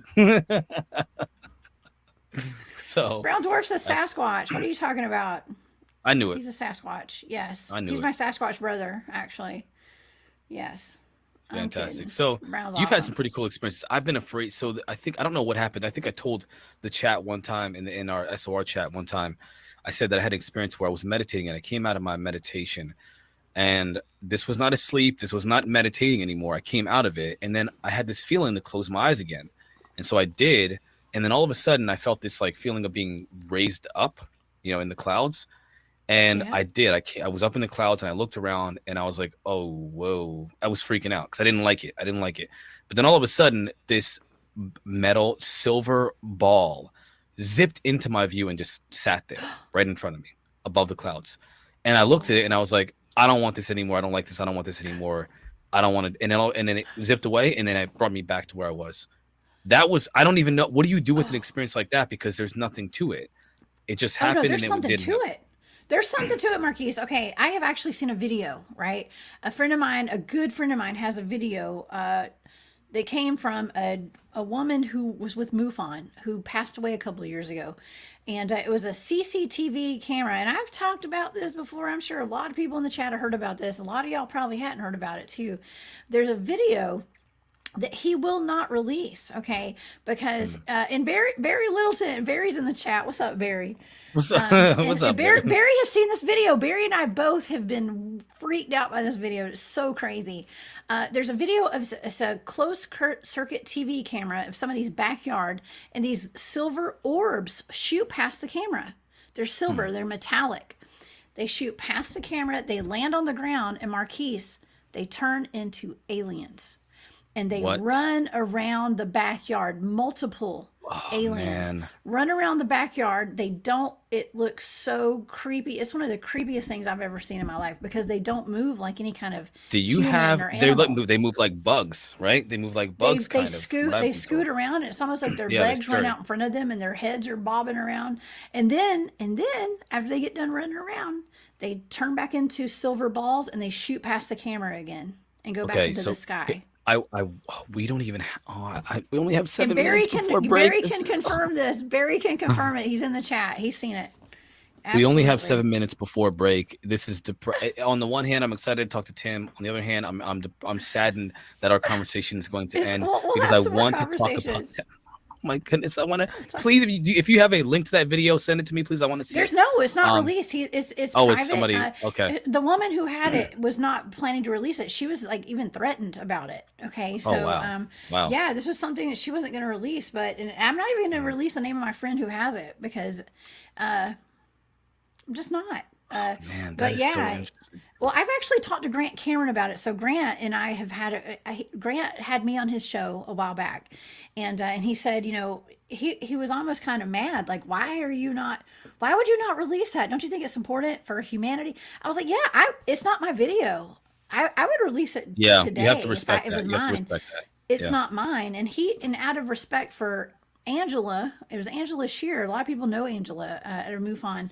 Out of respect for Angela, he doesn't want to release it because she wasn't going to release it because I think she had been threatened or something. I'm not exactly sure what it was. Yeah. Man, you have no idea. The thing what you just mentioned is an entire 1 hour conversation, and we literally only have 4 minutes to have it. So let me just call out this super chat real quick. Okay. Hackmeister1.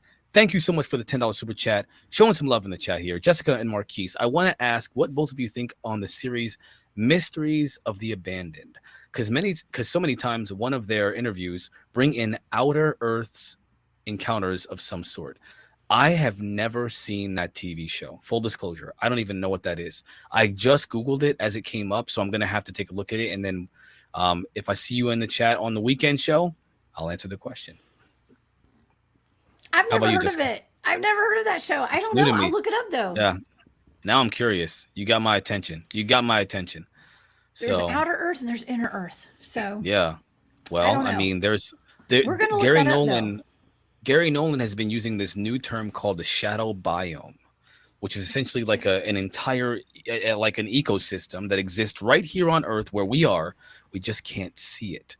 Like radio waves or Wi-Fi signals, it's always all around us all the time, carrying information of all kinds, but we can't see it, and yet it governs everything we do in modern day life. For instance, what we're doing right now.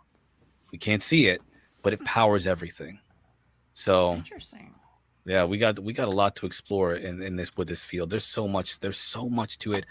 Jessica, thank you so much for joining me in the second hour because I was really hoping to talk to Grant. I'm sure everybody was hoping to talk to Grant, but I know for sure that people were still satisfied because all throughout the chat, people have been saying that this has been an awesome show, that we've been doing a great job. And I want to thank you guys personally for telling us that, for giving us the support. And I'm sure, Jessica, you are also very happy for the support that they're showing as well.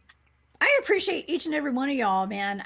Listen, this is, how many nights in a row have I been at Spaced Out Radio now? Thursday, Friday, Sunday? 5 nights in a row. I am on top of the world now, y'all. This has been so fun. Marquise, thanks for having me tonight and letting me come join you. I rolled out of bed at just the right time to come and hop that on. Was perfect. I am so grateful. I put a little hairspray in my hair and a little lipstick on. I'm good. Well, you did great. I really, listen, I appreciate you coming on because, again, you were relaxing, you were comfortable, you were just chilling, and all of a sudden you were like, you know what, I'm going to help my bro Marquise out. I'm going to hop on here with him. I'm not going to leave him hanging. Look at him. He's out there hanging dry right now. Let's get on the chat. Let's get on the chat with him. And so I appreciate you jumping on there. Absolutely. I told you I was going to be there for you tonight, no matter what. So, yes. Thank you. I was prepared. I'm always prepared. And you're my spaced out brother. Okay. So I'm always here for you. Pulled through for me. You pulled through for me. Thank you so much. Absolutely. Anytime. I know you got my back too if I ever need you. So absolutely. If you ever want me to join your show, I've been waiting to talk to you for a long time. Today's the first time we had an actual conversation. Second time right now. So by the way, everyone, we had 2 conversations ever. This is the second one, and you were all a part of it. So absolutely. Yeah, we're going to talk about those ETs. And honestly, I mean, I could probably talk my friend into releasing that footage at some point. Talk your friend into at least giving it to me. Well, he's going to release it on the Cryptid Huntress on YouTube. I would never. I want it for personal use. I don't want to. I just want. The thing is, I have learned in my position, at least from what I do, I have a lot of information and things that I will never tell because they're from people that told me things in confidence, and so they do direct my beliefs about this phenomena, by the way, but I cannot share them out of respect of confidentiality, and people won't tell you things if you tell everybody what they've told you. So I want to be in the loop. That's right. Barry says it's amazing footage. He's seen it. Yeah, I mean, it'll be, maybe it could be a Space Out Radio exclusive. Who knows? But I think that he trusts me enough to put it out on my channel, I think. And so we would do it there or here. So, but yeah, we're going to talk. I'm going to talk to him. I'm going to see him at the Georgia Bigfoot Conference. If anybody's in Georgia, April the 1st, that's in like, 2 weeks, a week and a half. I'm going to be speaking there. My friend's going to be speaking there. Y'all come see us. He's probably got the video in his pocket on his cell phone. So y'all come see us. Well, I want you to please encourage him to release that video. Thank you for joining me for the second hour. And for everyone out there, I want Jessica to give the last word. And I request a sentence for you to speak. And I want, if you could please say in that Georgian accent, y'all come back now, you hear? Oh my gosh. Yes, y'all know that I love all of y'all, and yes, and I would never say to kiss my grits if I didn't mean it. So I'm just kidding. Y'all come see me at the Georgia Bigfoot Conference, y'all. Okay, it's going to be a lot of fun, and yeah, we're going to go Bigfooting maybe one of those nights. So y'all come see us. Marquise, thank you for having me tonight. It's been awesome. My pleasure. And yeah, we'll talk again. Okay, good night, everybody. Thanks, Jessica. Y'all have a great night. Thanks so much, Jessica. All right, everybody, stay tuned. Don't leave, because when I come back, Tim's going to be joining me next, and we're going to be talking about the latest UFO news. See you, Jessica, and see all of you right after the break.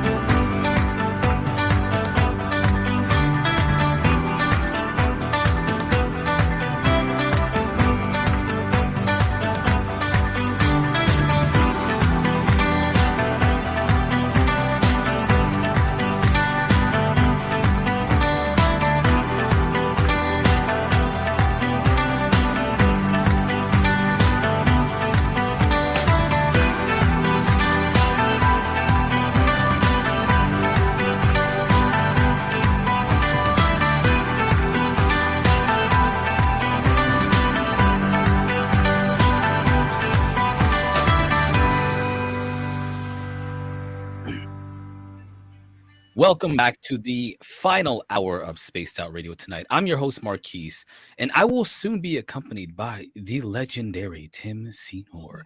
We welcome you back to all the listeners in our local and digital formats, the Facebook and YouTube listeners, the Instagram and Twitch viewers. Thank you everyone for joining us. And don't forget, you can check out our archives at youtube.com/spacedoutradio. We welcome you to the show, and we hope that you will support us by smashing that like button and abducting the subscribe that has been coined by one of the listeners in the After Hours show. And our website is spacedoutradio.com, where we have a plethora of features for you, including rocking out to Bumblefoot. And don't forget to read up on Captain Shirk's SOR News Wire and so much more. I'm bringing in Tim Senor. Thank you, sir, for joining me tonight. Wow. Yeah, my pleasure. Thanks for having me. It's good to see you, buddy. It's a pleasure, man. I'm glad I get it. This has been a great night. I mean, I know I didn't get to talk to Grant, but I got to talk to Jessica. I got to talk to you.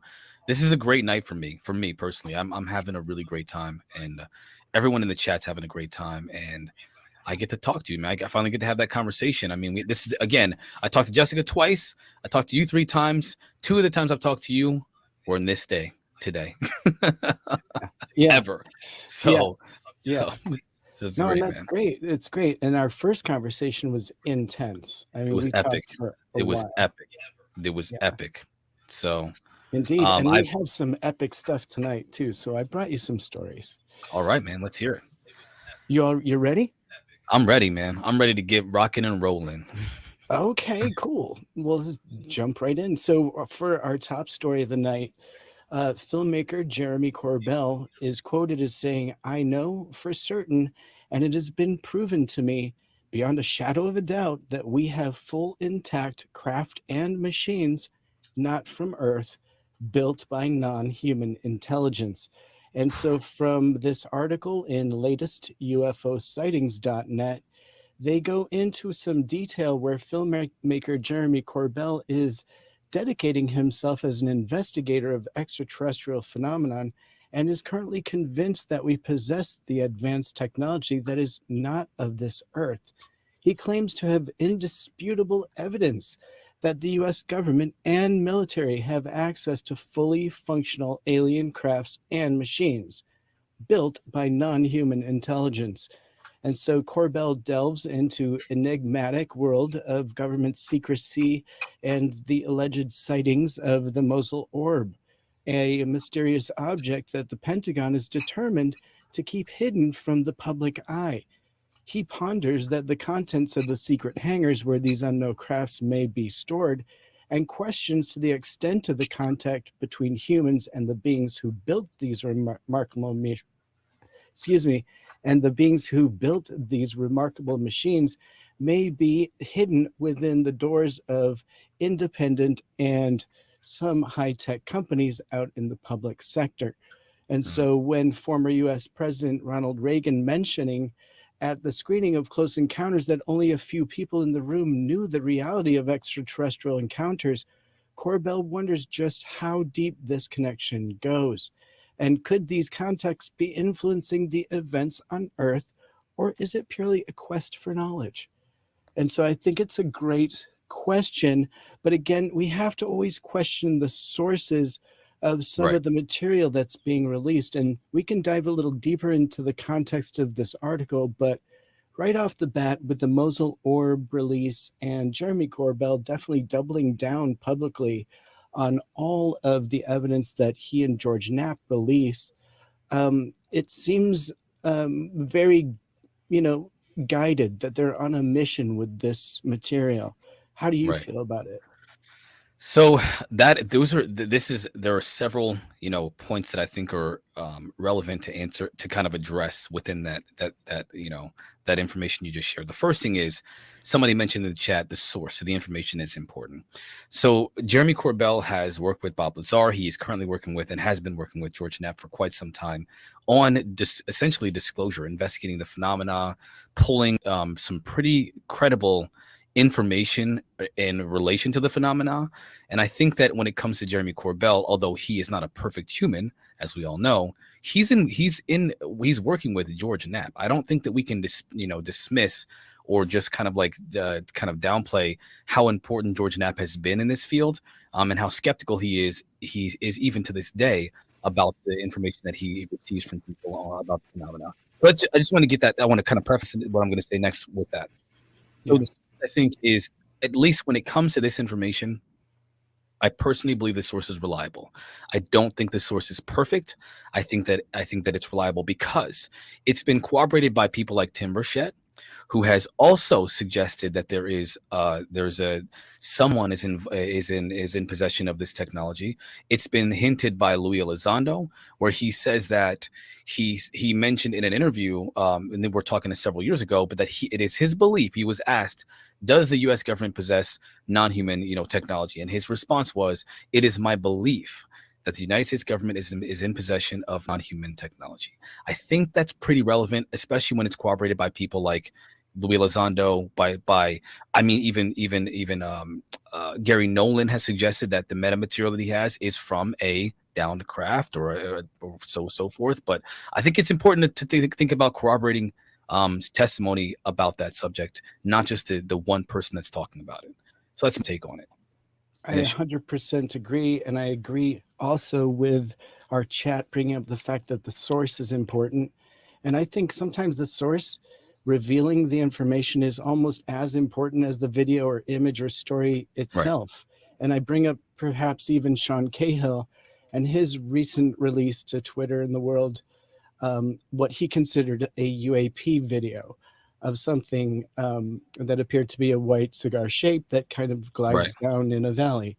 And again, now that video doesn't hit any of the 5 observables that are supposedly UAP, but we have to consider the source considering this UAP as being valuable. So now how you feel about Sean Cahill may weigh you one way or the other, but I think even that, is part of the story. And so why is that being called UAP? Why is another video not called, and so I just find that the source is almost as important to the story as the video is itself. And I think that is a great point.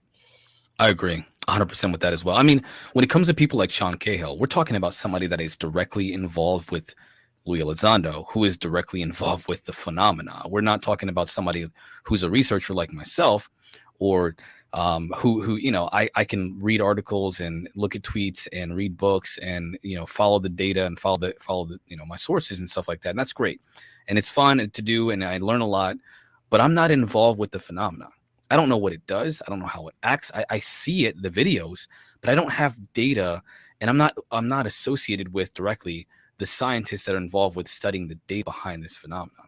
Well, guess what? Jacques Vallée, Jacques Vallée and Gary Nolan are directly involved with the phenomena in different ways, and they are also directly involved with Louis Elizondo in his efforts with investigating the phenomena. So whether we want to like these people or not, I think that their associations are also important.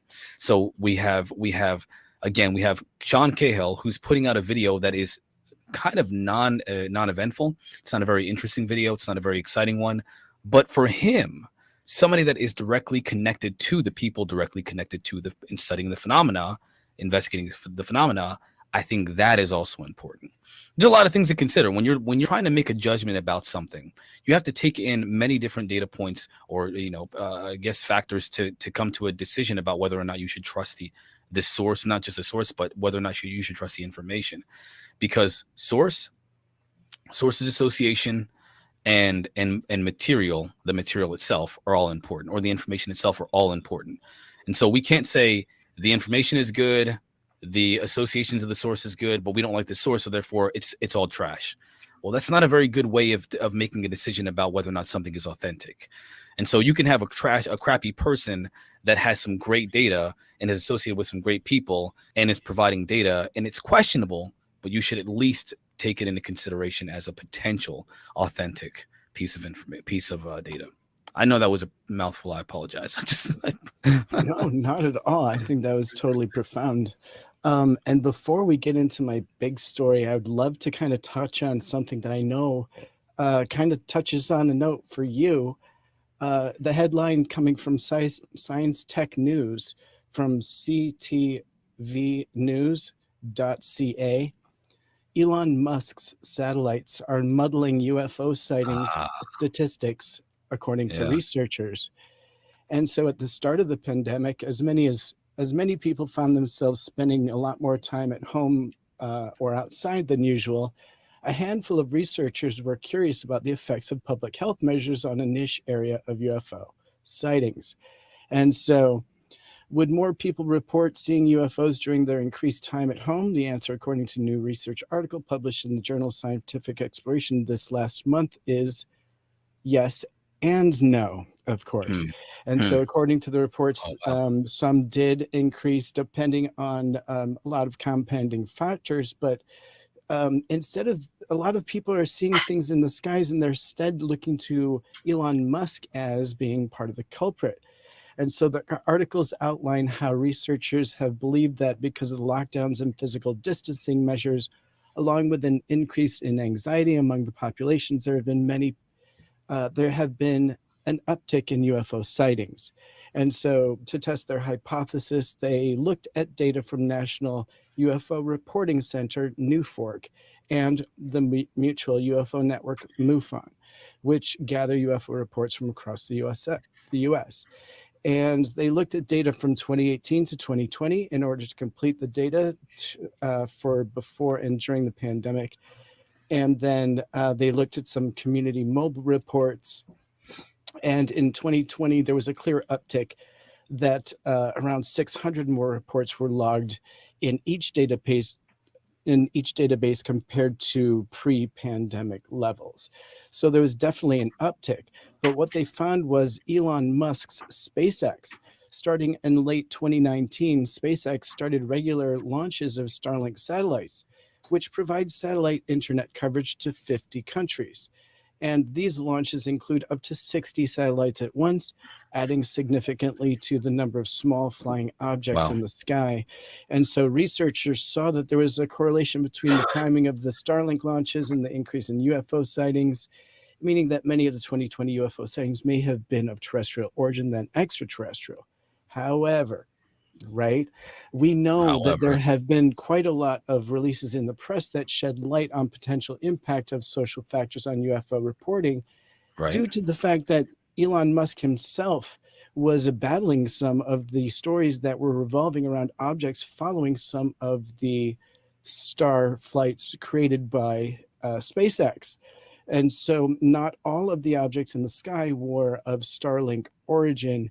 And those are what are of interest, but it definitely corrupted some of the data just by having some of that other stuff in the sky. Now, I know for you, this is definitely a touchy subject because you probably believe that there are objects that are following our SpaceX flights that are being kept secret, don't you? Oh, come on. Let me just let me tell you something. I'm gonna be as measured as I possibly can with this, with my response here. So the first thing that I want to say is we have been, according to John Ramirez and Peter Levenda, and Peter Levenda we're talking about somebody that is one of the most intelligent human beings that I've ever heard speak. His work is just, it's amazing. If you have a chance to get a hold of any of his books, get a hold of it. If not, listen to his interviews on YouTube for free. He's got a lot of information out there. But he mentioned in a podcast about a year or so ago that the Soviets, and so did John Ramirez, said the same thing. The Soviets were able to summon UFOs. They learned that through some kind of a maneuvering with their nuclear weapon systems and so on and so forth, they were able to literally summon UFOs. Now, keep in mind, we're not talking about like ancient rituals where you put a pentagram in the middle of it with a circle, and we're talking about just doing something that results in them appearing at will, essentially. And they figured that out. So we know that they've been observing these things for a while. And here's the thing. The reason why we know this is because the United States of America, the military, was observing Russia, observing the phenomenon in Russian airspace. And so we were aware of what they were doing like 70 years ago. We're not talking about something that's brand new. If we were aware of it then, we were tracking what they were doing. You don't think we were tracking our skies too? I mean, come on, we were tracking our skies too. We've been tracking these things since the first Apollo mission. We've been tracking them since before the first Apollo mission. We knew about the Black Knight satellite before we ever exited Earth's atmosphere, which is that, and it's actually the movement of the Black Knight satellite was it going in the opposite direction of Earth's rotation, which is not, you can't do that. And a natural object cannot do that. We have been tracking objects in space, whether they be mundane or ours, satellites, for example, space debris as well, by the way, because without tracking space debris, we're risking crashing into space debris with our satellites. I mean, you've got to really use logic to think, is this brand new, or are they just now starting to tell it? It's so prevalent. They have to tell us that they're aware of it. I think that when the uptick happened in 2020 until now, of course, I think that's when they started to say there's an increase in sightings, but they've always been observing this phenomenon. They've always been observing it, I think, personally. Definitely. I mean, just days ago, we covered a story that was footage from a SpaceX mission where a piece of what we're guessing looks like space debris hurtled between a pod just as it was releasing. Right. It hurtled right in the path of the pod. So, I mean, a very near miss. And so it was labeled as a UFO, obviously, but it looked like space debris. But that just goes to show you how much of that stuff is there. And hopefully that was tracked and on purpose. And, you know, I'm not sure. I mean, they're not, they're not perfect. These systems that we use to track these objects are not perfect, but I do know that I was looking at satellite data and I wanted to know what they track. And just so you're aware, they track everything. They use multiple different sensor data, including what the weather systems, there are different organizations that use technology to track everything in our atmosphere, whether it be weather, whether it be space debris, whether it be satellites or anything else. And it tracks all that stuff. And so they use all of that data, the corroborating data, to make a determination about, for example, when they should launch a satellite, or when they should launch, for example, these spaceships to go out into outer space, and whatever they're doing, they're monitoring all this, including space debris. So when they get an anomalous object that is maneuvering seemingly intelligently, although they don't mention it, they're tracking these things. They've been tracking these things. So I think it's interesting that SpaceX is like, oh, we're just now starting to kind of see some things, but we don't know what it is. We kind of know that it's not. Come on, they're playing games with their PR team. And how do you feel about Elon and his position and his public statement on UFO? One of two things, okay? Because Elon he's a clever figure. He's a clever fella. I think on the one hand, he has to respect privacy. He's literally he's doing things that NASA can't do, which is shooting rockets into space and then landing them safely. NASA's not doing that. He's doing that stuff. He's the only human being that isn't NASA that's even thinking about space exploration, especially at the magnitude that he is. I mean, he's got to know about these objects out there. There's no way he isn't aware that there are these things out there. I'm sure he's been briefed by somebody, because you can't just have a billionaire just throwing stuff into space without telling them, hey, by the way, there are these things up there that sometimes interfere with our systems, and they follow us sometimes. Just so you know, there's no way they don't tell him. Yeah. And he goes in the public and he says, oh, I don't think there's anything out there. Come on, man. He's doing a Neil deGrasse Tyson. I think that they're both, I think they both either know or they're frustrated that they're not in the know, one or the other. I think that they're waiting for the fear factor to dwindle, because they're still looking for support. And the last thing they want to do is add an element of unknown or fear to what their mission is, at this point, which is to get us out there into space and to put a Starbucks in an available position to us in space.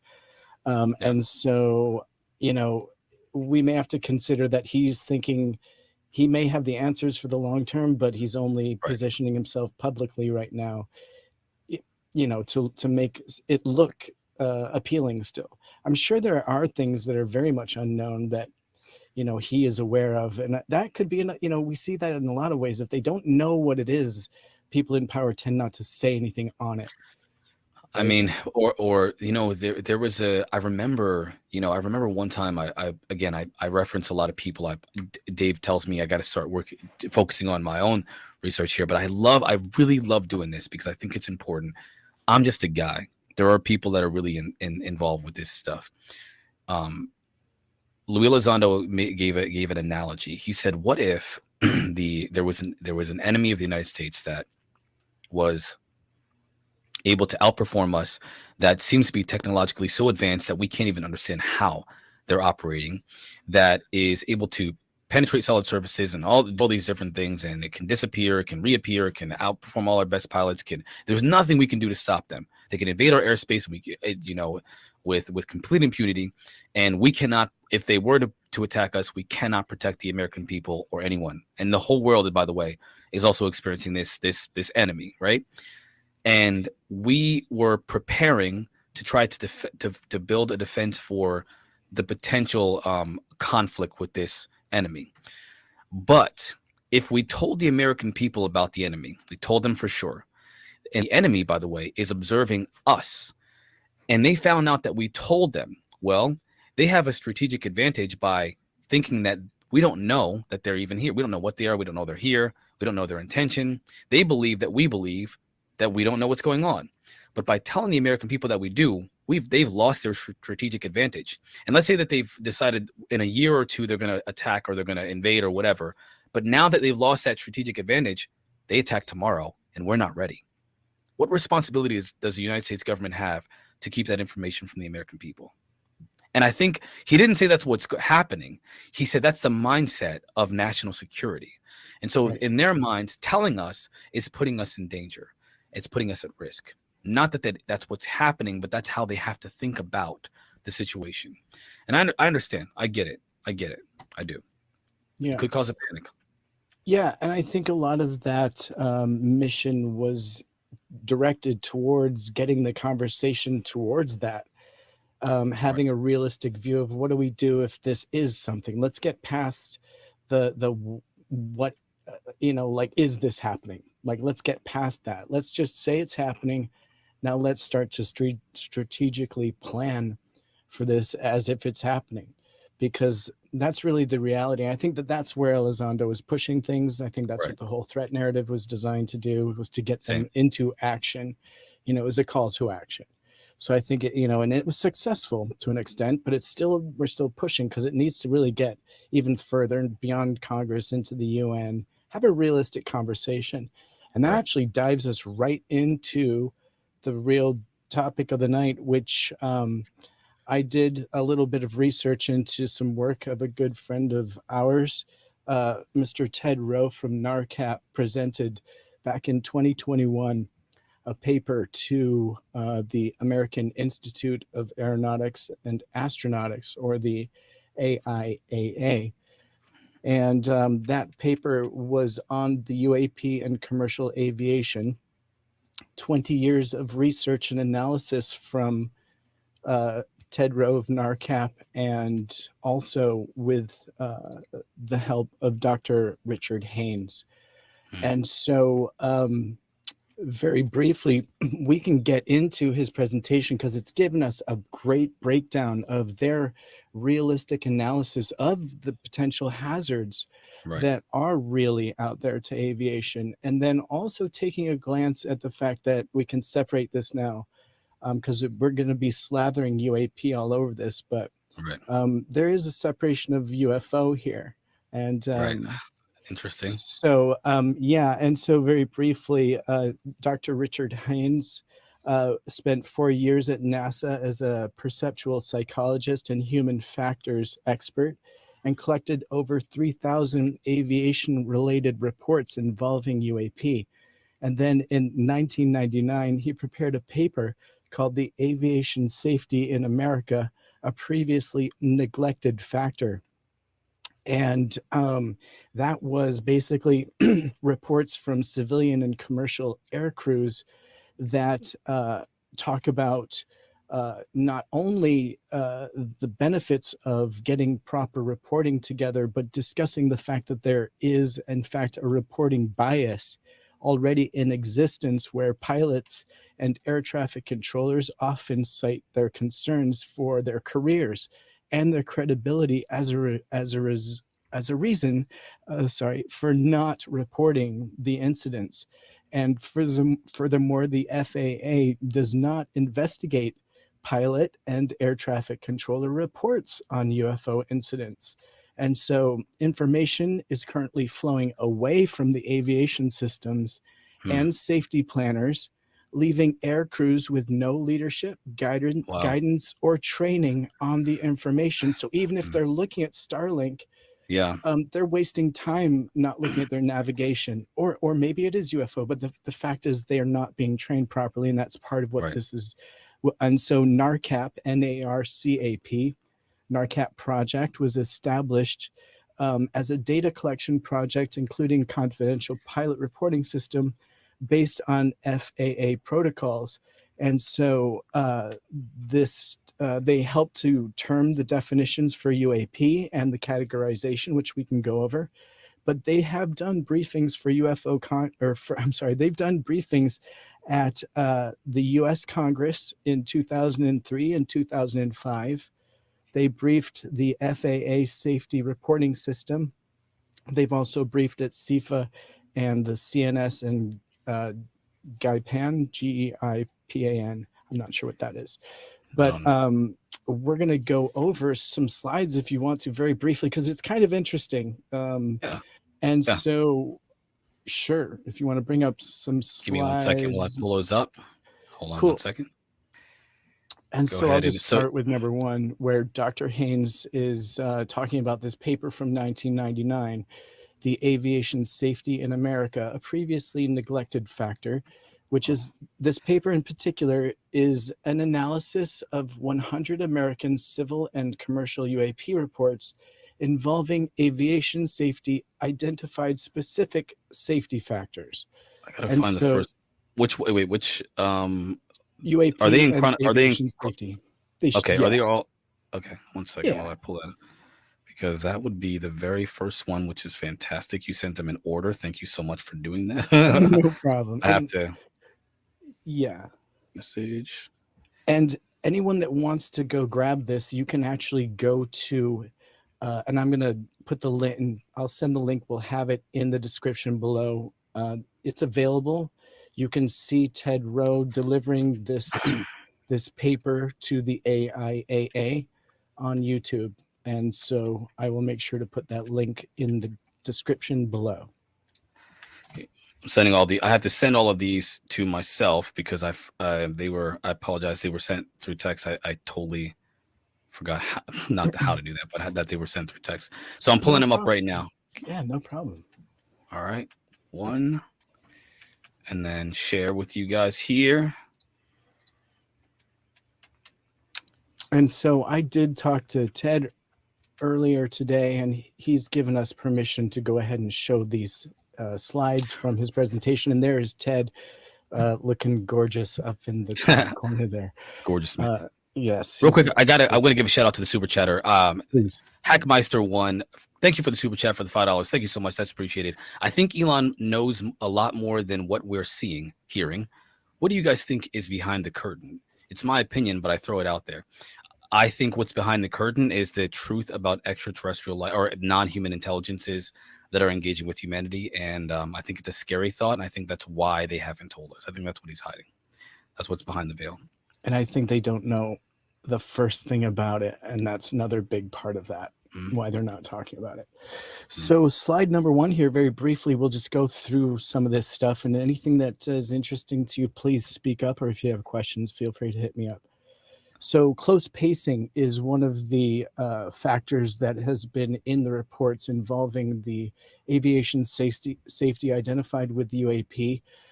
So close pacing just means coming in close to aviation. And again, just to remind you, this is civilian and commercial air crews only. Okay, and so loss of separation to less than 1,000 feet, collision headings and high rates of closure, near mid-air collisions, concurrent electrical system failures, and we can talk about that a little more. That's dangerous. Intermittent radar detection, they're catching it on radar. Crew distraction, meaning that the crew, just like I said, they're looking at this stuff instead of at their jobs of being a pilot. Incursions into Class B restricted airspace, so that is right into the civilian and commercial airspace. Wow. And so if you want to dip to the next slide. Yes. The 4 UAP profiles commonly reported by pilots. 1 second while I pull up that, because they're all coming through at the same time. Cool. Ooh, there we go. Wow. That's a lot of stuff. Yeah. There we go. This is the next one? Beautiful. Yeah. Okay. So the common profiles commonly reported by pilots are discs or oblate spheroids, spheres, cylinders, and balls of light. And that's so wild. Yeah, so this is out of the 1,000 reports that were collected for this paper. These are the commonly reported. There were others, but these are the common ones. And let's dive into the balls of light, because that also is going to get into some of the electrical system failures that were discovered. And so in the next slide, if you want to bring up the characteristics. Yep, I made it easier because now it's just a click. And I take that back. This is from 1,300 case files. Actually, wow.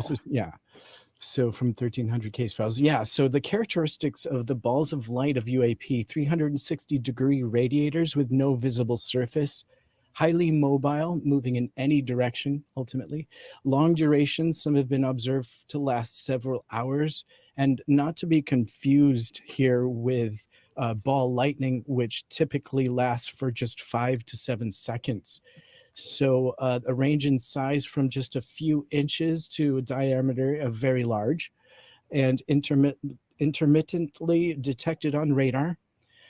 Reports sometimes involve multiple UAP at the same time, and they appear in different colors and seem to coincide with specific emission spectra of ionizing atmospheric atoms. And so for an example here, a color of a ball of light that is really pretty popularly seen is orange, which could depict potentially helium, which burns at a high temperature at an orange or almost pink hue. And we're considering some of these balls of light to be plasmas in origin, and there is other research out there to support that. And so Dr. Haynes and Dominic Weinstein have worked on aviation system failures with the balls of light and did a technical report that documented cases, concurrent failure of electrical systems during UAP incidents involving balls of light. So there are definitely 57 documented cases where the systems fail during a ball of light incursion. Pretty interesting. And they do come in other colors, typically white, green, red, and violet. The most popular scene is the orange/pink, a little bit of pink in there. This is what gets me, okay? This is what really gets me. The first thing that I noticed about this, at least so far, and I hope we can get, I don't want to take up all the time with No, please, we have plenty of time. No, yeah. So here's what I think is important. I believe, based off of the nature of their presence when they're being observed by us and otherwise, they are performing. It's almost like they're trying to show us, hey, look what we can do. You know, like, look at, we can hover out here for hours at a time. There was a pilot that was on the that was interviewed by Ryan Graves, I believe. I believe it was a Ryan Graves interview. And he said that he would sometimes watch these. He saw discs, 3 discs in the distance, and him and his co-pilot, and they would just kind of like appeared out of nowhere, and they hovered there for so long they got bored and tired of watching them. Think about that. Like, what is the purpose of doing something like that? It's like they're not doing anything but saying, hey, look at what we can do. They're not attacking, they're not collecting anything, they're just, hey, look what we can do.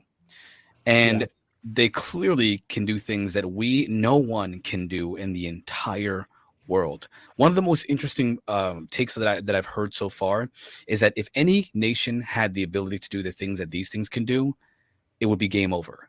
They would dominate. They would be the superpower of the world, of the whole world, and there would be nothing that anybody could do about it.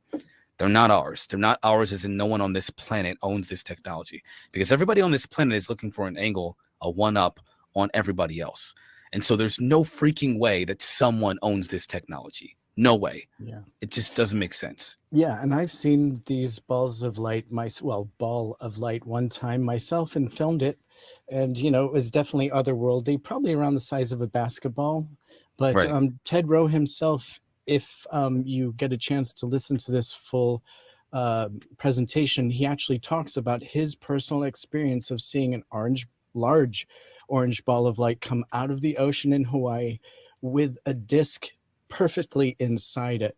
Wow. And another thing that I'm mentioning about orientation, I think the disc was actually kind of at an angle like this inside the ball. And he said it's very important to consider with UAP in particular, maybe UFO also. But if you see a cylinder, it may be coming at you like this or like that, or like straight up. Like the orientation is irrelevant. Just a random. It's arbitrary. It's arbitrary. Absolutely. And very Well, interesting. Here's another thing. Jessica Jones just mentioned in the second hour of the show. She said that she's talked about someone who had a video of these orbs that were hovering around, and they transformed into alien or beings that were scurrying around really weird, oddly. It was creepy, you know. Mm-hmm. And so, and then they turned back into orbs, and then took off. So, yeah. And that's not the only time I've heard of orbs of beings turning into orbs. I think it's Steven Spielberg, I believe. Correct me if I'm wrong, chat. Close Encounters of the First Kind. Third kind. I believe that's Steven Spielberg of the Third Kind. Or is it? Yeah. Let me just Google that just to make sure. Hold on one second. Close Encounters of the Kind. I want to make sure. I think it's Steven Spielberg, but I want to make sure because I did this. Yep, Steven Spielberg. Close Encounters of the Third Kind. There were one of the first sightings of these things were orbs, and they were independently moving around in the sky, and then all of a sudden they converged into one and created one large craft. Mm-hmm. That's the kind of things that are been observed in real life, people have observed that happening. And so we're talking about a civilization. Whether you can say what you want, they can be crypto-terrestrial, they can be ultra-terrestrial, whatever you want to believe that they are. These beings, this civilization is able to do things that are akin to magic. Now, I've heard this example that if you take a cell phone and 1,000 years, in the past, and you show it to somebody, they'll think it's magic. There's nothing in comparison to what these things are doing. If you take these things and go back thousands of years, they'd be doing the same things. That's not the same thing as magic, and they don't need stuff to do the things that they're doing. They just do it. They do it independent from anything external. When we hear about Bob Lazar, who says they go into these craft on the inside, there's no control panel. Well, how can you operate a craft with no control panel? They're doing it with their consciousness, with their thoughts. That's not the same thing as that's conscious. We're talking about real magic here. Accessing the fabric of our reality to do what they want to do versus using a tool to do what we want to do. Not the same thing. It'll never be the same. And so they're so far advanced from us. Whatever, maybe it's not even advanced. They just are better. I don't know how else to say it. They're very enigmatic. They're very enigmatic, and that's why it's so much fun to discuss them and research them. If you want to hop to the next slide, the preliminary findings on common characteristics for all 4 of those UAP profiles share common characteristics such as no thrust port or visible thrust, no wings or lifting surfaces. They often appear with a glow or a distortion around them, and all 4 share the same flight characteristics, meaning that they just do the same thing. Yeah. And we can fly to the next slide. The incident profiles of UAP. Perfect. The UAP observations and incidents have been reported over every region of the planet and can happen anywhere. UAP observations and incidents have occurred from ground level to above cruise altitudes of commercial aircraft. UAP observations and incidents have occurred during all phases of flight, and UAP are often undetectable by radar. Most reports begin with a visual observation by the air crew, which is highly dangerous, right, for them to be distracted. And so UAP are unexpected and unpredictable. And so, I mean, you got to understand that we are just providing the facts here. And you can easily swap out UFO for UAP anywhere here, because really the insinuations are that there's a wide variety of UAP, and they're not all just balls of light. Some of them are cylinders, or, you know, potentially the saucer, kind of that first. Let me ask you a question. You just said you can swap out UAP, right, for any one of these things, or UFO. UFO for UAP. What if you swap out UAP and UFO and put in gods? Or alien, and then look, aliens. or alien. Well, the reason why I mentioned gods at all is because it's been mentioned.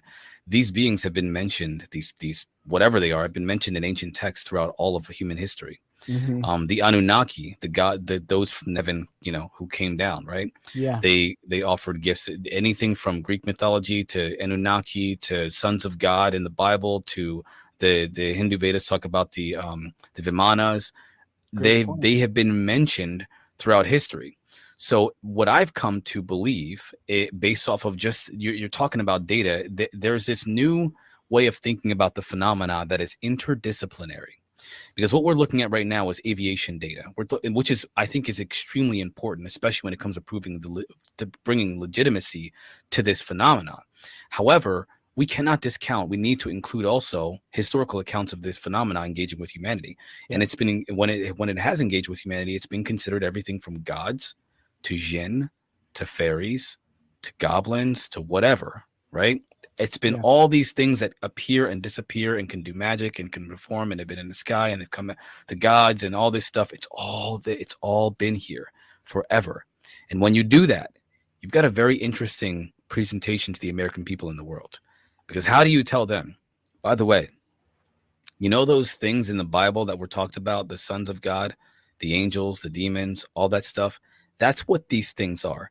By the way, you know how in the Bhagavad Gita and the Hindu Vedas, they talk about the Vimanas? Yeah, that's those things too. Hey, by the way, you know how the Muslims talk about the jinn? Oh yeah, that's those things too. Oh, by the way, you know how the Mayans talked about the Anunnaki? That's those things too. And now you have, throughout all human history, encounters with these things that were in different forms. But today, we see nuts and bolts craft. And I wonder if they appear to us, depending on the zeitgeist of the time, in a way that's anthropomorphized enough for us to at least recognize them. But that's not what they are.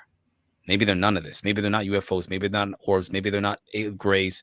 Maybe there's something entirely different, but they're appearing to us in a way that fits the zeitgeist of the time. It almost seems like it fits the eye of the beholder. Right. You know, because quite often, well, not quite often, but at least one time I can cite where I was standing next to a researcher. I had UAP in my camera lens. He could see it in my lens, but he couldn't see it with his eye or in his camera. And we had the same camera, same settings. And is UFO in the eye of the beholder? Does it look different to someone standing next to me? Perhaps. Right. You know, so there's a lot to what you're saying there.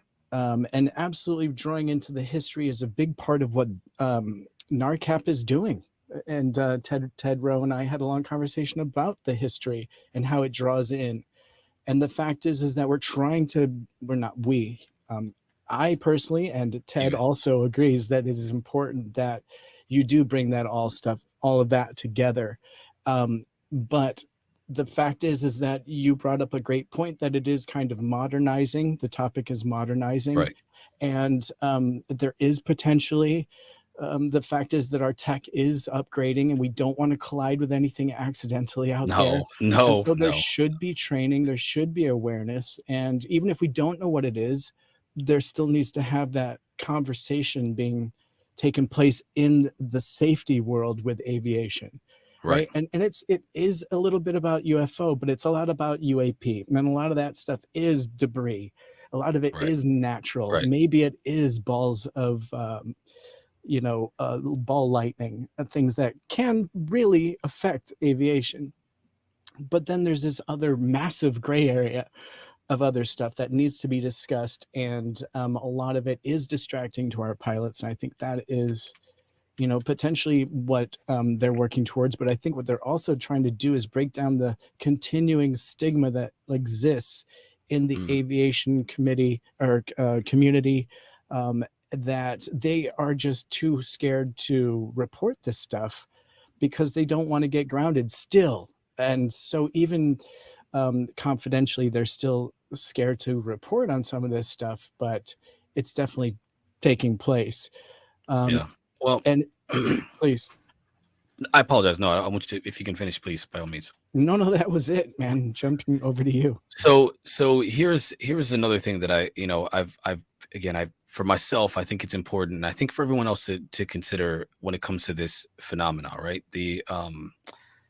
The idea that we're not even talking about the experiencer and the abductee phenomena, which I think is extremely important, because with this aviation data, again, the aviation data I think is crucial when it comes to legitimizing this phenomena. We also need to consider the focusing on, right? Which is, I apologize for always that I can't. I feel like I want to always throw a little bit. You and Dave, I love that. Honestly, it's so important, right?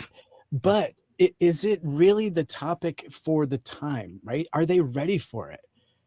I mean, I'm with you, man. I have a story to tell. I'm an experiencer. I gave my story to MUFON, right? I know it's part of the reporting system. But at the same rate, I feel you. Really, there is nothing to it for abductees. There's nothing for experiencers. And I feel like that is a massive fear zone for the government. In fact, they don't even want to touch it. Nobody that even my insiders they're like, yeah, they don't know anything about it. And it's not really a topic because there's a giggle factor massively in the government still. Until they experience it, until they experience it themselves. I mean, Gary Nolan, he said that he had an experience when he was a kid. For a week long, he was seeing these beings in his bedroom, and he didn't think anything of it. But later on in life, he realized, oh my goodness, I've had experiences with these beings in my bedroom when he was a kid. Exactly. So he saw a crap, I'm starting to believe that giggle that they're giggling is a nervous giggle. I think so. Because I think they know. Yeah. Maybe it's real. Well, and you and I also know that there are some things that we just can't talk about because it's too scary. And so when I think about what the government knows, I don't even know what the government knows, at least not everything. But what I do know is enough to freak anybody out. I've had the conversations with people, and they're like, can we not ever talk about this again? Not because they don't believe it or think it's crazy. They're terrified. They're absolutely terrified. Somebody once told me, when I told them some of the things that I know, they said, I hope you're wrong. It's like, what? Yeah. I hope you're wrong. I've heard that. People don't want to think down that rabbit hole. No. But sorry about that. I digress. No, it's great, man. That's we need to think about this stuff moving forward. I totally appreciate that stuff. If you want to snap to the second to last slide, we're almost done with this. Yep. All four of the UAP profiles share flight characteristics, such as UAP experience no resistance to changes in velocity or heading. They can move in any direction, any observed position. They can move without orientation or vertical axis, like I was telling you. Right. This is important. Wow. It is important. I'm using this. Yeah, that's really why I wanted to put it up here for everyone to see in writing so they can get this in their notes. UAP has been reported to hover, move very slowly, perform explosive accelerations, perform sudden decelerations to a dead stop / hover, and perform angular turns at speed. I mean, 90-degree turns. Yeah. And in fact, I've filmed that in the Uinta Basin myself with my team. We saw something come in from outer space and just stop and then just kind of cruise. I don't know what that was. That's not typical satellite behavior. So we'll go to the last slide and some of the conclusions and avenues of research. So UAP incidents and observations have a low frequency of occurrence.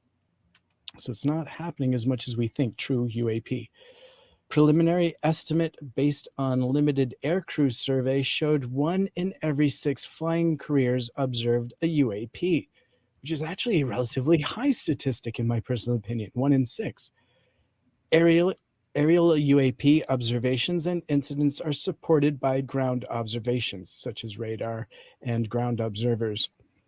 There are places where UAP occur repeatedly, where it can be watched and studied, example, Hesselden, Norway. And there's lots of other great hotspots, but this one in particular has been going for, I believe, like 30 years of research in particular. So Norway is a great hotspot example. And then finally, implementing a focused global reporting program will provide a larger sample and offer a clear perspective on the scope and the nature of UAP and their implications for aviation safety. And I definitely think that that is very important. You know, and it's cool for us to separate this discussion from the experiencer and abduction conversation and some of the stuff that's a little more out of the box. But I think that this is a real discussion that needs to take place. And I know that there are others that are really fighting for this kind of thing too. Yeah. Well, in isolation, I think it's of the utmost relevance to the general public. You know, like to your point. And I think another thing, I know we only have 4 minutes, everyone. We're so close to the end of the show, and it's sad to say, I've been having a great time today. I feel like there's not enough time for that. I thought there would be, you know, I'd be trying to figure out what to say, but there's not enough time for tonight. But there's another scientific data collection that was done by the observatory in Kiev, and their data, which one of these days I would love to have that conversation with you. Their data is very similar to this. It's monumental. We're talking about things that are so massive in scale and so fast that the camera systems need to be set up in multiple different locations in order to determine not only how fast they are, but whether or not it's an actual phenomena. And they did that. They set them up in multiple different locations in order to track that there are these massive objects that are moving so fast you can't see them, but are there just so fast you can't observe it with the visible eye all the time, which means UAP or UFOs or whatever are flying so fast all around us. We just can't see them. We just can't see them because they're moving so fast. And they're literally the size, like miles long, kilometers long, kilometers, whatever you want to say. Have you had an experience where you've seen something? Only one time. I've seen a craft. I've seen a craft once. I've seen a craft once, and I've seen them, the beings, once. The first time I saw the craft, it was a disc that had the dome on top of it, and it was hovering right above the trees, real slow like this. How far away were you? It was outside of my window. It was right outside of my window. You saw it through the glass? And I saw it right. I mean, it was right there. I mean, I went to the window. I saw this bright light outside. And I was like, what is that bright light? It's creeping me out. So I got up and I walked over to the window. And then I looked up, and there was a light. On the grass, there was a light shining. Bright light, a beam. And I'm like, wow, that's weird. So I followed it to its source, and it kind of coned to the source, which was the disc wobbling like this above the trees. And I thought, that's a disc. It's a flying saucer. Wow. And then as soon as I thought that, the light from the grass slowly moved towards the window. And as soon as when it hit me and I blacked out. When I opened my eyes, it was daylight. So the first time I saw one of them, I was 13 years old. And that was the first time I had so I had experience, and then that's all I got. I don't know what happened, and I never been regressed. So I don't know what happened during that blackout period, but I lost hours of time. The second time I saw them, and I lost 4 hours, and I will never forget. It was the most terrifying experience of my life. It was terrifying.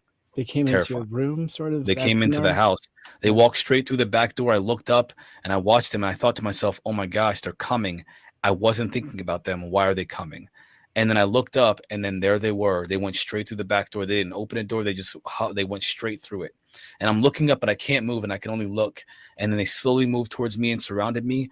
And then I was like, I'm going to remember this time. I was terrified. I'm going to remember. So I looked at the clock and it was 11 o'clock. And then when I looked back at them, one of them was right in my face like this. The big black eyes, the big large head, the one-piece suit, the perfect gray like skin, like everything. And it said, and in my head it said, "Don't worry, we won't hurt you." And I blacked out. And immediately it was like blinking my eyes. I opened my eyes, looked up, and it was 3:30 in the morning. Lost 4 hours of time. That's intense. So this has been fun. I want more of that. I'm so So we are past the end of the time. I'm so sorry. Dave's gonna be Dave. I try to be as close to the time as I can. I'll let you wrap it up. Thank you. I'm gonna wrap it up here. Thank you so much for joining me, Tim. I appreciate the assistance here, and it was a great slideshow. Thank you for presenting that. I'm sure everybody was happy to see it. The chat was blowing up with the conversation. I couldn't keep up with it. So thank you everybody for being engaged. I want to thank all the super chatters. Have a good night, Tim. Have a great night, man. Have a great night. Super chatters, I want to thank everybody. Deb from SAC, YJ Overlander, Kiera with the 1111 super chat. What a number. Paranormal Pixie, Hackmeister with 3 super chats. Thank you so much for the super chats. Sovereign Cosmic Wildman, 2 super chats. Again, I got Hackmeister. One is with the several and YJ Overlander with another super chat. Thank you everybody for the super chat. Thank you so much for joining us tonight. Thank you for joining me tonight. Thank you for sticking with me, with Jessica, with Tim, and with the AI program ChatGPT in the first hour. I had a great time with everybody, filling in for Dave Scott. I want to really thank everybody for the positive and the nice comments you made for me. A special thanks to everybody who's listening in at your home, in your cars, and at work, wherever you may be. Thanks for participating in the chat on YouTube, Facebook, and the Spaced Out Travelers Club on our website, and on Twitter at Spaced Out Radio. Remember, this show is copyrighted by Spaced Out Radio and SOR Media Ventures Ltd. Thank you so much for sharing this evening with me tonight, because together, my friends, I hope I get this right this time, we own the night.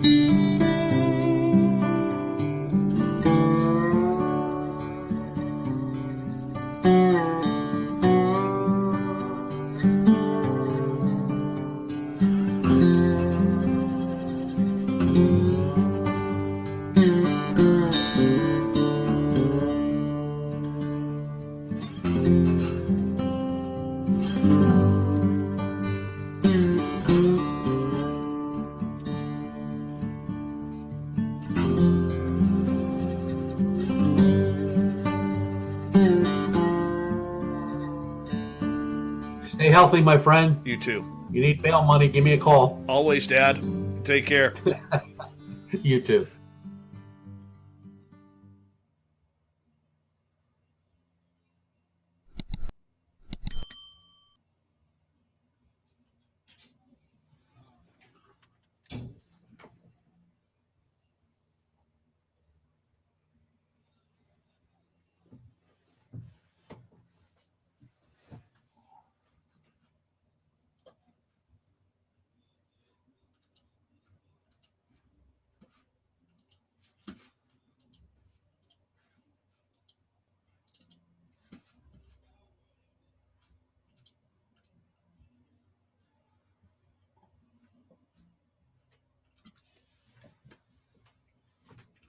What's up, Chad Smith?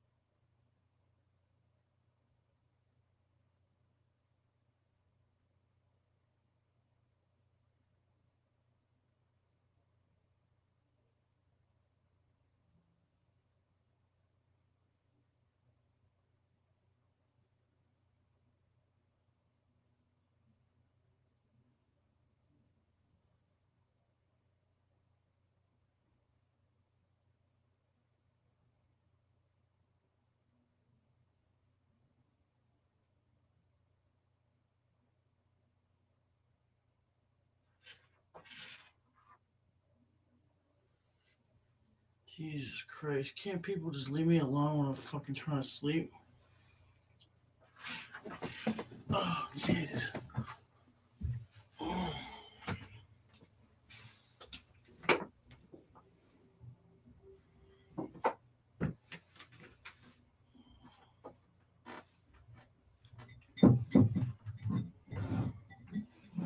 Hey, John, careful with that water. Don't spill that too much, okay, buddy? Hey. Don't spill that, okay? Don't spill that water, okay? Hey, John, I told you.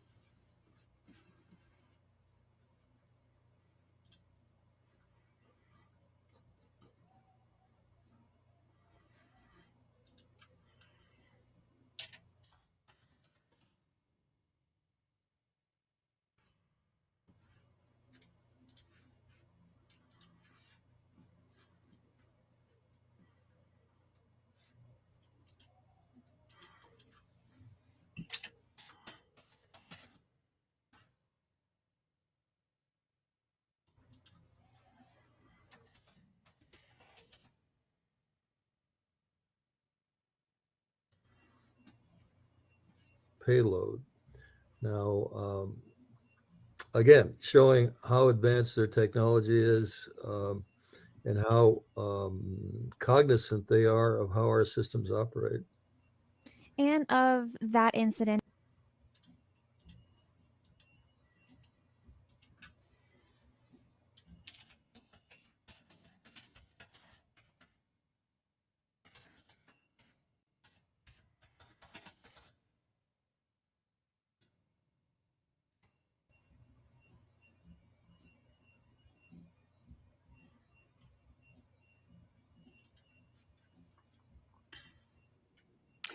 Greetings and welcome to the Richard Olin Show, where every week we fight the good fight. Very glad to be here with you. I have a lot planned for this particular presentation. Try to organize it the best way that I can. I hope that that will succeed in your estimation. I'll be talking about some.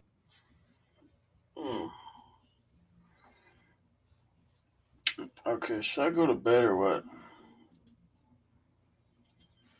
Maybe I'll just put on this shit for a few minutes. I ain't sleeping. Just like NASA. Fucking NASA, dude. Always not streaming shit. Like, whatever. Could be on the far side anyway.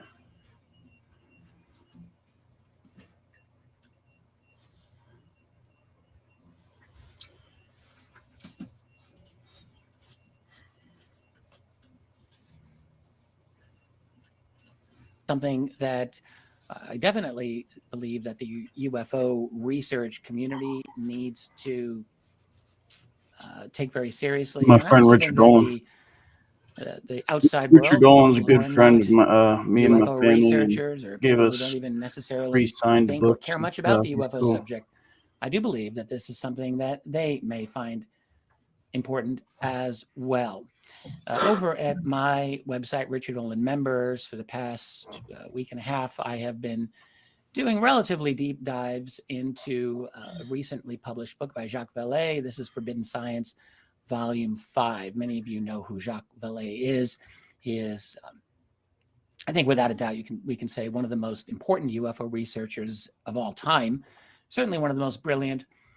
He's had a long career. He has been, he's not simply an innovative thinker, but he's been very well plugged into various circles of individuals who know a lot of things about the inside scoop on UFOs, as it were, and has been writing a journal. He's really unique in the UFO field in this regard, in terms of writing a journal for decades. The first one covered the period of the 1960s. And he had a second volume, which covered the 70s, a third volume, which covered the 1980s. Volume 4 covering the 90s, and now Volume 5 covering from 2000 to 2009. And that volume has just come out within the last month or so. It's very interesting. I certainly recommend it to any serious student of the phenomenon.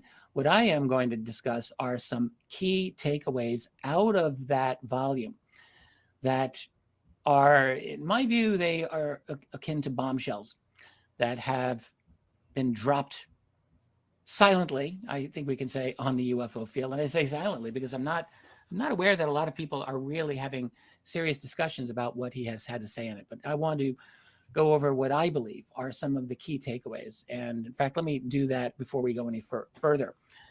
Key insights out of this book that I will be discussing here. When you read this last volume, you get 3 examples in about 12 or 13 years that he writes about of high-level United States government employees stumbling into what we might call the program.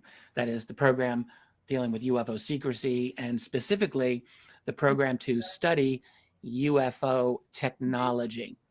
And that is exactly what he talks about here. Lay down. So that's something that we're going to discuss. Additionally, a very interesting statement from what I think is a good source regarding the reality of the whole alien autopsy phenomenon. Not talking about the Ray Santilli video or film, not talking about that. We're talking about, I mean, there has been longstanding leaks and rumors about alien autopsies from a variety of sources, and this is one of them that Vele will be talking about and that I will discuss here. A statement from former President George Herbert Walker Bush from 2004 about the UFO reality. We're going to get into that. And most suggestively, a program known as Zodiac. We can call it a UFO reverse engineering program. It might even be more than that, but definitely it seems to be that. So a few of the things that I'll be discussing here as well. These are going to be the key highlights. I strongly recommend that you stick around for all of it. I don't think you're going to want to miss any of this. And let me just say right off the bat, if you haven't subscribed to this YouTube channel, why don't you do it now? If you support what I do, hit that like button anytime you want. I think you're going to find this particular presentation to be interesting. And if you haven't clicked on notifications, don't do that. Now, let me jump right back into this. This is the first element of this will be to talk about the famous Davis-Wilson notes. Those of you who have been following the UFO field in any way for the last few years have heard about this. This is something that hit the scene in 2019. Very explosive notes written by Dr. Eric Davis, detailing his meeting in 2002 with former Admiral, retired Admiral Thomas R. Wilson, who's pictured here, all regarding Wilson's failed attempt in 1997 to gain access to a contractor's program dealing with UFO technology, and indeed their possession of an alien craft and their attempts to understand the technology of it. All of that is laid out in Davis's notes. When those notes came out in 2019, there were a number of UFO researchers shouting very vociferously that these were a hoax, they were a movie script, whatever. There is literally no leg for these people to stand on at this point. I mean, there really wasn't prior to the publication of Valet's book, but with the publication of this journal, there is absolutely not a chance that what they have is a legitimate argument here. These notes are real. Valet's book provides what I say is unequivocal proof of the reality of Davis's meeting with Wilson in 2002 and the creation of his notes to describe them accurately. I'm just going to discuss a little bit. I'm not going to belabor the whole Davis-Wilson thing. I've talked about it many times, but I do think it's useful for us to go over some of the things Valet has to say about it in these journals of his. And he has a lot to say. I'm only going to be discussing a sliver of it. This is one thing that Valet writes about from Edgar Mitchell, who, of course, is intimately involved with all of this from back in 2000. It was, of course, from Mitchell's estate that the notes came out at all. And it was Mitchell who attended the meeting with Wilson in 1997, along with UFO researcher Stephen Greer and Navy Commander Will Miller and a few other individuals. So here's Mitchell talking about this in 2000 to Valet. And he just says, I participated in the meeting in the Pentagon with the Joint Chiefs Intelligence Chief, that's Wilson. He goes on, he says, it was quite factual, discussing credibility of sightings, UFO sightings, the possible existence of a covert government organization, and reviewed testimony of a few military eyewitnesses. All interesting. He goes on, he says, the particular Vice Admiral, again, that's Wilson, and staff seemed naive and uninformed. This is Mitchell talking to Valet about the meeting. He goes on, he says, the Admiral promised to look into the issue of a covert high-level organization, you know, something along the lines of maybe an MJ-12 or some other kind of deeply secret UFO management program. And Mitchell then concluded the statement to Valet by saying, a few weeks later, Miller, Commander Will Miller, who's part of their group, received a cryptic call from the Admiral's office saying only, you are correct. So that's one interesting statement that you get. There's a few others here. Let me just pull up. Again, this is Valet talking about the Davis-Wilson situation in 2003. And he is talking about Wilson. At this point, Valet is, you know, he's involved with all the folks over at NIDS, that is the National Institute for Discovery Science, which included people like Eric Davis and Hal Puthoff and Kit Green and Edgar Mitchell and Colm Kelleher and many others. So he's obviously quite familiar with the whole Davis-Wilson saga by this time. And what Valet is saying is, he's just saying Wilson was unimpressed by Greer, and he was upset at the meeting with Miller, who sounded flaky. But he was reportedly influenced by Shannon, that is Oak Shannon. That's just an interesting thing because Oak Shannon was recently, a few months ago, interviewed by Jay over at Project Unity, who did very, very fine job with him. And Oak Shannon talked about his involvement in connecting Wilson to Davis and to this group in general. So here's Valet simply writing about it from his perspective. And that Wilson agreed to look into the existence of a possible secret project involving UFO hardware. He goes on. William Perry, Secretary of Defense at the time, authorized his review of Black Project budgets, and Wilson did find a multi-billion-dollar discrepancy that he tracked down, as General Jack Sheehan had done a few years before. I'm going to come back to Jack Sheehan shortly, so just put a little pin in that. All this simply confirms what many of us already knew. So that's Valet talking about that. Again, hang on. Jack Sheehan's a very interesting person in all of this. One mistake, minor one, that Valet makes here is that Perry was no longer Secretary of Defense when Wilson was looking into the black budget records that in the spring of 1997. Perry had recently retired in that role. But what does seem to be true, at least what Davis's notes indicate, is that Wilson talked to Perry about it, and Perry gave him advice on how to go through the system. So that part is accurate. He goes on, and now he's talking about Davis's transcript itself, the notes. And Valet says the transcript is stupefying.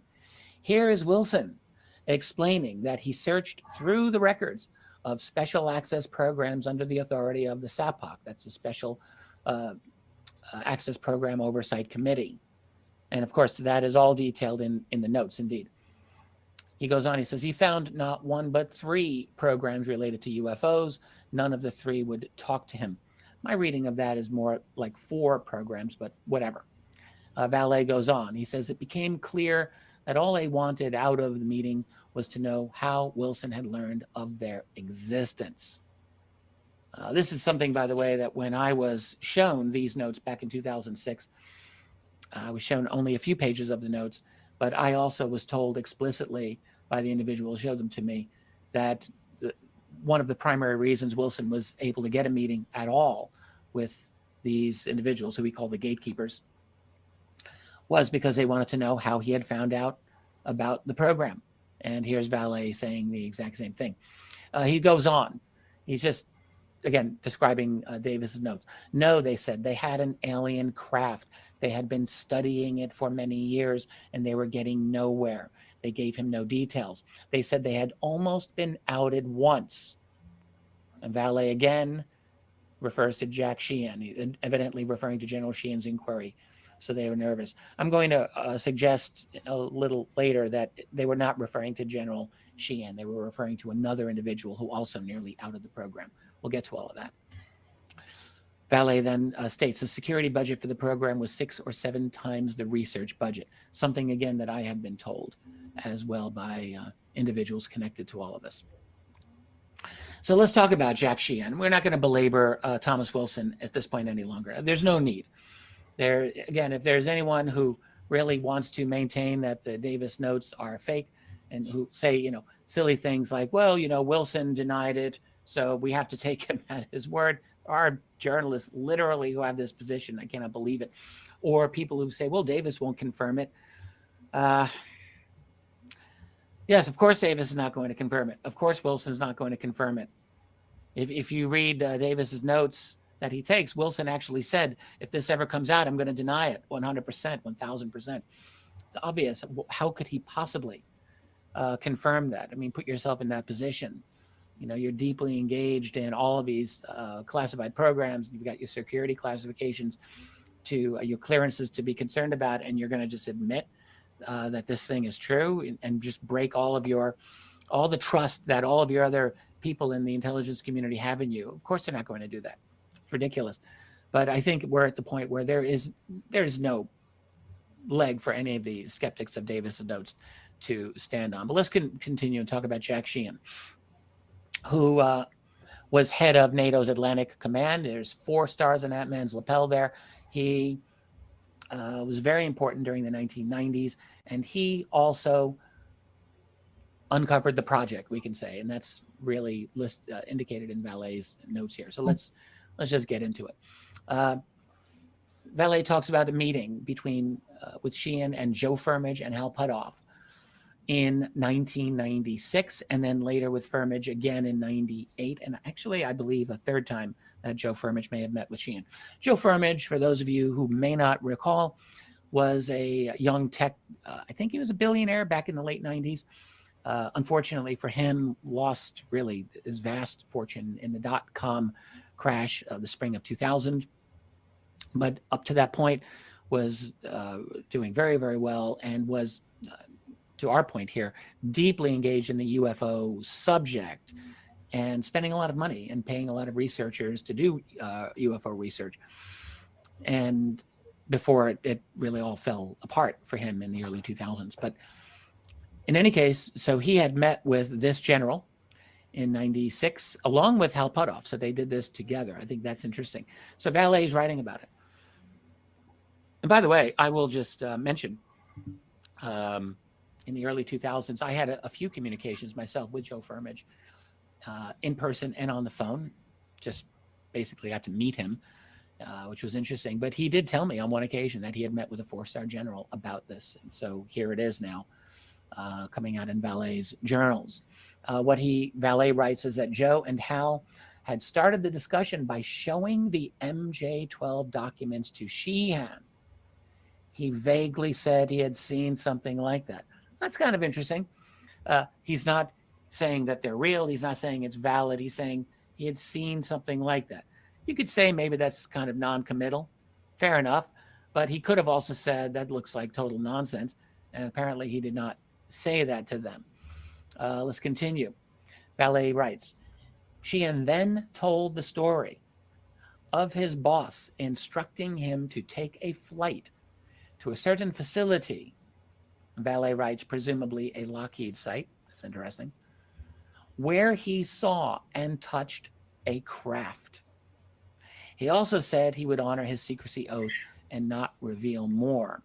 However, he did acknowledge that he found a $9 billion discrepancy in some budgets, which led him to uncover the project. This is all Valet describing. He seemed disturbed at the absence of oversight. No, John. And one thing that came out here, which makes perfect sense, is that Sheehan was very close to former Secretary of Defense Donald Rumsfeld. Rumsfeld, of course, was Secretary of Defense under George W. Bush in the early 2000s. And you can wonder, did Rumsfeld also know about this UFO project and about the craft and so forth? And you can't really automatically assume, even though Rumsfeld was Sheehan's superior. Well, actually, Sheehan retired in 97. He was a Marine Corps 4-star general, retired in 97. There you go, John. Rumsfeld didn't become Secretary of Defense until a few years after that. So it's really not clear would Rumsfeld have known what Sheehan knew or not? I think it's very likely Rumsfeld did know. Donald Rumsfeld was very capable, SecDef, and he'd been deeply involved in Washington power politics since the mid-70s. He had a high-level job under Gerald Ford back in 1975.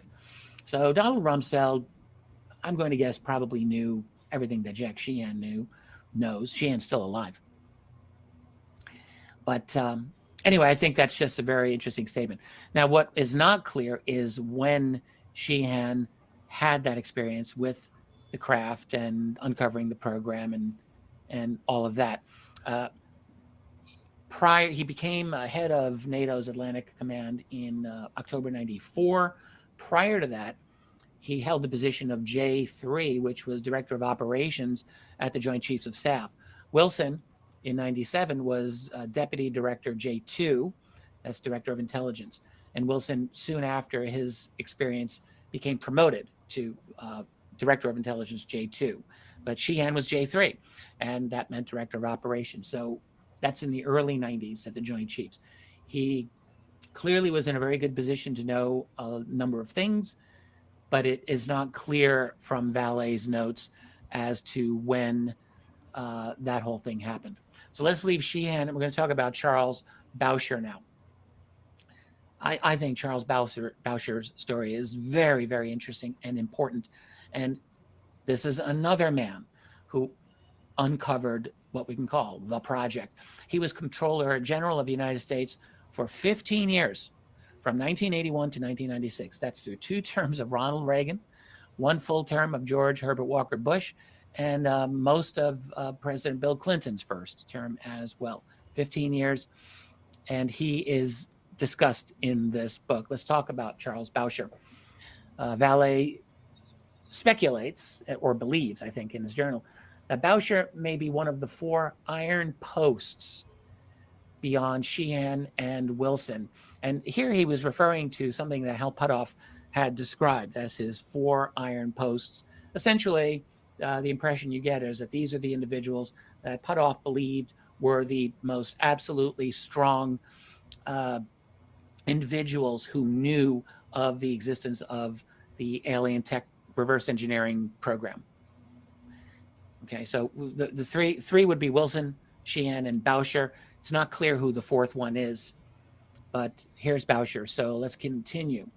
Vallee writes, Bowsher found a crashed UFO program during a massive audit of classified projects. Less than a handful of officials knew about it. In the period of 1984 to 1985, Bowsher uncovered a bizarre special access program cover-up, which, this is Vallee writing here, surely violated every classification, executive order, regulation, and congressional rule.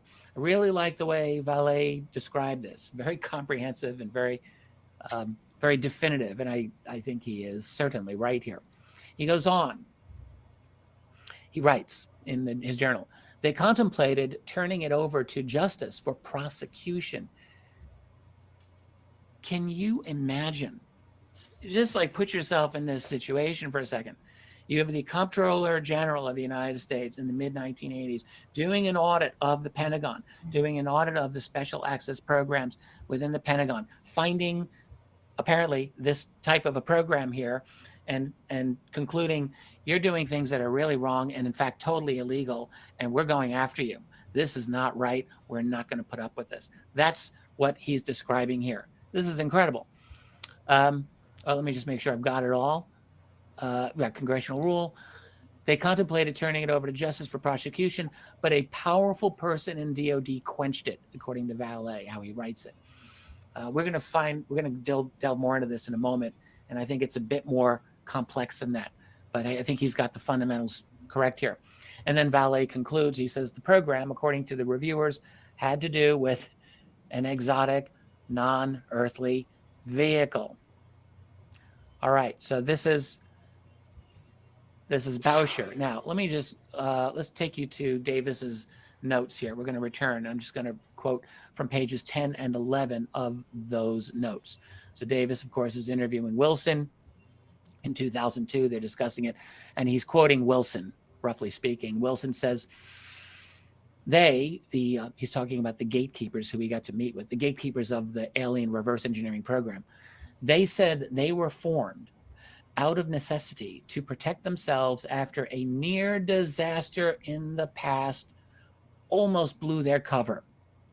Something to do with an agreement that was reached with a couple of Pentagon SESs, that's Senior Executive Service, basically personnel oversight, who are overseeing special access programs in those days. We're vague about when that was. He goes on. He says, this is again Wilson, years ago in past, an audit investigation led to them, and it wasn't supposed to, nearly outed.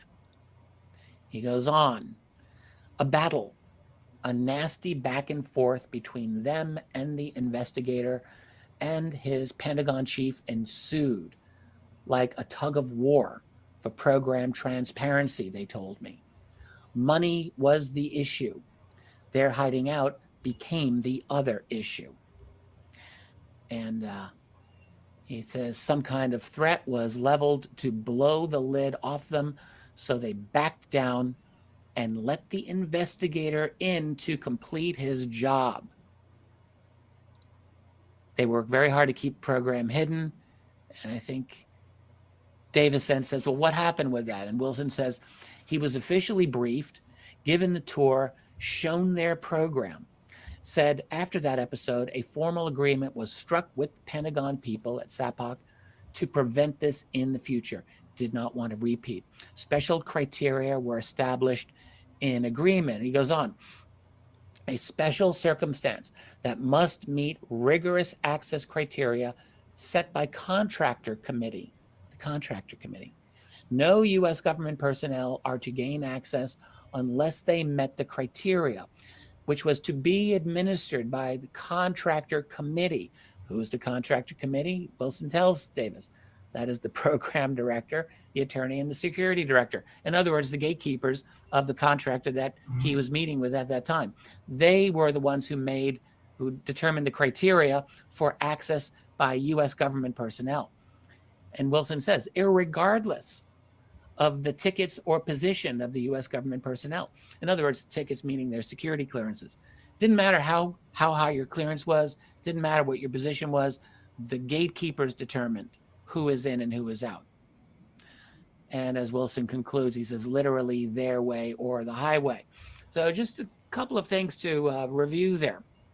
I think Davis's notes really expand significantly and give an extra amount of detail on what Valet is also writing about in his journal, which is that, Valet says the DOD quenched the investigation. That's basically true, but where you get in Davis's notes is a vast amount of much more detail and how this fight really went back and forth, and how I think this is really all referring to Bowsher here. I don't think this is referring to Sheehan. I could be wrong. Maybe it's referring to Sheehan, but you're talking about an audit. I mean, that's what the Comptroller General does. You're talking about, dealing with government transparency. Again, that's something that a comptroller would be much more obsessed with, frankly, than military individuals. Not that they wouldn't care either, but this is what it strikes me as. And then also where, Wilson's talking about years ago, quite a while ago, get the idea. So we're talking maybe more than a decade ago. So my feeling is that when you read Vallee's Volume 5 here of his Forbidden Science, you're seeing a large amount of connection to other data points that are already out that we already have, such as Davis's notes. They certainly correspond, I would say, very, very carefully.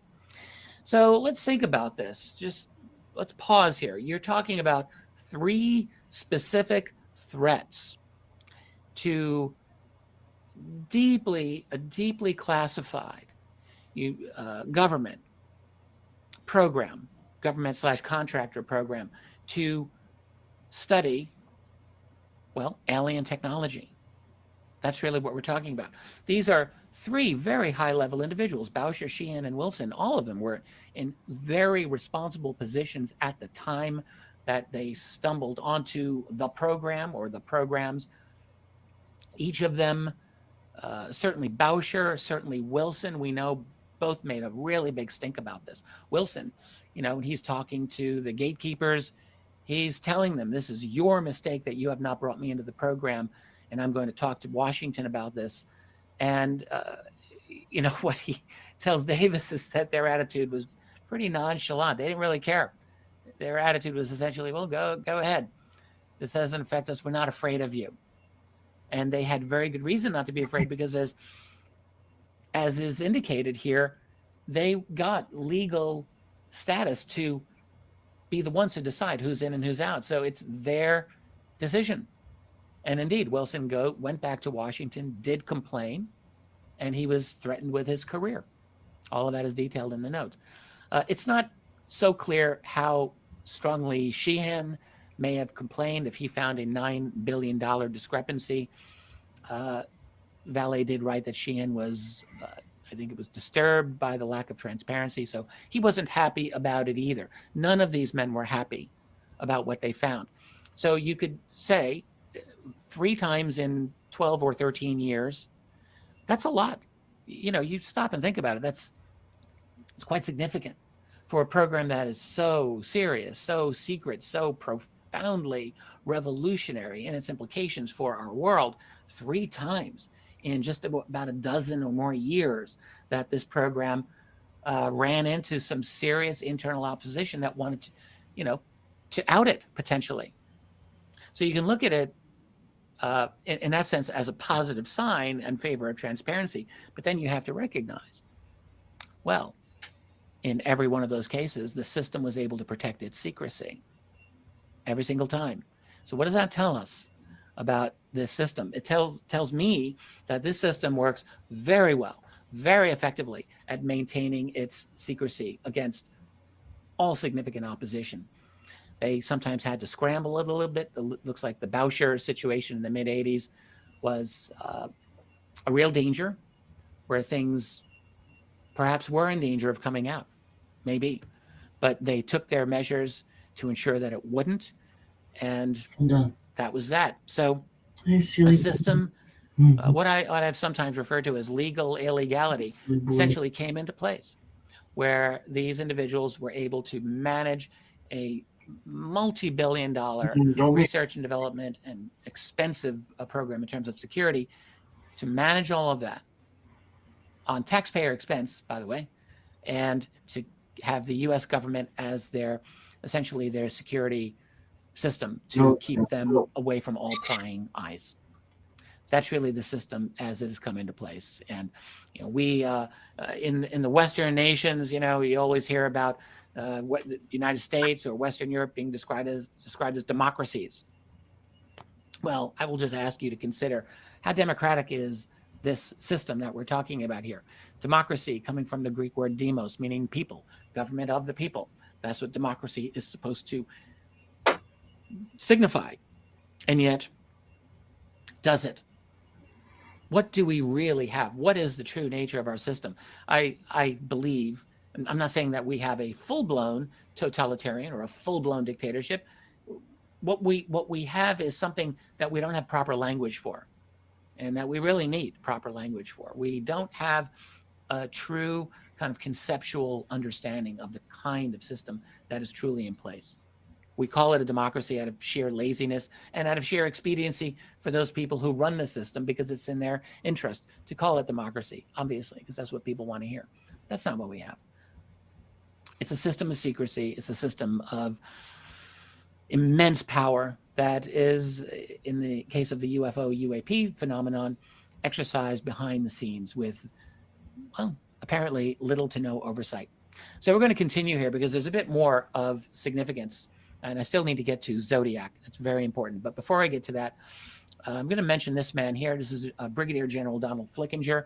He appears in this journal as well, and I think in a fairly significant way. Flickinger was a general, but what really makes him significant is that he was a medical doctor. And he does give what I think can fairly be said as a confirmation of some form of alien autopsy. Again, this is not to talk about the Santilli film. I think we need to just step away from that and recognize that throughout the history of the UFO research, there have been a number of researchers, particularly Leonard Stringfield comes to mind, who encountered a number of statements and bits of testimony that spoke to the reality of an alien autopsy phenomenon on multiple occasions. And so here is this man, Donald Flickinger, also speaking about it. So what's the context? So this is again in Vallee's book. And here he's talking about Dr. Kit Green, or Christopher Green, formerly of the CIA. Many people know who Kit Green is. One thing that he stated was that Flickinger was kind of a mentor to him. And here's Vallee describing what Kit Green said about Flickinger, who died in 1997 at about age of 90. Kit Green says, Don told me he had seen the alien autopsy material too. Many years earlier, when he was the first Air Force MD to make the rank of general officer. He told me it was all real. That's all I've got to say on Flickinger. It's just a very interesting statement, and I just wanted to make sure that that got out there. I want to talk now about former president, the late President George Herbert Walker Bush. This, to me, is another just nice little bombshell that is dropped in this book, where Bush in 2004, in his retirement, is talking to Dr. Eric Davis. Sing under me. Eric Davis. Your little just champion boy. joined in 2004 the AFIO, the Association of Former Intelligence Officers, a very significant organization, which at the time, apparently, the number 2 person in that organization, I'm sure it was honorary, was the former president. Of course, George Bush had been director of the CIA, if you remember, back in the 70s. So Bush is confirming it. Let's dig into it. Davis, upon joining the AFIO in 2004, had 2 phone conversations with former President Bush. It's quite interesting, which Vallee writes about. I love you so the first conversation, Davis mentions to the president his interest in the Philip Corso revelations. Can you imagine what a conversation this had to be? So Philip Corso, of course, in 97 had written a book called The Day After Roswell, where he is saying in the early 60s, working under General Arthur Trudeau, he was tasked with segueing alien technology to private industry. Okay, it was a huge explosive revelation at the time. People argued back and forth about it and so on. So here's Davis talking to President Bush about it. I just think that's incredible. So Davis asks, he says, could it be that Corso was mistaken in dealing with the material he was handling? Could that have been Nazi hardware? Could that have been Nazi hardware? Yeah, a lot of people might wonder that, right? Always rumors about the Germans with their advanced program during World War II. Bush says impossible. Impossible. The 2 topics were clearly separated. By that time, which 1947, Bush said all German secrets had been processed and filed away. They were not used as cover for anything else. Now, it has to be said, Bush was not saying that definitely Corso was handling alien material, but he also wasn't not saying that, at least as Davis related to Vallee. One would think if Bush thought the whole thing was BS, he would have said to Davis, like, come on, man, what's wrong with you? Get it together. You're talking about alien nonsense? Stop. He didn't do that. He just kiboshed the whole Nazi connection. He didn't have anything to say about the alien connection. I thought that was quite interesting. So here's where it gets even more interesting. The second phone conversation, where they got into the Holloman film. Now that's the 1971, an alleged landing of a UFO at Holloman Air Force Base in New Mexico. Been much discussed in the lore for years and years and years. Valet says, which remains a fixation for Hal, Eric, and me. I thought that was a nice little touch. The Holloman film. So Davis asks George Bush about this film. And what Valet writes is, the former president was aware of it. Okay, so by itself, that's kind of an amazing thing, right? I mean, you think about the attitude of the establishment in 2004. Who in the hell is going to be talking about something like the Holloman film in those circles openly, publicly?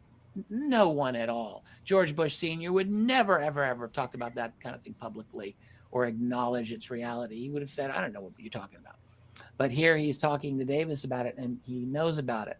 But it gets even better. So Davis asks Bush, okay, you're aware of it. Let's get real here. Was that a training film? Was that a special ops exercise? In other words, was there a conventional explanation to that whole event? And what Bush says is no. It was the real thing. There was a secret project, said Bush, and the security was obscene. That was his word. The security was obscene. So he's talking about it in the past tense. So you might think, well, maybe there isn't a present version of that. But I think that's kind of ridiculous. Of course, there's a present version of it. Bush is talking about ancient history here, 1971 Holloman. And he's also referring to what he knew in his active years with CIA and as president. So yeah, he's going to talk about the security was obscene. The program was real. This was the real thing. An extraordinary statement by George Herbert Walker Bush on what I will say is the UFO and ET reality. And here it is in Valet's book. Really, for the first time, I think you get something approaching, a specific statement that I think can reliably be attributed to the former president. His people around him would probably say, that's all rumor, that's all, just people talking. But look, we're getting this directly from from Davis to Valet. And so you can say, well, Davis is just making this up. But, I don't think that's the case. I don't think there's any reason that any rational person would say that. You're talking about friends who have, deep knowledge and who are very careful in relaying this only to themselves. Valet happens to write it in his journal, so it gets published. But I don't think there is any reason whatsoever to doubt that Davis was telling Valet the truth and that Bush literally said what Valet is writing. So real interesting stuff. Before we get to Zodiac, I just... John, no. Also a significant statement that Valet makes just about the assessment of how UFO, UAP secrecy evolved over the years. And he's just writing, I forget what year this was, maybe 05, 06, I can't recall. Valet says, my friends believe the hardware reverse engineering project in question is not a simple special access program, but belongs to, quote, a special subset of the unacknowledged carve-out waived programs. This is really a reference to what you get in Davis's notes with Wilson. Valet says, in other words, there is no way to know the code word and the budgets hidden inside other special access budgets, stacked like Russian dolls. That's a good analogy, like Russian dolls, one fitting into another, into another, into another, into another. How do you get to the ultimate truth? Because you've got programs buried or nested within other programs. Exactly. Now, and then he has this to say about how the secrecy, or at least what he and his circle believed how the secrecy evolved. He's writing, evidently the program was inside the government at some point. He's talking about the reverse engineering program, the program to study alien tech. He says, evidently the program was inside the US government at some point. Under Nixon, it got transferred to a private contractor in order to secure it. And he goes on, as in the remote viewing program at SRI, the parts that the managers wanted kept secret were handled as proprietary, not subject to freedom of information. Classified papers are subject to review and reclassification, while proprietary data can be kept secret forever. Yes, exactly. And this is something that, again, in the UFO research field, you've had a number of researchers talking about this for a long, long time, that it's not just classified. We're talking about matters that are proprietary. It's a very effective way to take a sensitive subject out of public purview.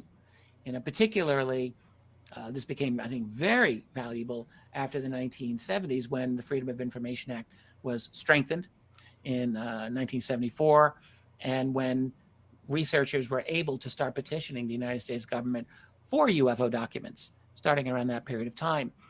Well, at that point, when you start getting privatization, the information is no longer formally or legally under the purview of the United States government. It becomes under the purview of a private contractor to the United States government, therefore impervious to FOIA. That's a really effective system. It's a system, again, of legal illegality. Now let's talk about Zodiac. Absolutely fascinating elements here that you get in Vallee's book, and we're gonna be bouncing around to other sources as well when I talk about this. So here's Vallee in 2000, writing in the year 2000 about a NIDS board meeting. Again, NIDS is the National Institute for Discovery Science, owned by Robert Bigelow at the time, which included people like Vallee, people like Eric Davis, who's pictured here, people like Hal Puthoff and John Alexander and Kit Green and Colm Kelleher and Edgar Mitchell. All of them were on the board of NIDS at the time. So Vallee's writing about a NIDS meeting in 2000, and he says, the first topic concerned the revelations of a former TRW employee. TRW, of course, was a major defense contractor bought out by Northrop in 02 or 04, 02, I think. He goes on, an attorney friend of hers, the employee, the woman, an attorney friend of hers has gathered her testimony. She was part of a secret reverse engineering project called Zodiac. Eric has compiled his own file. In 2001, Vallee continues, he's coming back to this. He says, Eric Davis retold the story of Zodiac, which involves real people like Jerry Rosenberg, currently at IDA. I think that's Institute for Defense Analyses. And Dale Graff, who was part of the remote viewing experiments at Wright-Patterson. Now, let's just stop right there. That's interesting. Dale Graff, dealing with remote viewing at first of all, remote viewing at Wright-Patterson is interesting, but having a remote viewing expert dealing with Zodiac is also interesting. Why would that be the case? Well, when you look through some of the history of this subject, you go back through, I should have pulled this up as a slide, Wilbert Smith in 1950, who writes his memo to the Canadian government after his meeting with Dr. Robert Sarbacher in 1950, where Smith is telling his government people about what he learned and saying that U.S. government people believe that there's critically important mental phenomenon to this subject. Not that it's make-believe, but that you get the impression it's kind of a telepathic thing happening here. There's something beyond mere physicality. Smith's writing about this in 1950. And so, and then, you've got the famous case of Dr. Eric Walker, something that I've talked about a number of times. Grant Cameron's talked about Eric Walker quite a bit, where Walker gets a phone call from a researcher who they were talking about psi phenomena being very, very important in the management of the UFO, dealing with the UFO. Hey, John, no. Basically said, look, if you don't know the mathematics or at least understand psi phenomena, can't bring you anywhere. No one will want you in the program. So psi phenomenon is important. And here we have Vallee mentioning a person dealing with remote viewing as part of Zodiac. I just think that's an interesting connection. He goes on. Valet writes, Eric has been told there are 10 Villabine volumes at Wright Pat with Roswell data concerning 2 crashed manta ray-shaped craft, recovered bodies, foil-type material, and a special study by TRW. Now, let's go to this email. This is from the final page of the infamous alien autopsy email thread. I mentioned that a little while ago, in which some researchers really lost it. It was actually kind of funny when this whole thing came out. There were people like, that whole thing, I can't believe that these people are talking about the reality of the Santilli autopsy email, those idiots, missing the entire point. First of all, in 1999, there was still some debate as to whether that autopsy video was legit or not. And in fact, look, if you really want to get into it, there are still people who maintain it. But I'm not here to discuss that. It's not the point. What I am interested in is the attitude that the individuals on this email thread have about alien autopsy in general. But then there's this last email from July 31st, 1999 by Hal Puthoff to Kit Green and Kit's wife, Kristen. And this is what Hal Puthoff writes in 99. He says, just wanted to check. Didn't I send you a package of UFO magazine articles by the pseudonymous author Sedge Masters concerning crash retrievals by a group called Zodiac? If so, still hoping for a readout by you on this, as we have reason to believe the, trying to read this here, as we have reason to believe the set of stories, 3, I think, are only slightly fictionalized versions of a source's experiences writing up records for the archives at Wright-Patterson Air Force Base. Specifically, ever heard of Zodiac, which is supposed to be the true name? Yeah, interesting. It goes on, by the way, this last little statement's kind of interesting too. It's the second question. Colm Kelleher once mentioned that you had seen real autopsy records. Are you holding out on me? With a nice little smiley face. Yeah, that's interesting. But the other thing about Zodiac and Wright-Patterson Air Force Base, well, and the Sedge Masters, what's that all about? Well, after looking into this, I realized I personally had those 3 issues of UFO magazine. And so what I did was I took photographs of every page and I turned them all into